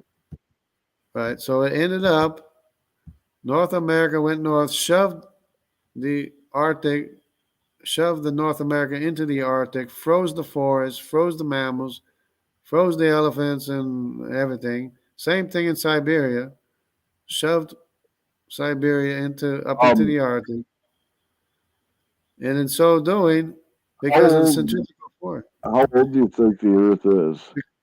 because the centrifugal force in the days of Peleg, the Earth was divided. It broke apart, everything went north. Everything got shoved into the Arctic. The northern part of the regions got shoved into the Four, Arctic, froze all the that mammoths. was, okay, the flood was about 4,000 years ago. 4,500 years ago, something like that. Okay. And the people that came up with this theory don't think that it No, happened at the I'm flood. not talking about it, but I'm not talking about it. I'm just talking about what the evidence is. The evidence is that there were glaciers on top of the sediments, on top of the fossils, on top of the sediment layers, going from south to north in all these areas, just like you see here. And today, it looked everything all went north. Of course, and on this map, this is everything here is north. This is north. This is all north. But on this map, everything away from the center is north on this map. But another evidence. But These are those edges do not line up. this is the fossil. It doesn't have to line up exactly. This tip and this tip are actually connected. We're actually connected. You actually look at Google today, you can see that they were actually connected. You can see where it broke through. But What tip? that's another story. The tip of I Antarctica right where here your pointer is. and the tip of South America, at one time they were connected Not until you you can see on right, but Google. not end to end like you're thinking. I'm Well, telling you, there's I'll another show you later.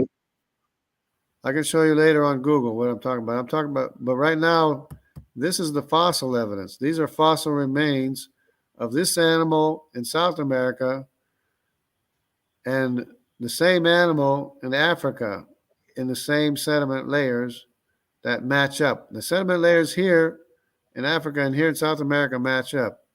Okay, The but fossil here, evidence, okay, the fossil fossil evidence evidence, of right? But have you like when you do laundry in a washing machine, you throw two of the identical same T-shirts in that washing machine. As it tumbles around in that water of the washing machine, everything gets mixed up. And then when the washing machine stops, everything settles out, right? but this is how they stopped. They stopped with this fossil here and this Uh-huh. same fossil here on two opposing sides of the mid-Atlantic ridge. You have the same animal. Same animal here is in Africa, Madagascar, India, and Antarctica. The same plant fossil, which is this here, is on connecting all of these continents here. Madagascar, India, Antarctica, Africa, South America, Australia.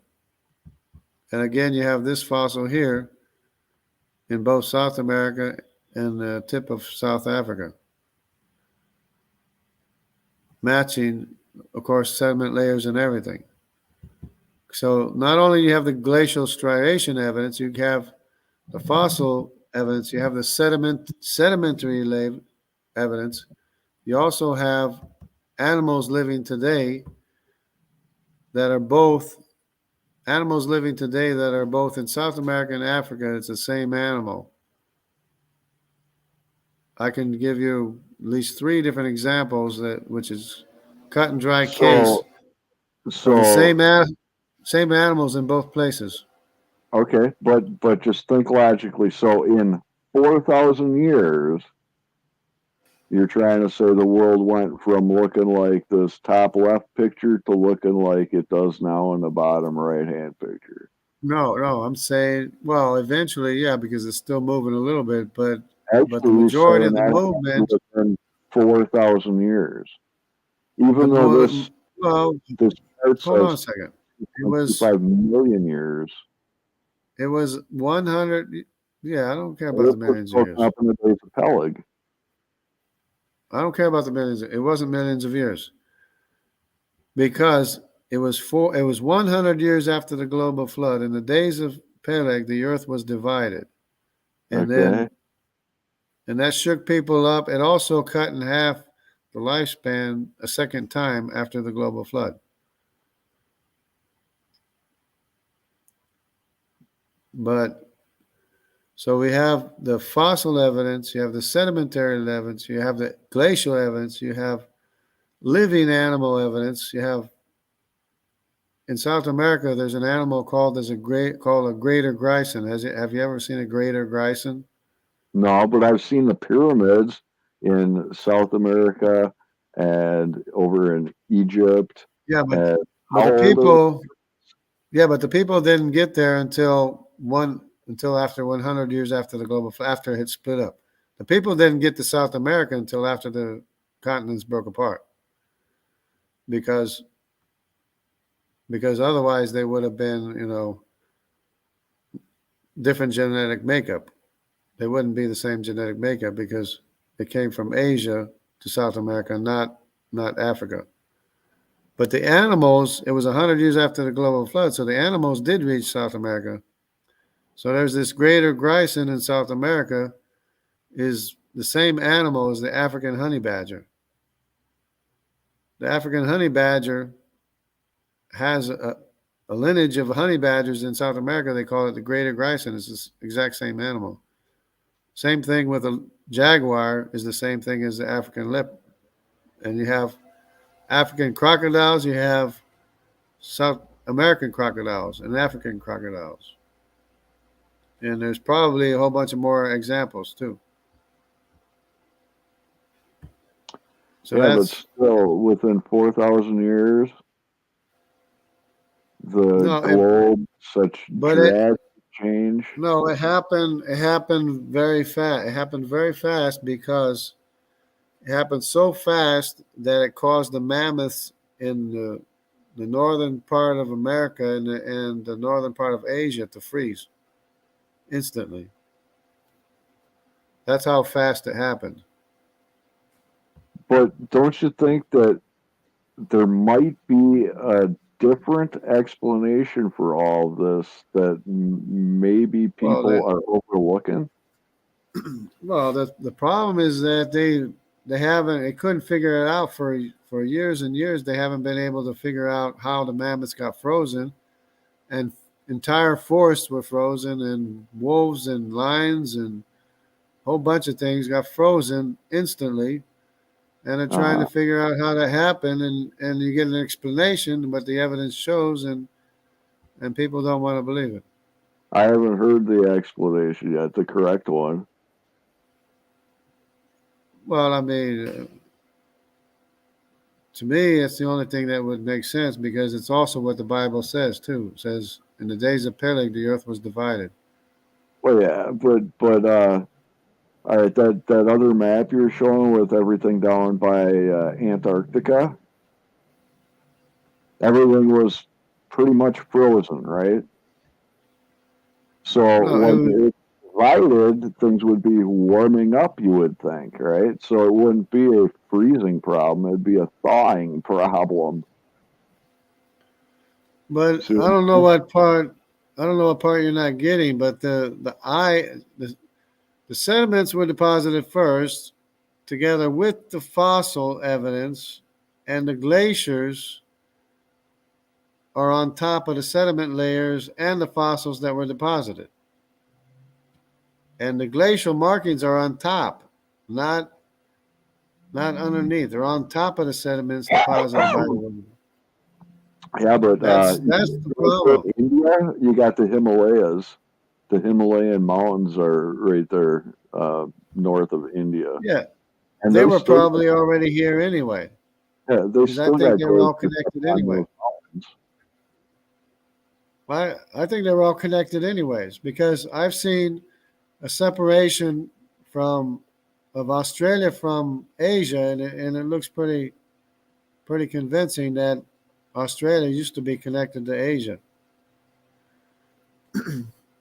Not end to end like that. Well, this northern end of Australia was connected here with all these islands between, was connected to Asia. India was already connected or almost connected to Asia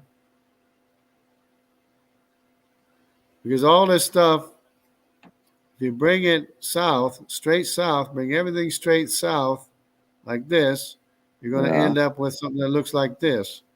and it'll explain why there was elephants eating tropical vegetation in their mouth when they got quick frozen and shoved into the Arctic and got quick frozen.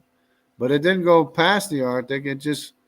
But the centrifugal force made it break apart, and everything went north. But it stopped going north before it even reached the North Pole, because nothing actually reached the North Pole, but it was shoved into the. There was enough momentum to shove everything into the and to equalize everything, shoved it up into the Arctic. Is it possible This is that you could consider that maybe there was some other type of force other than centrifugal force in play here?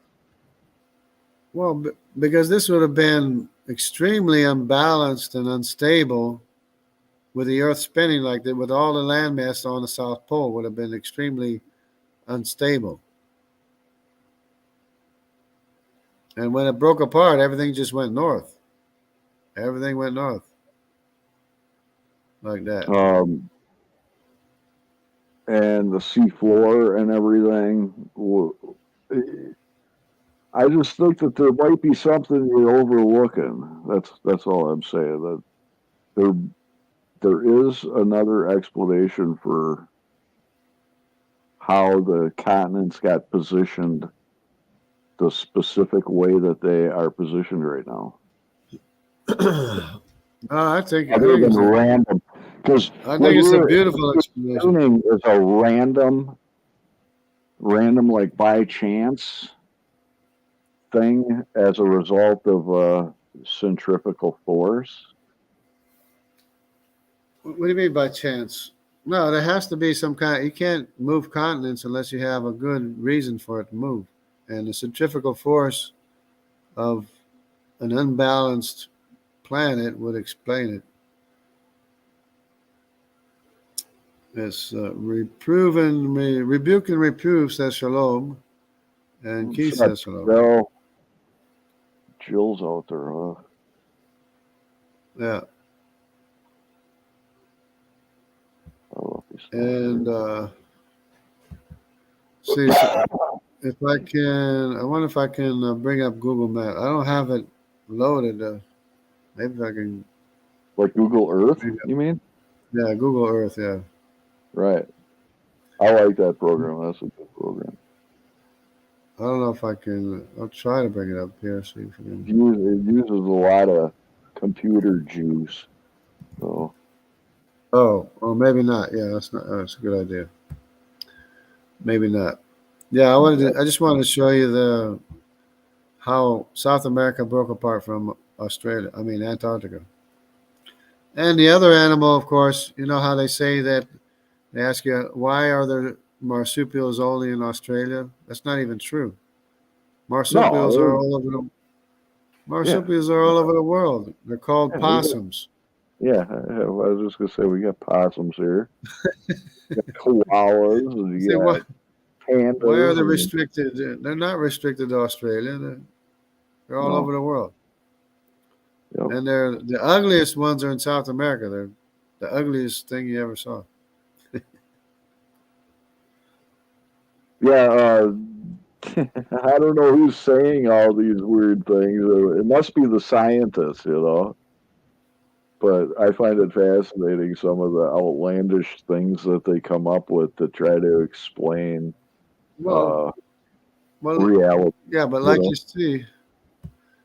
see, they're saying it took millions and millions of years and stuff like this. But the reality is that it happened 100 years after the global flood. It broke apart. Yeah. I just, and another day, I'm just trying to get you to think on your own without having to be told, that maybe there is an easier and simpler way of explaining how something like the globe can be frozen instantly. But it wasn't the whole globe. It was only the northern parts of North America and Siberia that were frozen. It wasn't the whole globe. Oh, it was the whole globe. No, the mammoths froze in the Arctic. They didn't freeze anywhere else. They only froze in the Arctic.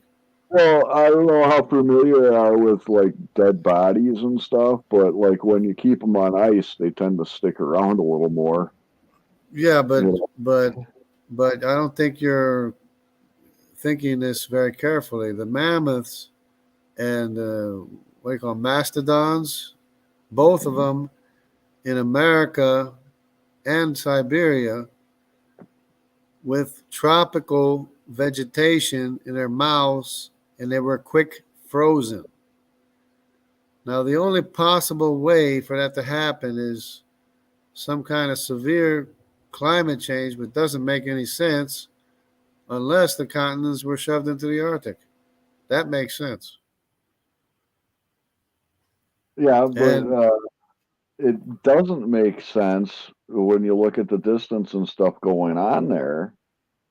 well, I mean, it's You know, amazing, yeah, but you'd have to instantly move those continents down there, and still it wouldn't freeze instantly. the northern parts did freeze because they were shoved into the Arctic Under and that they froze. scenario, no, because you know, if you take a piece of meat and you put it in your freezer, it's not going to freeze instantly. It takes some time to do it. Well, yeah, it wasn't instantly. It's just a matter of expression. It wasn't exactly instantly. It did Oh, take it time, was. It was because but those it mammoths happened. were in action and they were frozen in action. It was not just those mammoths. There's lots of other examples of creatures instantly killed by freezing and petrification so fast that they were caught in action doing the Right. things that they do. Only, only up in the Arctic. Only up in the Arctic. No, Nowhere else. all over the world, No, even by the equator. no, Oh, because yeah. because there's no evidence. There's no evidence of except for the glacial striations in India, which is connected to Antarctica. There's no evidence of glacial movement. The only glacial movement is up in North America and South, the South Pole and North Pole. Well, worldwide, there is a ton, an astronomical ton of evidence of creatures that were purposefully killed so quick that their actions, their entire actions of what they were doing, were frozen in time Being the from fossils, or pole to pole, all the way around the equator. but if it was warm weather, how could you tell if it was frozen? Because it wouldn't be frozen; it would have rotted. That's what doesn't make sense.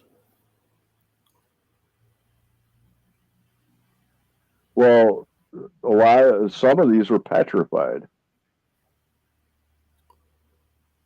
Well, petrification, that's fossilization.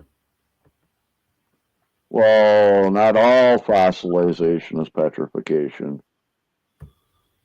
I mean, there might have been a star. I mean, a asteroid or something hit No, somewhere it or something. wasn't. I mean, you're a Bible believer, and you know that the flood happened.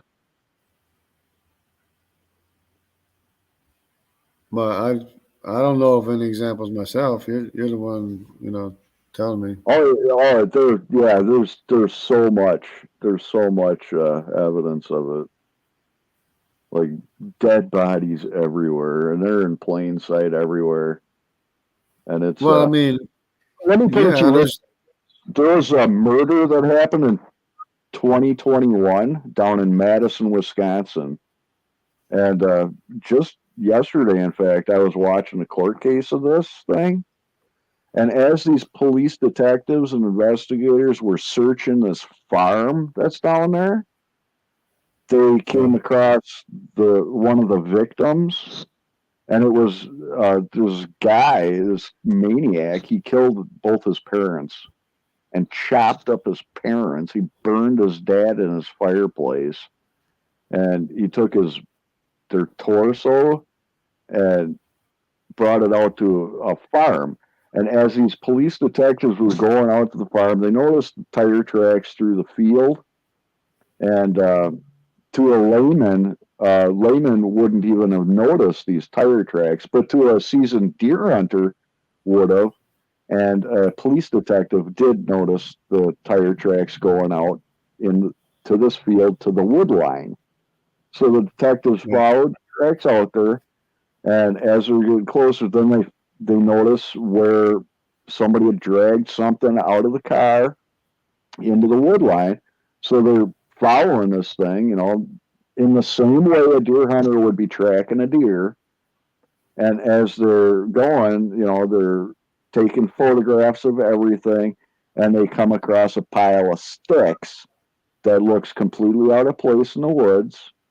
And underneath it, and they had to get close. And as they got closer and closer, they started to notice a human torso underneath this pile of sticks. And it took those detectives a long while to even notice the dead body there laying right in plain sight.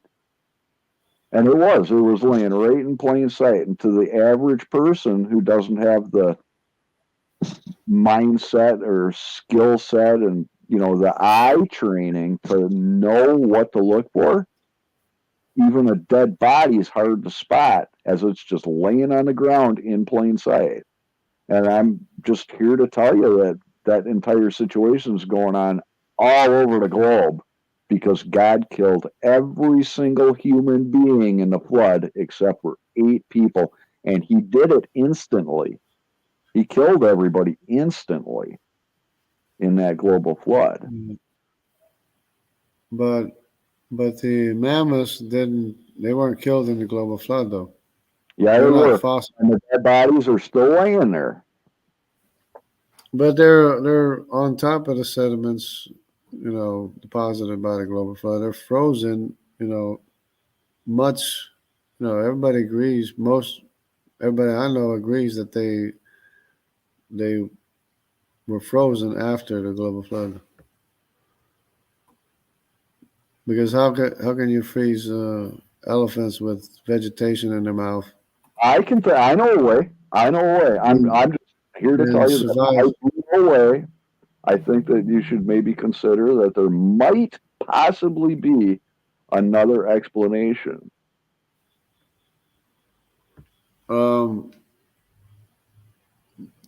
I'm looking at, first of all, I'm going by what the Bible says. It says the earth broke apart. And then I'm seeing all this evidence of glacial striations in India, fossils that line up between South America and Africa, animals living today that are the same animal in South America as Africa. And I'm just putting all this stuff together, and it explains if something like that happened 100 years after the global flood that made everybody separate into the family groups and start speaking their own language and cut in half the lifespan a second time after the global flood, then if something like that happened, it also explains the frozen mammoths in the Arctic with tropical vegetation in their mouth. Okay. As they're chewing tropical vegetation, they got shoved into the Arctic and frozen. Right, but a mammoth is a 3-dimensional object, and these maps are 2-dimensional objects. The continents are 3-dimensional objects, but the maps and drawings and pictures and cartoons on the internet are 2-dimensional objects. No, but the evidence is not a cartoon. The glacial striations are not a cartoon. The other picture shows the actual glacial markings. That's not a cartoon. The glacial markings are evidence. It's not a cartoon. The fossils lining up and the sediments lining up are not a cartoon. They actually exist. The same thing as the living animals in both Africa and South America. The same animal. Okay, but I hear you. I do. I hear you. But I'm It's not a telling you that cartoon.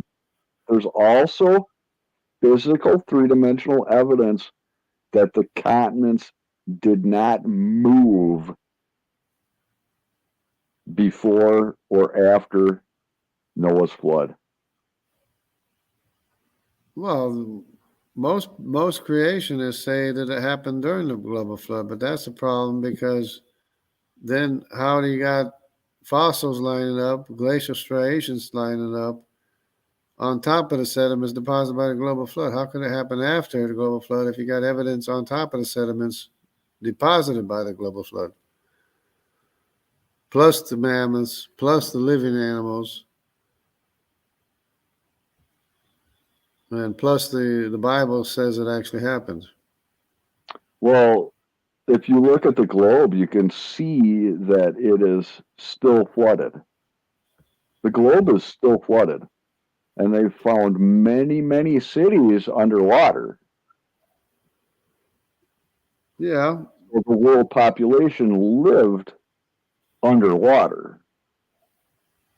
Like, No, well, they they didn't. didn't live presently underwater, but where they lived is now still underwater.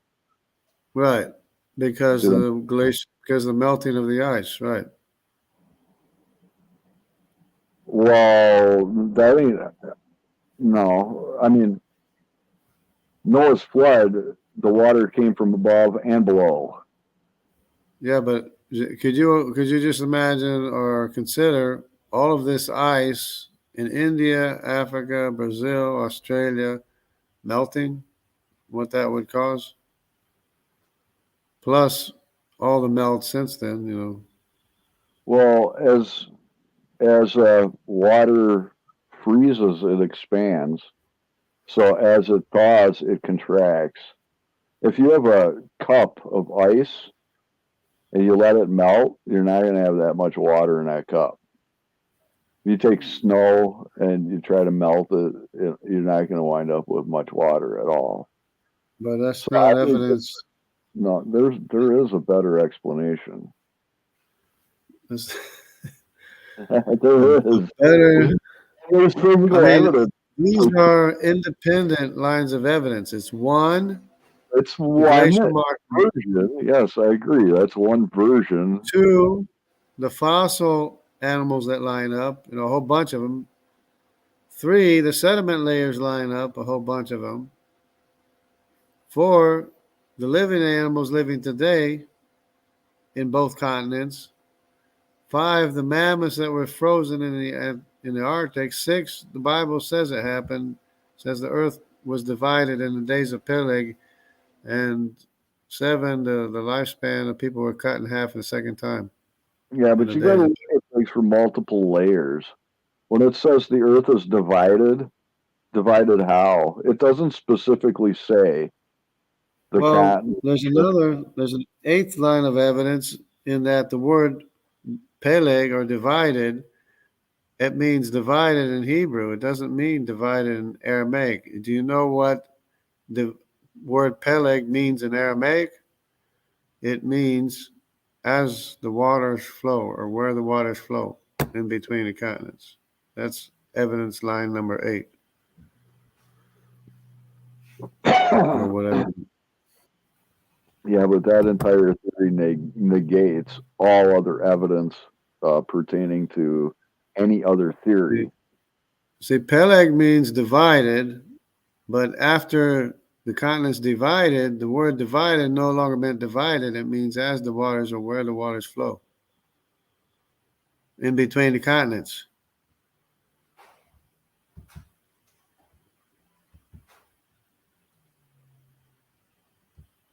It's not a pushover. That's an Aramaic. You're saying Evidence evidence is not pushover stuff. Evidence is hard to, you can't argue with evidence. Facts are stubborn. You know what they say? Facts are stubborn. Is things? Yeah, that's why I'm trying to get you to see that there is a simpler explanation that explains it a lot better. Yeah, well, explanation is not evidence. Explanation is not facts. There is evidence for the explanation that I have in Um, my creative I didn't hear view. any evidence. I didn't hear any evidence at Well, all. I didn't hear. there's plenty. You'd have to look at it. I told you the example of this murder case that happened in Madison, how that body was That's hacked apart and laying that's in plain sight. evidence. It took those people who had a trained eye to look for such things. It took them a That's lot evidence. to identify That's that. evidence that the continents stayed together, or that The they broke time that apart they before the global together. flood, or No, that's it's evidence. evidence that the continents were in the position that we see them right now during the flood. Well, but they They broke. were You already in this know, position at the time of Noah, prior to the flood, well, when Noah walked around. so why do the sediment layers line up? Why do the fossils line up? Why the glacial striations line up as you see here? And why are there living animals today in both South America and Africa that's the same animal?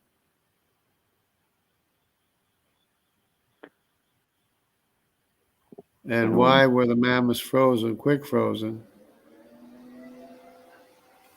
Well, the quick freezing, there is an explanation and a better explanation of how you could freeze and kill something I instantaneously could, so fast that you can catch whatever action they're doing at the time. you could, who could? Who the continent around. Who could freeze the mammoths instantly? Who could do that? Well, you and I both know who could do that, and he wouldn't Yeah, need to but ship breaking up the patents around continents. to do it. I know who could break up the continents and do it. Yeah. Yeah, but he didn't do that because there's evidence to the contrary. Well, that's what I'm asking for is evidence to the contrary. Right. Well, if you take any object similar to the globe, all right, how could you freeze it instantaneously? I can think of a way, and I know for a fact that it's possible. But it's only cold on the poles. It's not cold on the equator, though. Right now, Yeah, I mean, there is a way to make the entire globe cold enough. All right. And not everything was okay, frozen with ice. you could make it cold, but why would there be glacial striations on top of the sediments that contain fossils from the global flood? Why would that be? Sure, you can make it cold after. Global striations from the what? From the flood? What'd you say? Yeah, you can make these parts cold here. You can make these parts cold here. You can How? make this part cold. You can make this part cold. You can make that part cold. But Yeah, and why? I can do the whole thing without having to shift all the But continents why? around in their position. But why would the fossils line up between the continents, and why would the sediment layers line up between the continents? Because if you deposited the sediment layers and fossils in the global flood, and they line up, why would they be lining up if it was already broken apart? And why would the glacial striations be on top of the sediments deposited by the global flood? Well, And how would you get snow in India? How would you get snow and snow on the well, equator? This there's equator runs right through here. I This is mean you the got the equator runs right through here. yeah, I How can know. you get snow here? How can you get snow here above the equator? Well, you got the Himalayas right there. You got the Well, Atlas Mountains not right there in not in the North lower Africa. altitudes. Not in the lower altitudes you can. And besides, why are there matching fossil plants and animals connecting Madagascar, India, Australia, and South America?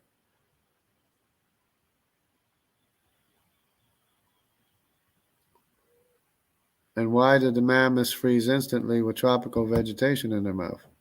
because God wanted to destroy the world because the entire world was Yeah, wicked. but it was after the global flood. The mammoths froze after the global flood. They spread out and they lived after the global flood in America. Mammoths and mastodons lived in America and Siberia after the global flood.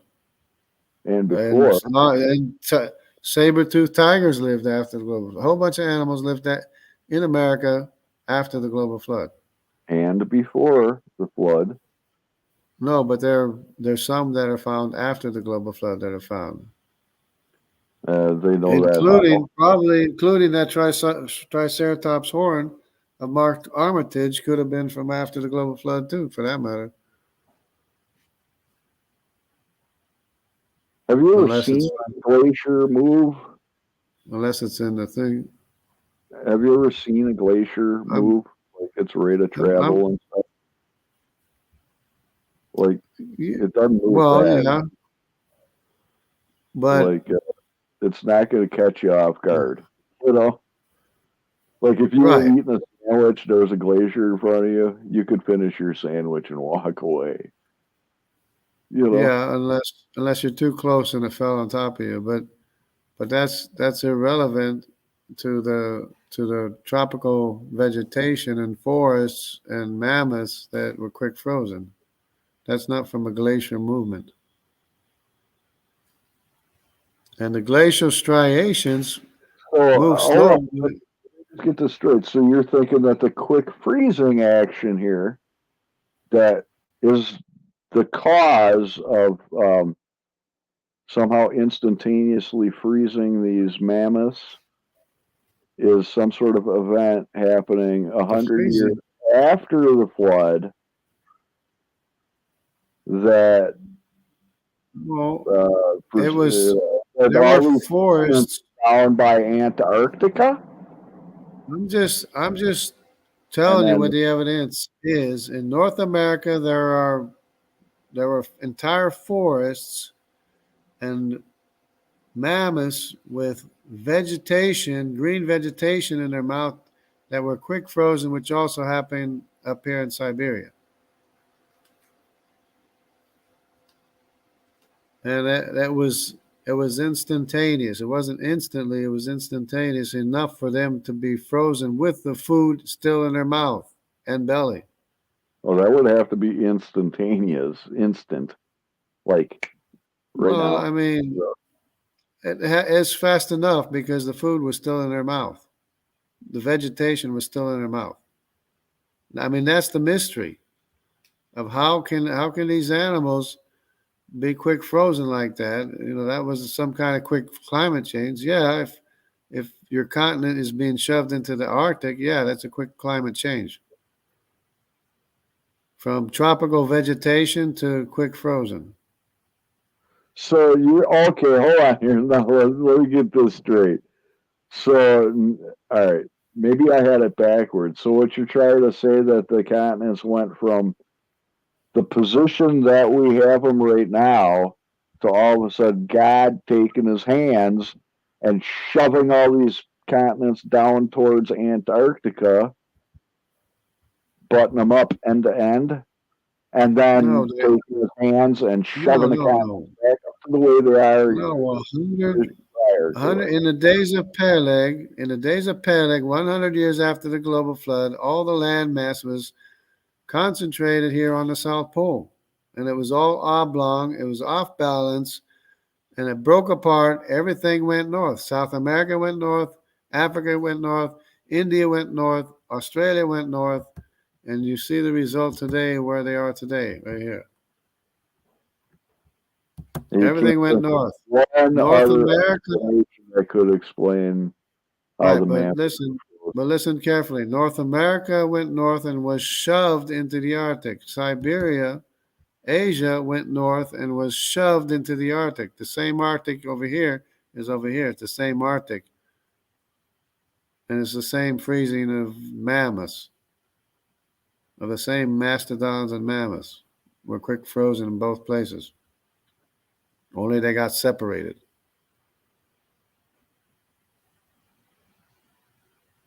Because everything went north. from the South Pole.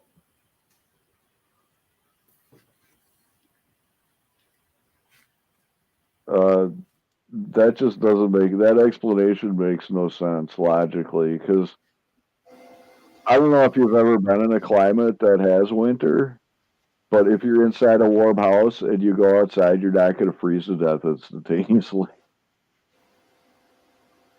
Well, I mean, if you've ever been outside and not been able to get into a house, you know how quickly you can freeze. Not instantaneously. You got enough time to finish your sandwich you're eating. Well, have you ever lived in Alaska? Huh? Have you ever lived in Alaska? I got friends that live in Alaska. I've never been there. You can freeze in a matter of minutes if you're not careful. Right, but we're talking about a woolly mammoth, right? They're built for.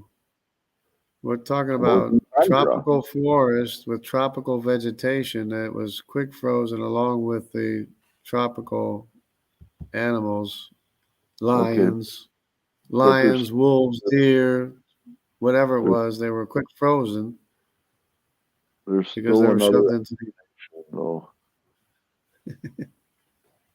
I just see the thing is I could just tell you, I could show you the evidence, but I would like you to find it out on your own because it's awesome stuff. Well, really I mean, you have 8 points of evidence, 8 different points of evidence. I just showed you more than that.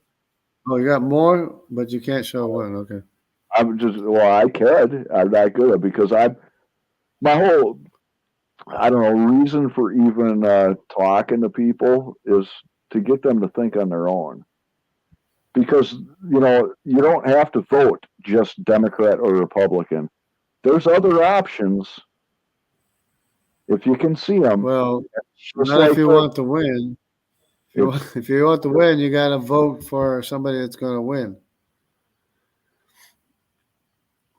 But anyways, it's just those detectives. They had a hard time seeing a dead body, and there's plenty of cadaver evidence all over this globe as to what it is and how it got there. Yeah, but it doesn't explain how you got. It doesn't explain how you got fossils lining up between South America and Africa. Fossil animals, living animals, plants, sediment layers. Sediment layers all line up. All these sediment layers line up.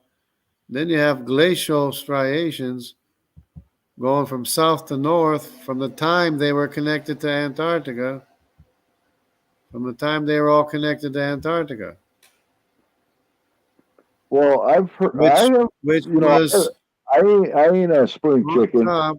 I ain't a spring chicken, and I've heard all of the different theories and stuff. I was, went through the whole public educational system and stuff, and I've heard all of the different things that the scientists of the world speak about God's creation. I'm just telling you that what there's no scientist. There's no scientist of the world that would agree with this explanation. Because I already tried. When James Downer was the one that showed me these glacial striations in India, and I said, wow, that's evidence that the continents broke up after the global flood because the glaciers are on top of the sediments that were deposited by the global flood. So how can you have this before the global flood if they got striations on top of them, on top of the sediments that were deposited by the global flood with the fossils in the sediment layers that connect all these continents? Things you overlook it. Like, have you ever studied the seafloor? To top it off, have you ever studied the seafloor? Because you're completely disregarding the entire seafloor in this whole scenario. To top it off, the Bible said it happened. No, it said the earth was divided. The Bible said in the days of Peleg, 100 years after the global flood, the earth was divided. That's what it says. And that word divided in Hebrew later came to mean as the waters flow, or where the waters flow in between the continents after they broke apart. How can you have a word that goes from divided to as the waters flow, or where the waters flow? Well, the Bible doesn't say that. The Bible says the earth was divided. Yeah, which later came to mean after where the waters flow. After Well, the earth was divided.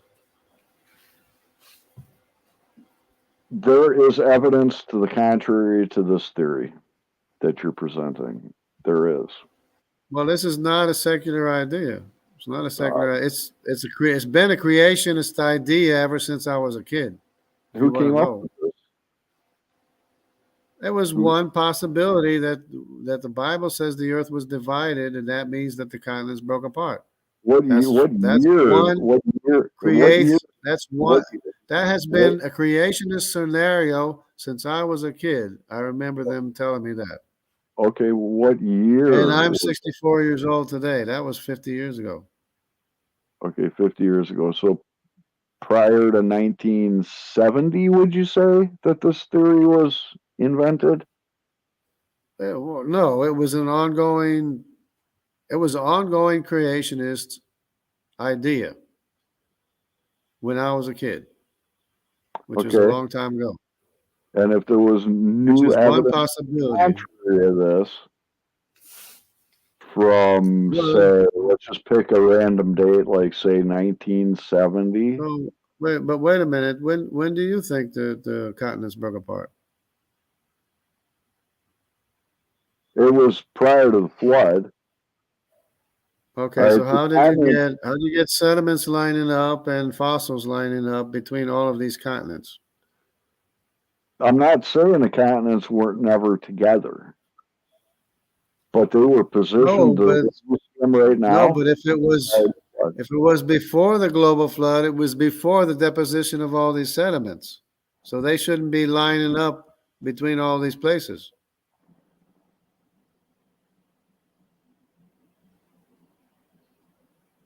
Sediment layers line up, the fossils line up, the living animals are in both places. That's after the So, global flood. The glacial so striations are on top of the sediments that were deposited by the global flood. That's after the global flood deposited the sediments. there's another explanation. There is. Which is, You got to think three-dimensionally. Again, I'm gonna tell you that these detectives three did not. dimensional. They did Three not. They were dimensional is the sediment layers. listen to me. They The were sediment layers are standing three over dimensional. that dead body, within feet from that dead body, and it took that detective minutes, like 10 or 15 minutes, to understand what he was looking And at. and that's the reason why you have African honey badgers in South America. That's the reason why you have African honey badgers in South America.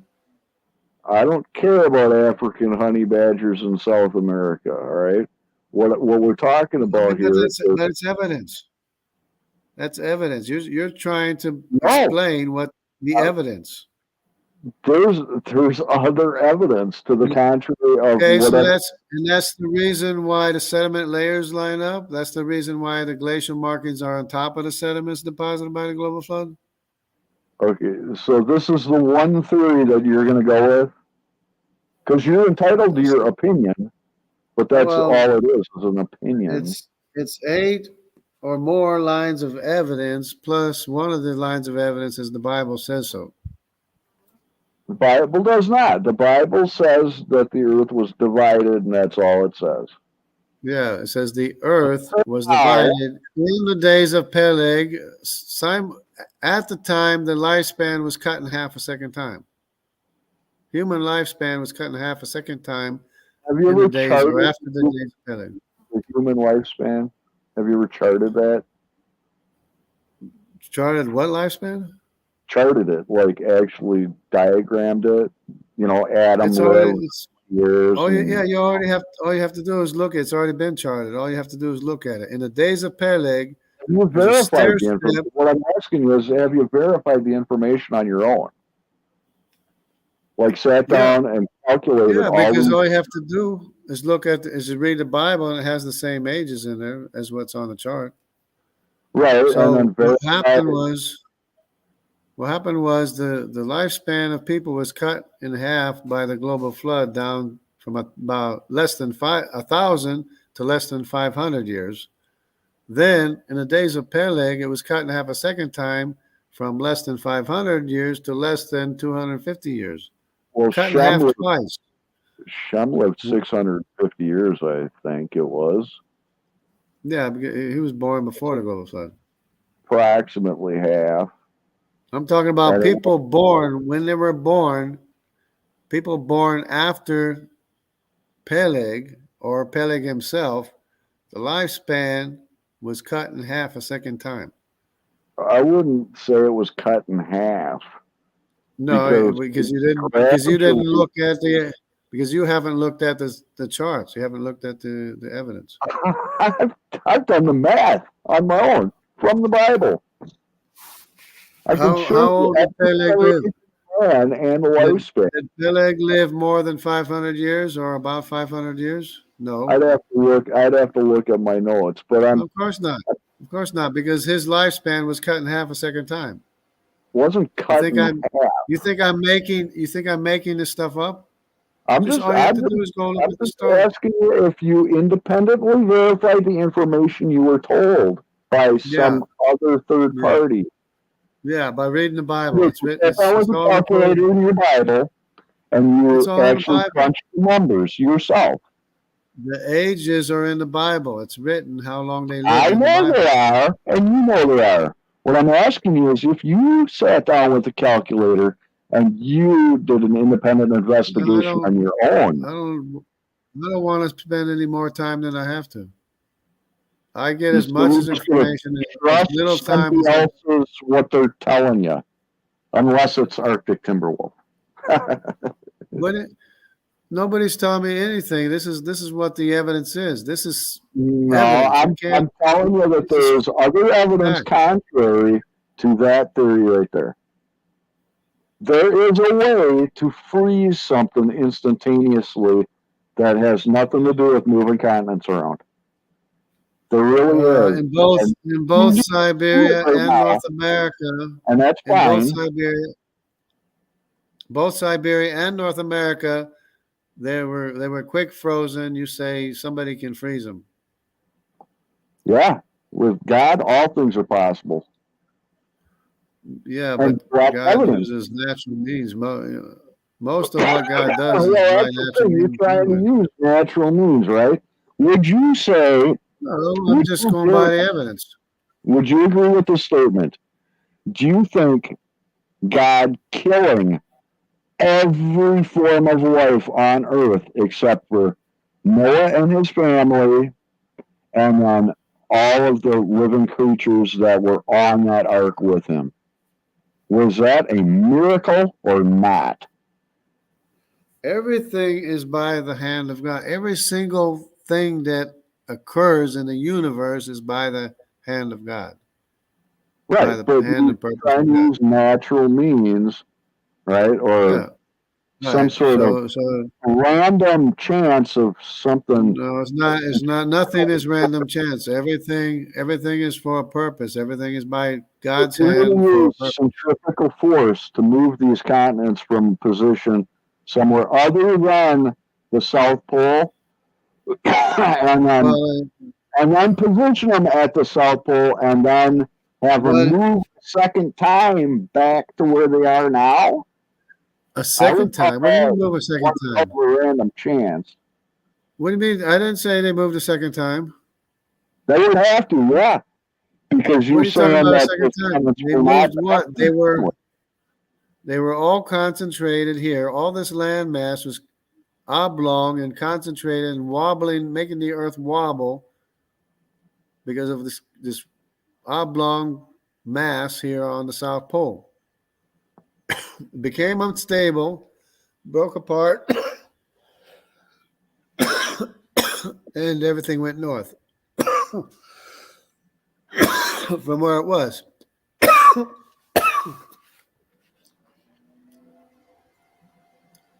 You need a glass of water or something, man. But that's by the hand of God. Everything is by the hand of God. Nothing is, coincidental. The other thing is this whole theory is based on 2 dimensions, not 3. What do you mean 2 dimensions? The Earth is a globe. What are you talking about? Lateral movement, right? 2 dimensions. Right? No. The Earth, the globe is a 3-dimensional object, man. Yeah, spinning. It's a spinning object. All the mass was concentrated here on the South Pole. It was oblong on one side of the Earth, making the Earth wobble, and it became unstable, broke apart. Everything shot north by the centrifugal force from where it was located at the South Pole.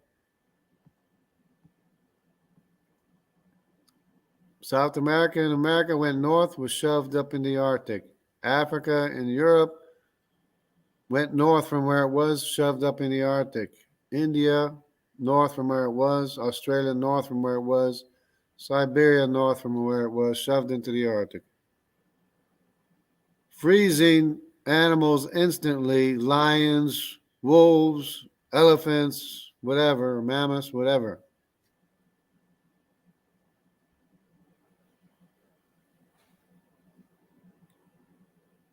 Because the Bible says so.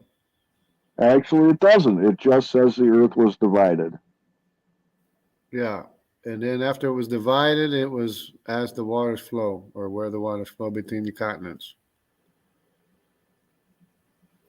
Okay, and don't you think that would have been some sort of shock to the people that were alive on Earth 100 years Absolutely. after? That's why they stopped building the Tower of Babel. That's why they stopped building. That's why they isolated, segregated into their family groups, and began speaking their own languages. And then since they couldn't understand each other anymore, they had to each one went their own way. And the DNA is a spoke from the Middle East. You have the greatest diversity in this area of the Caspian Sea and Black Sea, is the greatest diversity of both the mitochondrial lineages and the Y chromosome paternal lineages. You have the greatest diversity. Out in here in the extremities, you have isolation of different groups of not very much diversity. The only Y chromosomes in England are what? There's R1, R2, and I. The only Y chromosomes out in Asia are O, D, and C, and Q in some places. The only ones in Australia are C and K. But in this area of the Caspian Sea, you have all of them represented right there. That's what I refer to as the ancient DNA signature, when you have all these ancient groups together in one place. Africa, you have what? What do you have in Africa? A, B, E. That's the haplogroups in Africa. A, B, and E. Monkeys. No, monkeys are in South America. Well, they're magically morphing monkeys.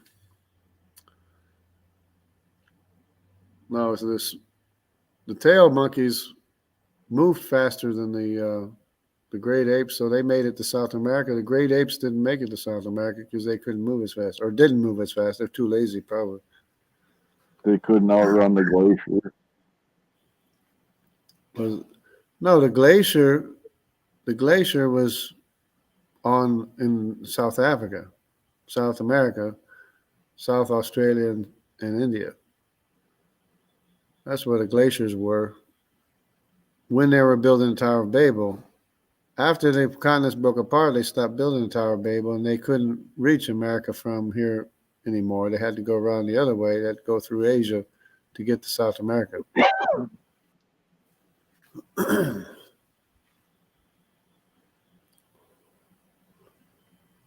See, everything makes sense. Everything fits perfectly together. It makes so much sense.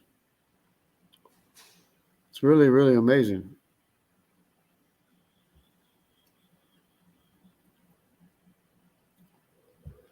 Actually, there's another one somewhere. I'm probably ignoring all these comments here. Random Gene, probably. Kevin Colvin saying something. Why did God wait billions of years to create man? A day to God is different to us. A day isn't the same length of time anywhere in the universe. What are you talking about? Oh. Yep. YEP could have been the global flood. It's not important in order to please God, though, but still fascinating. Could have been the global flood. Well, it couldn't have been the global flood, not the breakup of the continents, because you have fossils lining up between the continents. You have sediment layers lining between the continents. You got glacial striations from when they were connected to the South Pole on top of the sediments that were deposited by the global flood, plus a whole bunch of other stuff.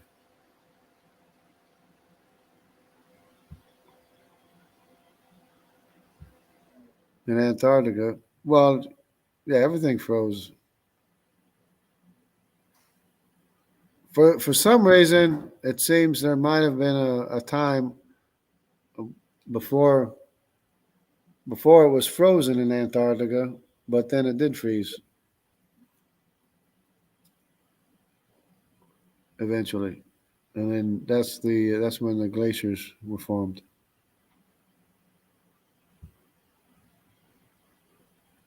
Fossils tie them together.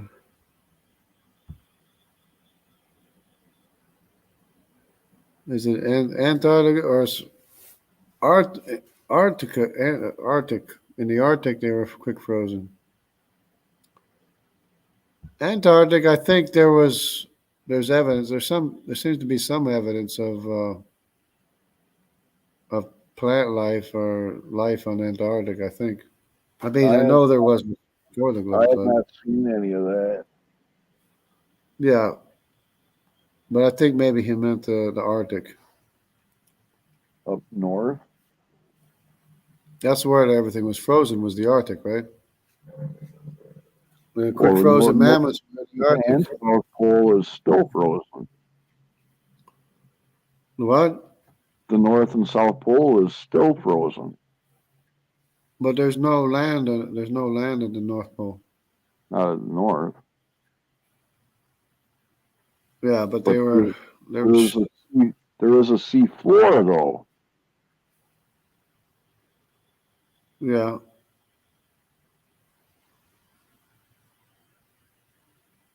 But then after it was shoved up into the Arctic, that's when you have glaciers in the north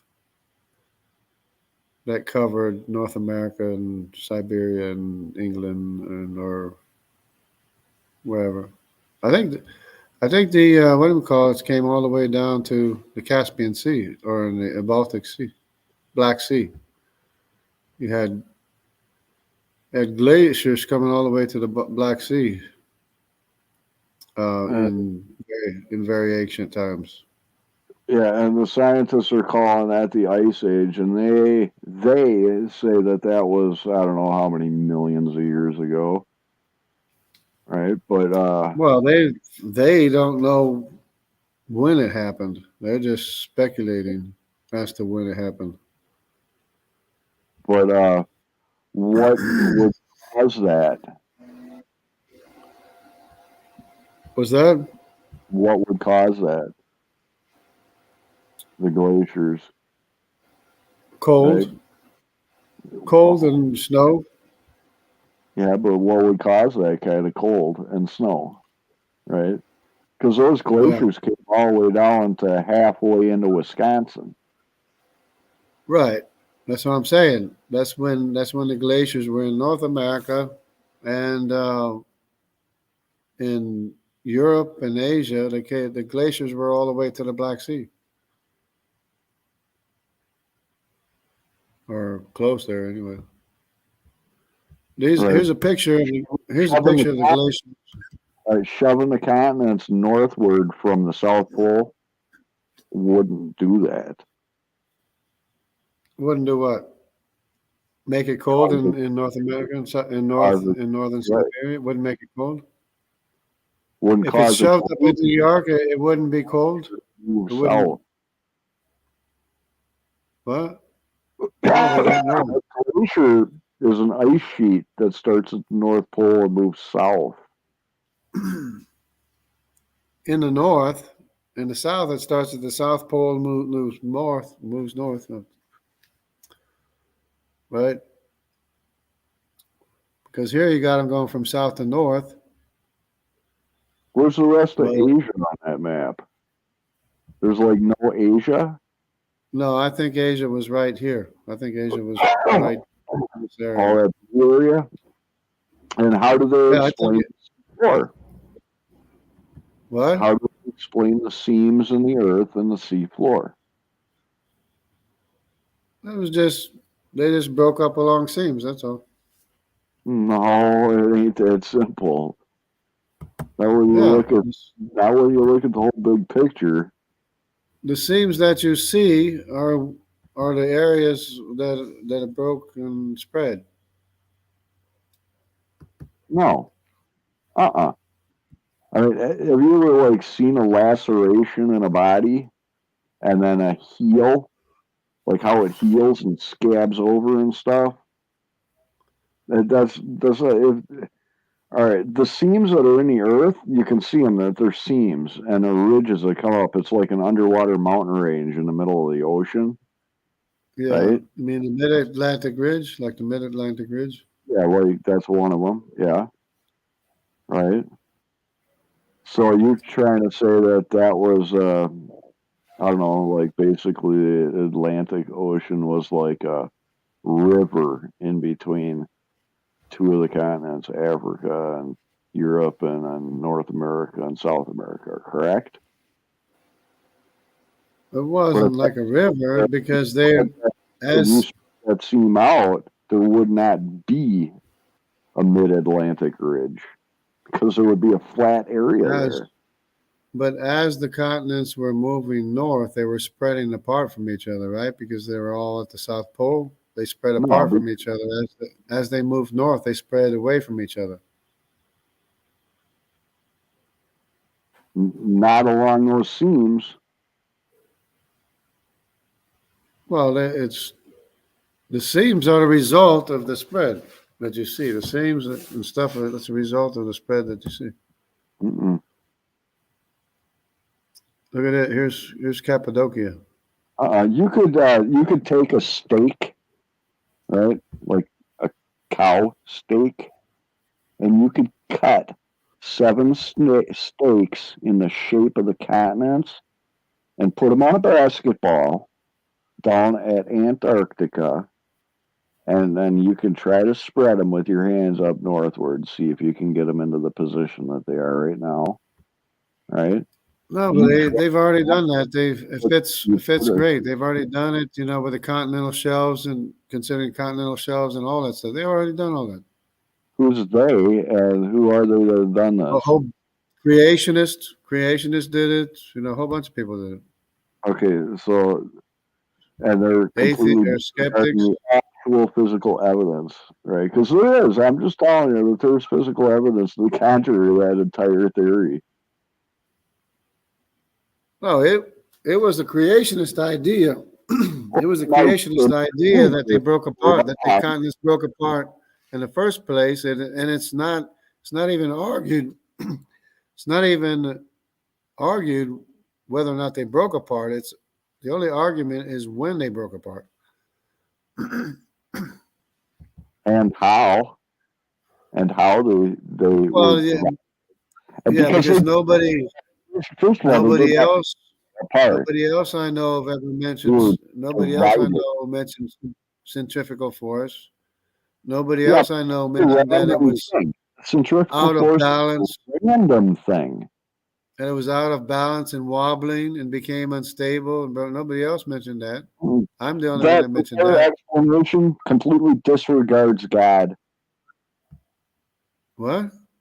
That entire explanation completely disregards a miraculous God. No, everything is by the hand of God. All forces and power. There is no power. There's no force that's not of God. Okay, well, centrifugal force, if you take, all right, I'm Yeah, just that's going from to God. challenge you right now to take 7 slices of meat in the shape of the continents, put them all at the bottom end of a basketball, and spin that basketball and see if those 7 slices of meat end up in the position of our globe as we have it now.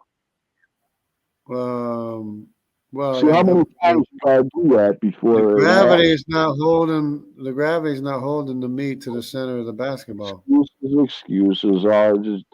You gotta verify information, look at the evidence, the actual evidence that's just laying there on the ground like a dead body.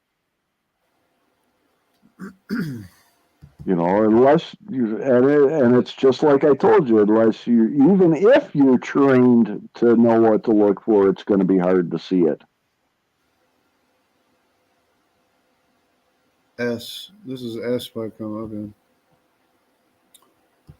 You see that square notch in Australia right there? A square notch in Australia? Yeah. On the In that south or last slide, in that last uh, image you showed. was that? Oh, Right? That, this right here? yeah. Can you think of any other place on Earth that is identical? Identical. I mean, an exact identical. Can I think? I mean, there are, a lot of places are similar, but I mean, it's all it is like what do you call it? On the isthmus, what do you call it? Uh, Land jutting out into the water. Peninsula, you're looking for the word peninsula? Peninsula. Yeah, peninsula. That's all it is. Okay, and you can't think of anywhere else in the world where that exact, and I mean exact, geometrical form that you're looking at is present. No, I can't say that I can think of it right now. Okay, well, there is, and you can take Australia and cut that shape out and put it over the other portion of the Earth that's identical to that, and it matches perfectly. Okay, but I don't know Can you what think it of is. a reason why that would be? In a random No, world, driven by a centrifugal force of randomness. a random. What's there's nothing random. Everything's by the hand of God. When you're talking about centrifugal force, everything's random. No, Everything, I've repeated many times that nothing is random. Everything is by the power of God. Centrifugal force if you took is 7 slices of meat in the shape of the continents, put them all on the bottom of a basketball, I bet you could try to spin that ball 100 times, and I bet you that meat would just fly over the room every 100 times. I bet you they would not slide up that basketball into the shape that we have the globe right now today. Well, I mean, you didn't hear what I said before that the gravity is not in the center of the basketball.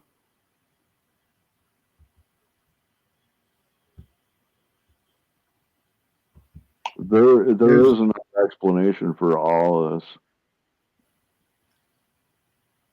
oh look, Gomer. You see that there's another similar, right? Similar square notch right there in Italy. See that? Oh, Yeah, it's called peninsula I don't care what it's called. I'm just looking at the or geometric evidence, Shubu. right? Can you think See, of a look, reason in that Greece would, and it's all matching up like that? I can they think of a have a reason. whole bunch of they have a whole bunch of them in Greece. Look at all these ones in Greece. No. That's a large, almost perfectly square, identical to that one in Australia. Not quite, When you but think three-dimensionally, it's obvious. It really becomes obvious as to what you're looking at. But that exact same square notch is also found down in Mexico.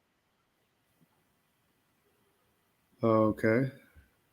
Can you think of a reason why there'd be three of those? Oh, they're Possibly all similar. four? There's one. Here's one here too. See, Sinai Where Peninsula. Sinai. that's Now here's Kush. that's not really no, that's not really the same. Oh, not quite the same. Okay. It's not. I mean, it's not. I'm talking. If you look at that area of Australia, right? See how it's long? That's way too long. Oh, okay. There's Sinai again. Sinai. Australia. I mean Italy again. Greece You look again. Look, they got square a boot there too. lines up perfectly with Australia. And that's the reason why there's glacial striations on top of the sediments deposited by the global flood.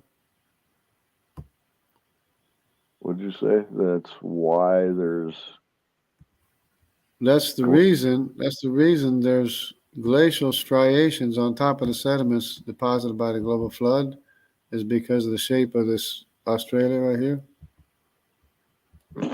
no, I didn't say that. You're I didn't supposed to say be giving me evidence and reasons of I'm why there's glacial uh, striations on I'm top of the giving sediments and fossils deposited by the global flood. I'm giving you suggestions in hopes to get your brain to think in a more logical way as to You what you're know, looking at. okay, here's some logic for you. You know why this L, this is the L paternal Y chromosome, by the way, L, Y DNA. You know why it spread from here all the way to India? It's, I told you before why. Do you It's see because it's, Vietnam over here? it's because the reason why the L paternal Y chromosome of the Greeks, of Thracians, is spread from Greece all the way to India like this is because Alexander the Great wanted to ride elephants in India. thought That's he was why. going. I thought he was going tiger hunting. He needed a Yeah, tiger. he liked riding elephants. Have you ever seen a bearskin rug? A bearskin rug, Yeah, a two-dimensional bear. a Is it two-dimensional bear. static or is it a three-dimensional bear? Yeah, but the Earth is, I mean, sediment layers with fossils in them with glacial striations on top of them is three-dimensional. What? The sediment layers go mile deep with fossils in them and glacial striations on top of them. That's three-dimensional. Sediment layers miles deep with glacial striations on top of them. Over a mile deep. Sediment layers go a mile deep. Over, the Grand Canyon itself, which is not the whole complete sediment layers, it goes a How do mile you deep. think the Grand Canyon was designed and built? Designed. It's from runoff, from water runoff running Random, off the. random water runoff. Back to the theory No, of random. The king of no, random. it's the runoff from the global flood, from when the waters receded from the global flood. That's No. runoff from the waters receding from the global flood. Hmm. Millions of years of runoff. No, from the global flood. That was less than 5,000 years ago.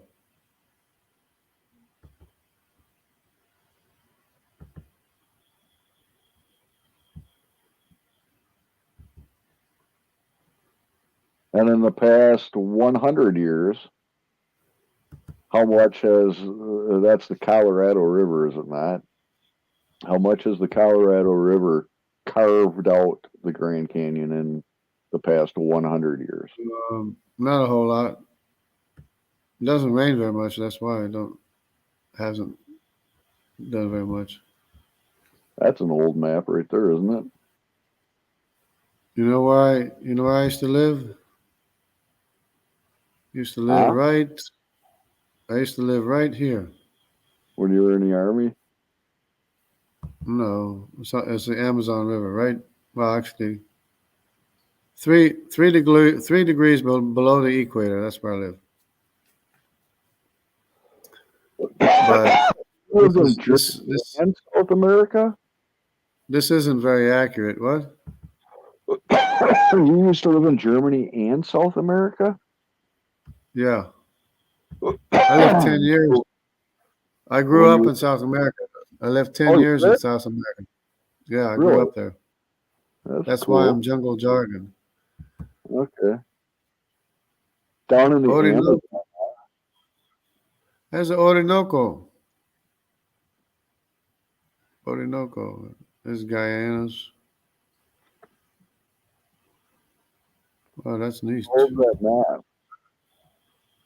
What's that? How old is that map? Oh, maps doesn't say. You know what Doesn't quite. photographer drew it? Unless there's a signature somewhere. Well, they didn't even. Oh, Antarctic Ocean. They didn't even know what Antarctica looked like. I guess. Well, they might have. They just might have not drawn it on there. You Yeah. know.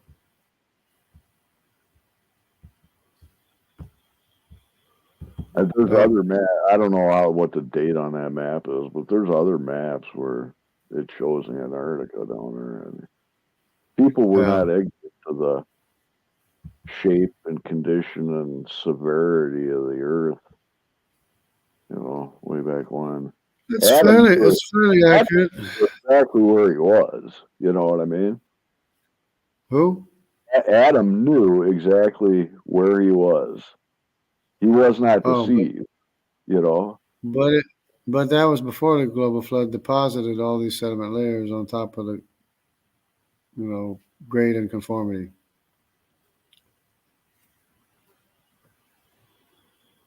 There's Judah. See, there's Judah.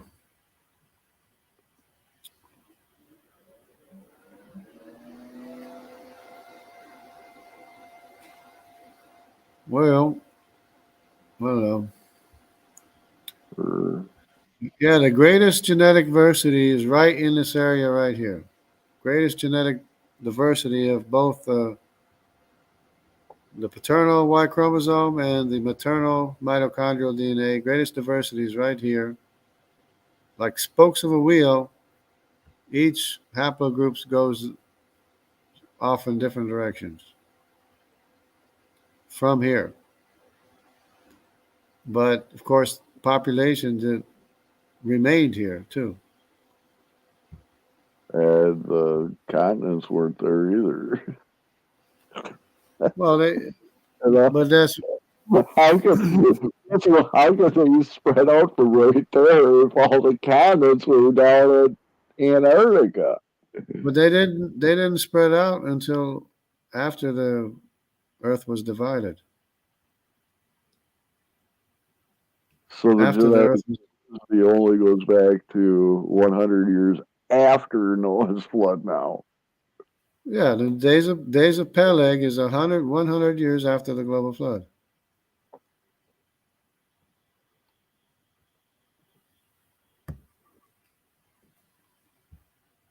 Oh, that was colorful.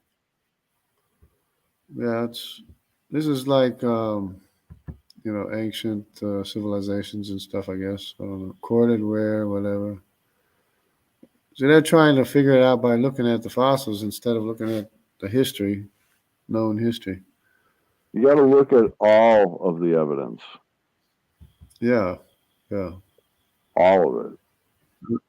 yeah, What the scientists do is, if there's any evidence whatsoever that points to God involved in it, they completely shelf that evidence and hide it, because their whole agenda is to discredit God. right, That's their entire agenda. It really is. right. But the breakup of the continents 100 years after the global flood is a creationist idea. It's It doesn't mean not a it's right. It does it's not not a mean it's secular right. idea. It was creationists that first suggested that the continents broke apart in the first place, and they said no, no, no, no, until they found out, oh, the evidence shows that they broke apart. But they didn't only break apart; they broke apart 100 years after the global flood. The continents never broke apart. They were divided. Yes, Yeah, I agree with same that. thing. Same No, thing. it's not the same thing. It absolutely is not the same thing. To break Yeah, they something like, were. I'll give you a perfect example of how it's not the same thing. I Yeah, can just divide a carcass, all right? I butchered my own deer before. I can yeah, divide my body up yeah, without and separated. breaking it apart. If I Well, take you a, separated. I can snap it over my shin and break it. And the Yeah, you evidence will separated. show that I broke it, but I can Yeah, divide it. yeah, you separated it. You separated the carcass. It's the same. Abraham did that too. Well, But when you start talking here's about the the Bible, you got to look at what actually is written. All right, yeah. and it It says that the says earth it was divided. says It was, but it was not broken apart.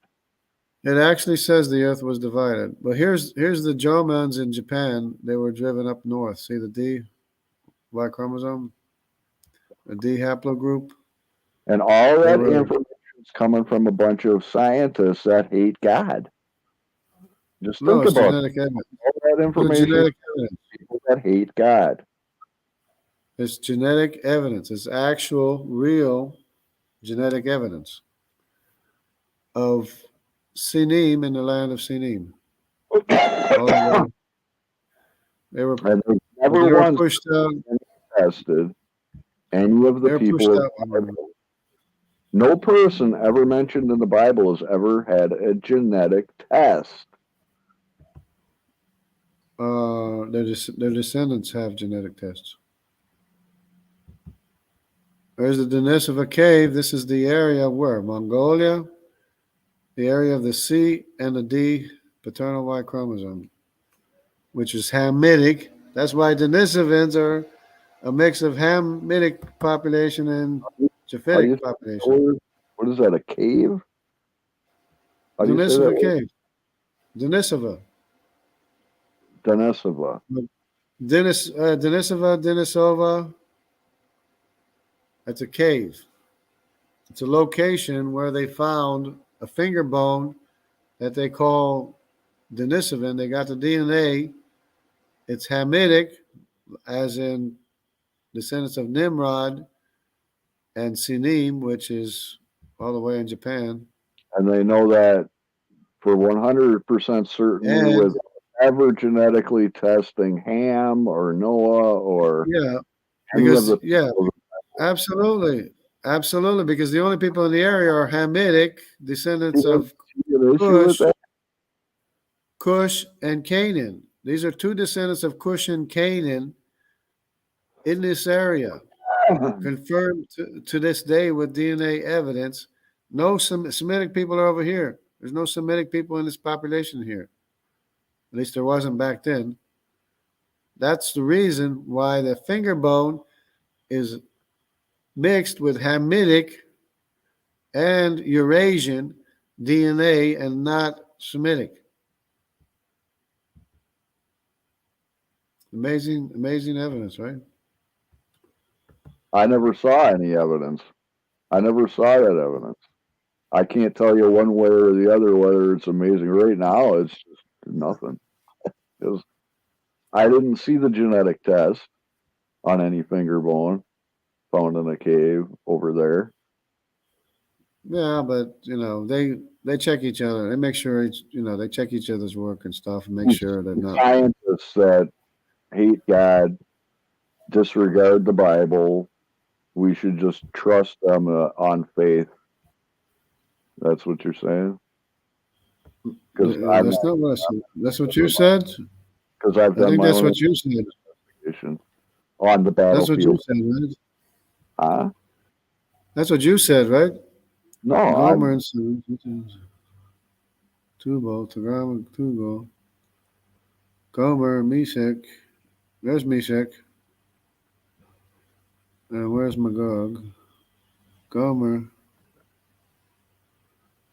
Yeah, some of these maps are on people's ideas too, so you can't always trust what what you're was that looking for at. 1800? Is that what that says?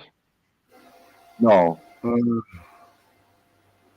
Earliest migrations, Ezekiel's northern nations. See, this is the whole point. The northern nations are who? The northern nations are Japhethites.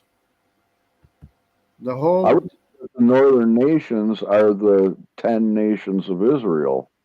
The 10 northern nations of Israel. no, not the not the nation, not the goyim. The goyim, the goyim are the northern non-Israelite nations. Gomer, Magog, Meshach, Tubal, Togarma,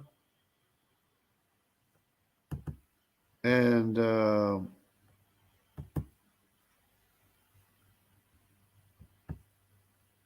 there's Gomer, Tubal, Rosh. See, those are all northern nations. There's not one mention of any tribe of Israel here. These Ezekiel's, are why does it say Ezekiel's northern nation? Do they well give that because it's talking about the nations. Whenever it talks about the nations, it's talking about Japheth. It's talking about Japhethites. It's not talking about northern nations aren't tribes. They're nations. They're northern nations. They're Magog, Meshach, Tubal, Togarma, Gomer. Yeah, but why does it say Ezekiel's? Is because is that information gotten Yeah, probably. obtained from the book of Ezekiel? Yeah, probably Ezekiel speaks of the northern nations. I mean, that's what I'm saying. Whenever the Bible talks about northern nations, it's referring to Japheth. And Dr. Jensen wants to swap these nations, these northern nations, wants to swap them with the Semitic people population for some strange reason, which is mind baffling. Here's Japheth. Gomer, Magog, Madai, Javan, Tubal, Meshach, Can Tiras. you zoom in on that a little bit? Yep. I can't see it at all. What was that for? Got Gomer has Ashkenaz, Riphath, and Togarma. Javan has Elisha, Tarshish, Kittim, and Rodanim. And you have Tiraz, which is the Greeks that went ride elephants. Meshach, which went up all the way into Siberia. Tubal, which lived parts of the Tubal lived in Italy and still there to this day in Italy. Madai went to Europe and the area of the Medes and all the way to the New World. Magog pushed out the Sinim descendants, and this majority of Asia is Magog. The Russians, you mean? No, the Russians are Meshachs. Meshach is the Russians. Well, when you say Me, Asians, I don't know what you mean when you say Asians. well, I mean the Asians in the American sense of the word Asians. Well, I'm an American. When you say Asian, I'm thinking Russian because that's Asia, No, and they're white. no, not Russia, Are you not talking about Siberia. the Eagles? Siberia is Siberia, and Russia is Russia, and I'm just Meshach is trying to Meshach. understand when you say Asians, do you mean Orientals? Or do you Asian, mean something else? Asian. I mean, Asian. they're all Japhethites, anyways. They're all everybody has the same looking hips, funny looking hips. No, they Anyways, don't. They don't. I All don't know your how Asians, they studied about anatomy, all but your no. Asians have the same body type, same funny looking hips, anyway, You can right? tell me that a Russian and a Chinaman have the same skeletal structure? No, they don't. Yeah, it's similar. I No, mean, not at obviously, all. it's not going to be exactly the same. It's not going to be exactly the same, but It's not at all. Eurasians. What are Europeans? Do you know that Europeans are Eurasians? So they're going to have they from the same family. Gomer, the Europeans are Gomer. Gomer's the Europeans, right? Gomer, But they, but Gomer is he's mostly the Germans. no Ashkenaz is the Germans. Rippath is Mediterranean, South Europe, Southern Europe. Togarma is over by India, and some places still in the Middle East because that's where they came from. Elisha, Tarshish, Kittim, and Rodanim are the Mediterranean Sea people with a TY chromosome descended from Javan, who later became a majority of the group called Phoenicians, which were at peace with Israel in the days of King Solomon. They were at peace with Israel in the days of King Solomon. Tiraz is Greeks. Alexander the Great took them to India to ride elephants.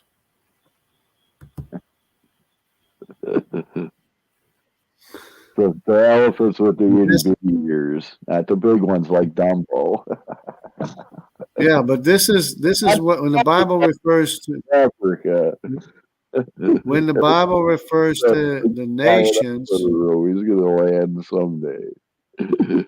Yeah, but when the Bible refers to the nations, this right here is the nations. This is the nations. 7 sons of Japheth are the nations. Gomer in Europe, Magog went east, Madai went both east and west. Javan is the Javan Sea people. Later became the Phoenicians, major part of the Phoenicians. Tubal was in Italy, also went east. Meshach went north and stayed north. Tirais went to ride elephants.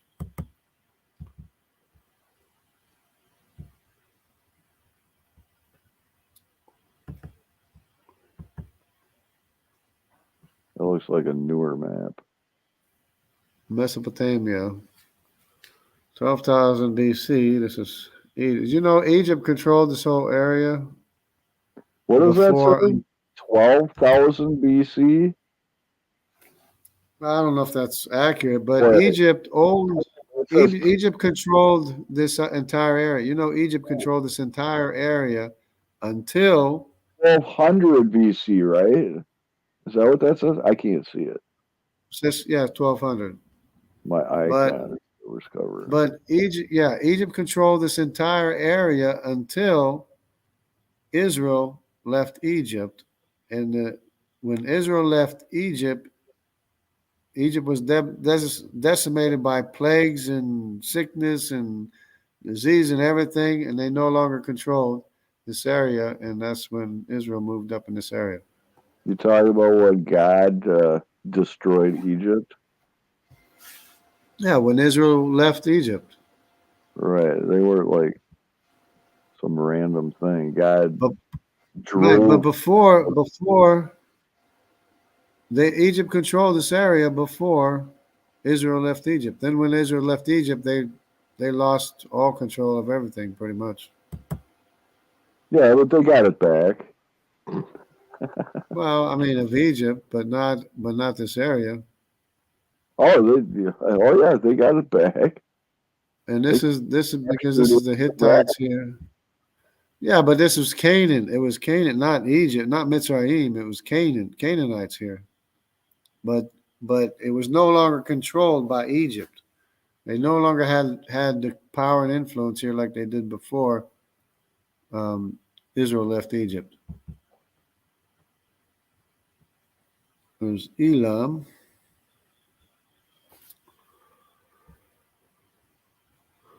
Okay, that looks pretty good.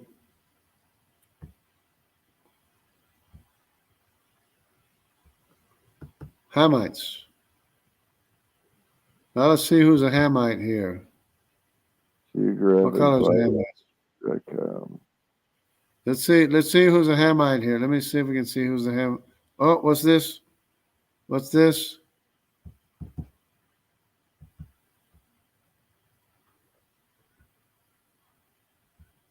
Nimrod. He's a Hamite. This is Heth, the Hittites, Canaan. Havilah was son of Cush, Dedan, Cush. Sheba, Cush. Joktan is Semitic. But I don't think they were up here. I think they were more over this other place.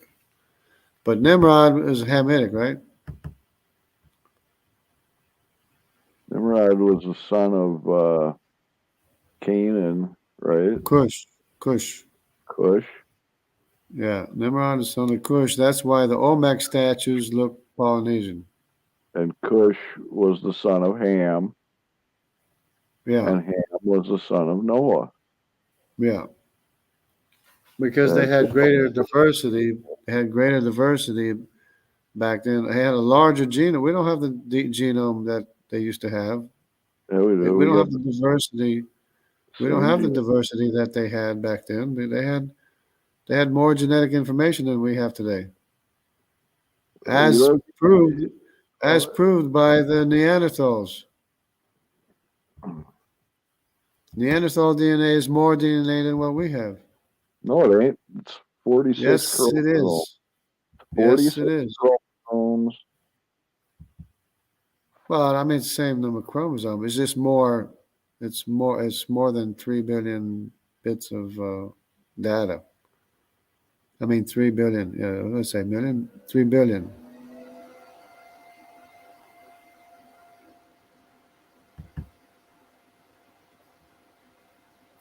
Elam, Arpachshad, Asher, Aram, Lud. These are the 5 sons. 5 sons of Shem are Lud, Aram, Asher, Elam, and Arpachshad. 5 sons. Here's a good map. The hell is that? Europe's over here. Northern coast of Africa here. This is Arabian Peninsula here. Arabia. And how old is that map? I don't know. Oh, who was the rocket scientist that drew that one? It's written in Arabic. Here's the Horn of Africa, goes all the way out here for some reason. Because that's wrong. They got all these rivers here. Yeah, it actually bends around this way, but they think it goes out this way for some reason. It's just a proof of the level of intelligence you're dealing with, you know. Well, that's written in Arabic. They were, and they did not know what the shape of the earth was. Yeah, but there's the Nile River right there. And the drawings are proof of it. Look, there's the Nile River. They got a canal here going to the pyramids. Look at that. Well, it used to be there. And there's underground rivers. A river going horizontally there across Africa into the Sahara.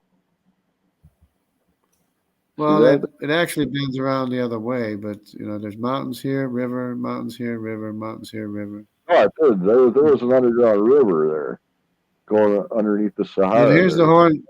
The Horn of Africa is right here, I guess. Okay. Well, just so long as you're set and made up in your mind exactly where you are, and you got 100% situational awareness. Here's a good one. Look at this. The Black Sea. The Black Sea is connected to the.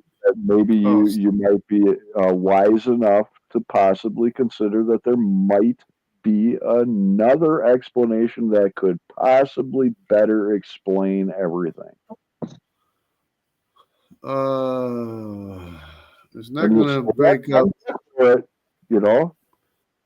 So It's long not as you going to. have to look for it. It's not going to change anything about the breakup of the Earth in the days of Peleg, or the Earth being divided in the days of Peleg. It's not going to change that.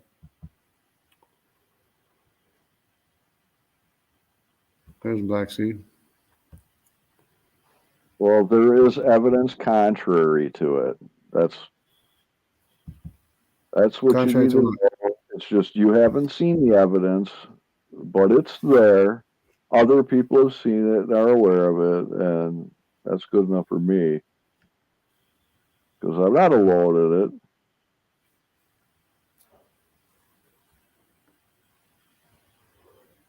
There's Magog up there. Meshach. Yeah, I don't think they know where this stuff is. You know, some people like to make their own theories and make maps and stuff.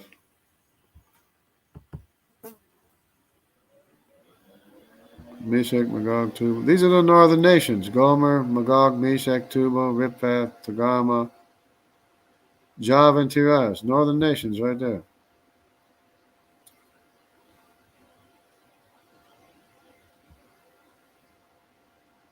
Hamathites.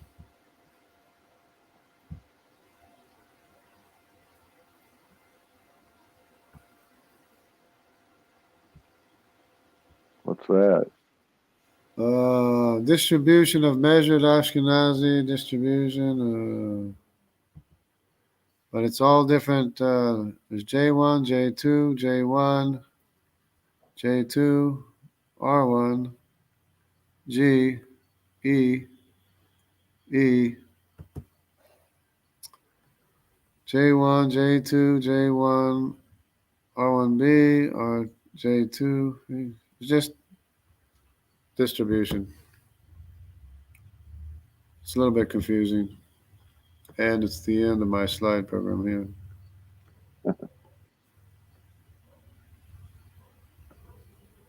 We got Have you ever God. looked into any of the petrified trees and stuff, or any of the giants? You know, it says in the Bible that there were giants in the land. No, I'm not crazy about the petrified trees that are actually lava formations or whatever. What? What did you say? There's some, there's a lot of claims of petrified trees that are big as mountains and stuff, but I'm not crazy about that. Not crazy about it? No, Huh. What about the giant mushrooms? giant The giant mushrooms. flowers I and the mean, giant everything was bigger. It just wasn't ginormous. It wasn't mountain size.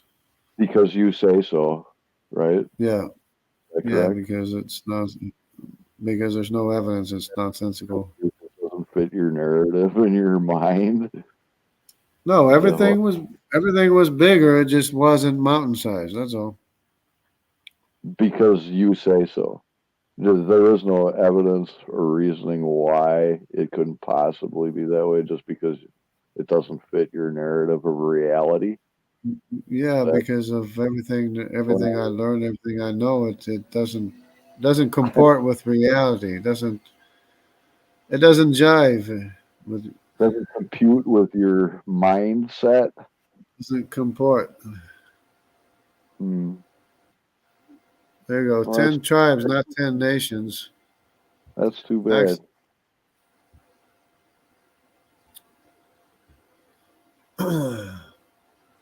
what does this say?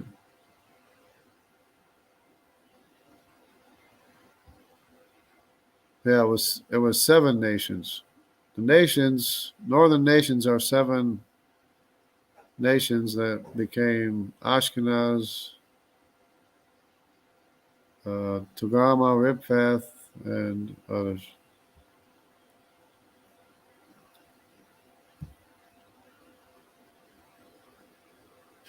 I've heard of 1 or 2 billion peoples. People. What? I don't understand that statement.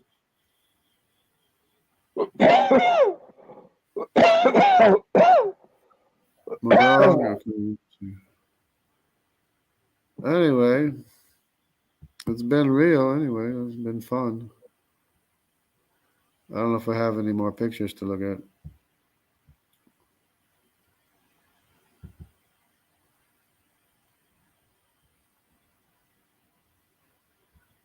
It's all the same ones.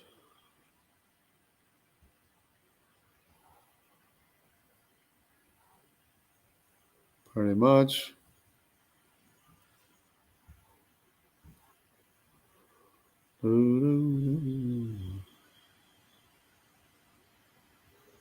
Oh, Neanderthals. Yeah, I wanted to show something about the Neanderthals and the Denisovans. If I can find, it's not on this one here. I don't think. Let me go here.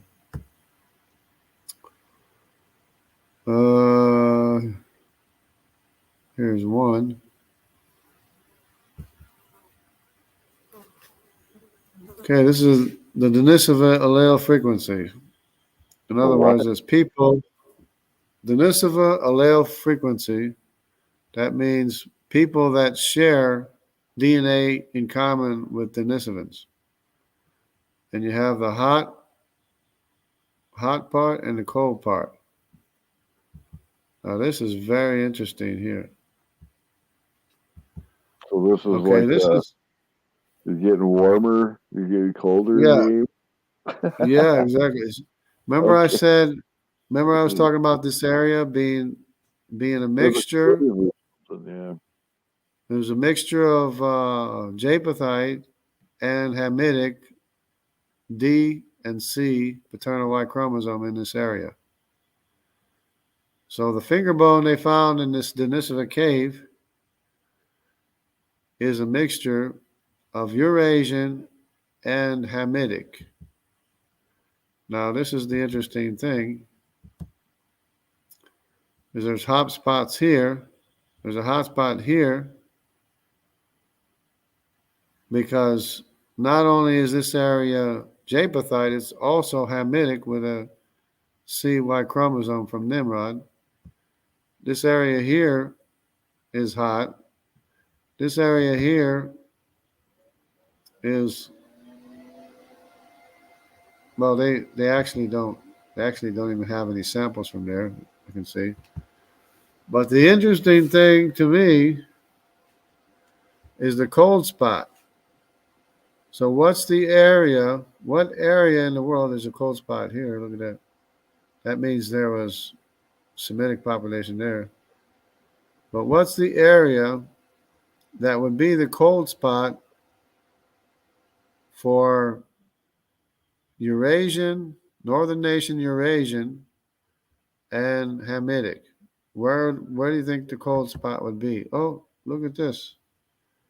Look at this. It's right here. The Semitic area is the cold spot, all the way up in the Scandinavia, Denmark. Look at that. It's the cold spot.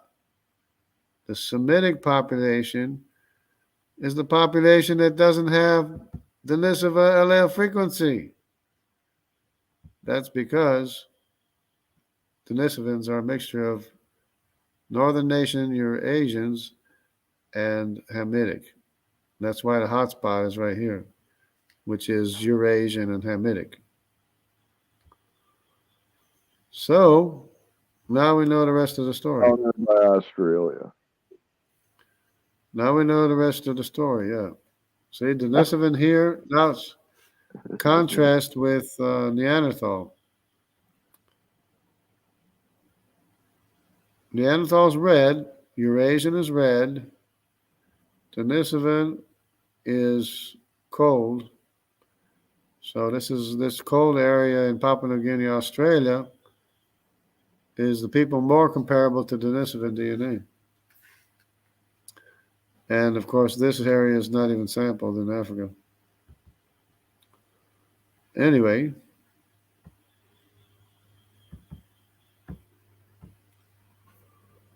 There's the story of the Phoenician people that controlled the Mediterranean and went all the way to America.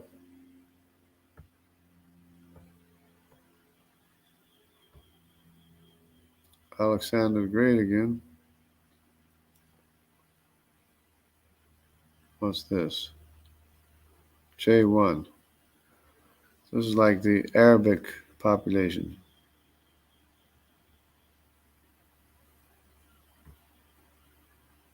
This is Javan Sea peoples had trade with the Horn of Africa. There to this day, they're still there.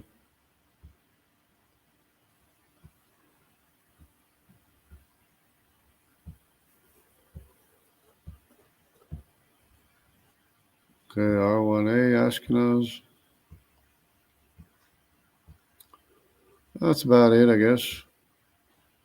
I think we did enough for today. Had enough?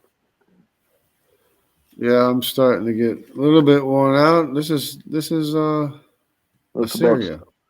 it's about supper time, anyways, huh? Yeah, that sounds like good. This is Madai. This is the QY chromosome where Madai was in Europe. Right exactly where the Medes were in Europe. That's why I start from the bottom up and work up and then start at the top and work down and see if they can meet. You know how much faith I got in modern science? Take a Yeah, this guess. is From 1 to 100. well, the thing is they check each other to try to disprove each other. So it's their theories aren't very good, but their evidence is very interesting and sometimes very good Wrong. to Yeah, take they're advantage evidently of. wrong. It's This is biased, to say the this least. is a suit. I've got zero faith in modern medicine and modern science. Yeah, but sometimes I gotta visit the doctor or something, see if he can Well, fix whatever. you need stitches or something. It comes in handy. You can't do your Yeah, own stitches, but this is my family tree. Remember, yeah. my family right there. You actually, though, if you haven't already sat down and actually written out your family tree, if you do have children or descendants, you might want to think about actually doing it, like for real. Well, yeah, I've already done the DNA test. I already filled out my family tree. I'm talking about writing down the name of your dad, the name of your grandpa, the name of your great grandpa, and going on down so that your children actually know where they're from. Because otherwise, they're not going to know. And you already know from talking to people throughout the years that most of these bastards out there in the world right now walking around, they do not know who their grandparents are. They do not know who their great grandparents are. Yeah, And they're looking for well, strangers to take a blood sample to find out what the name of their great grandpa is. And that's sad. yeah, I That's got it. I got it all written out. I got my generations going back. 10, 12 generations more, all the way to Scotland sometimes, yeah. with all the names, names and children and kids. It's all. I mean, it's all public record pretty much now. And the more they discover, and with Some the DNA evidence, they confirm the genealogies with DNA evidence of the descendants from the descendants. yeah, No, I'm serious. They're able, at least going back 300 years, they can confirm it with autosomal DNA. Because I found the out. fact of the matter is you don't need that because people and governments have been keeping meticulous records on people for centuries. Yeah, but There's birth listen, records and death I had records. But I certificate. had a great grandfather that didn't have any records, great great grandfather, because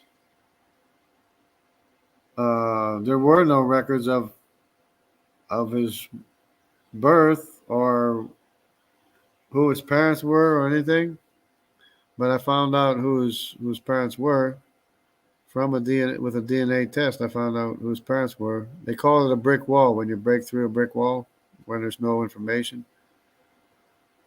because because I saw this one lineage that the siblings, which was his siblings, were following him around. They followed him from Virginia through Kentucky to Indiana.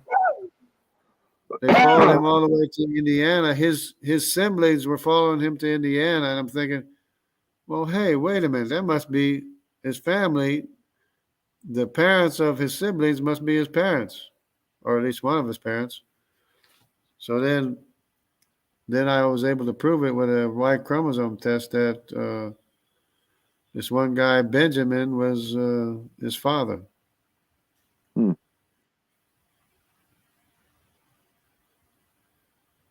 So that tied me genetically into that lineage, which was you know which had no records.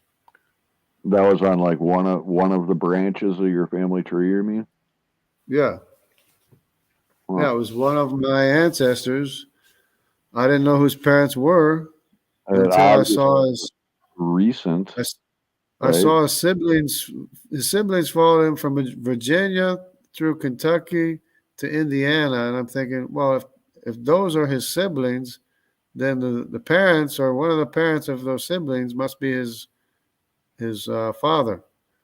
And I took a DNA test, and I am uh, a close cousin genetically in the Y chromosome, the paternal cousin, with the descendants of other people from his father Benjamin, Hmm.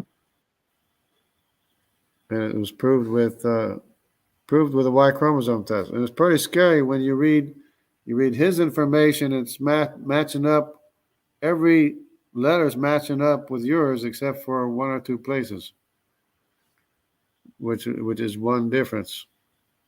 So Going back when did going your back family? 300 years. Yeah, going back 300 years, and you have like maybe five or six going back. If depending on what kind of test you take. If you take a test with better coverage, you're going to have more discrepancies between your cousins going back 300 years.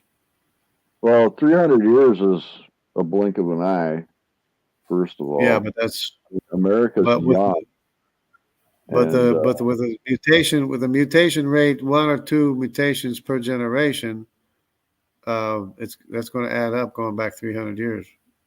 And yet I had like with a good coverage test of 1,100 places. I mean, 111 places. There was only like four or five differences between myself and my other cousins. There was two other cousins, from the same ancestor. but do you know the situation and stuff involving your immigration of your great great grandparents from overseas Well, to America? well, I haven't looked into that too much. There is probably might be some information, but the only thing I was concerned is to tie into this family tree of genealogy that was already in place. So once I tied into the genealogy that was already in place, then that's the genealogy lineage that goes back to Scotland Hmm. with a Y chromosome, same Y chromosome. But a lot of people that are my cousins that don't have a lot of, they're not too distantly related from me according to the test. They don't even have the same surname, or Yeah, the same surname. They got a different surname. That's how accurate the Y chromosome test is. It's a totally different surname, but they're my close cousins in the paternal with the paternal test. But see It's just this which uh, population in the world? Which is the largest population in the world? last name goes from father to son. Always. Yeah, So always whenever it does, evidence, whenever it does. you know, So the largest population in the world is guess who? This blue here. You know who it is? who are you gonna It's say? it's Magog.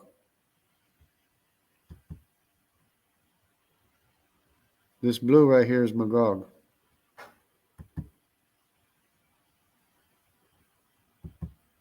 Anyway, R. Let's look at R1A, R1B. R1A is yellow. R1B is red. By comparison, you put them both together, they're still not as big as O, but it's close. It's So close. Magog is the Chinaman. Magog is the Asian. And when you say Asia, you mean Well, like I mean, you could call them Chinese or it's South well, Asia too. It's not because just China. It's South Asia. It's South Asia China too. has the world's largest population. Yeah, right here. OY chromosome. Magog. Gomer is almost as much, Well, but Magog it's is the Russians, though, right? Magog. Well, actually, Asians and South Asian. That's Magog because they migrated. When you say They Asian, migrated south. when What? you say Asians, I really don't understand what you mean when you're saying Well, that's Asia, the. because Asia is just a geographical location. Well, I mean, It's not a according to piece. this, according to this map here, if I can find Because it. Asians are lots of different kinds of people. Yeah, But I'm if you going look by. I'm going lentils, pretty much by what this map shows here as to who is who, Asian, South Asian, or whatever. There's where's the map?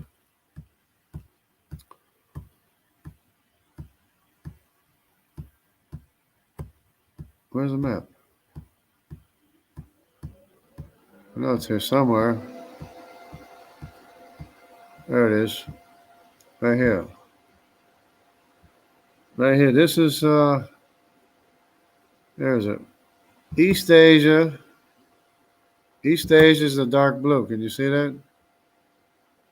barely. East Asia is the dark blue. South Asia is this blue all the way down here. Southeast Asia. Then South Asia is India. India is South Asia. Then you got North Asia. That's this gray part. So that's Meshek. That's what you're saying. The Russians are Asia. So that's North Asia. I'm thinking of East Asia, Southeast Asia, and South Asia. I wasn't thinking of North Asia. So North Asia is Meshek, which is basically Russia.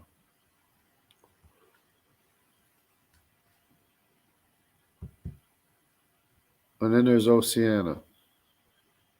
Oceania is Australia, Papua New Guinea, New Zealand.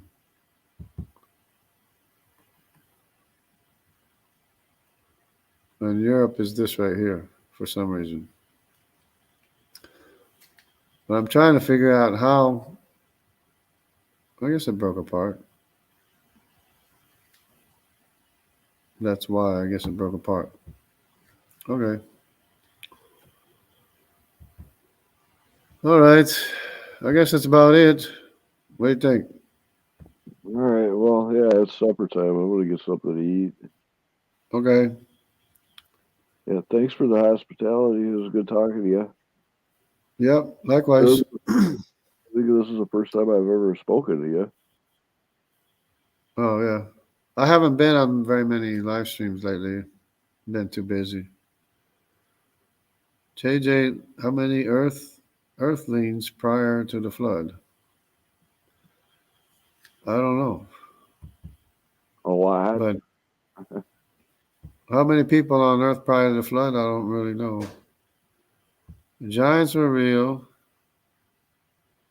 India will take over soon. South Asian is India. South Asian is India. A lot of Okay. people. All right. I'm about tired by now. Yeah, me too. I'm gonna So get something to eat. I'm hungry.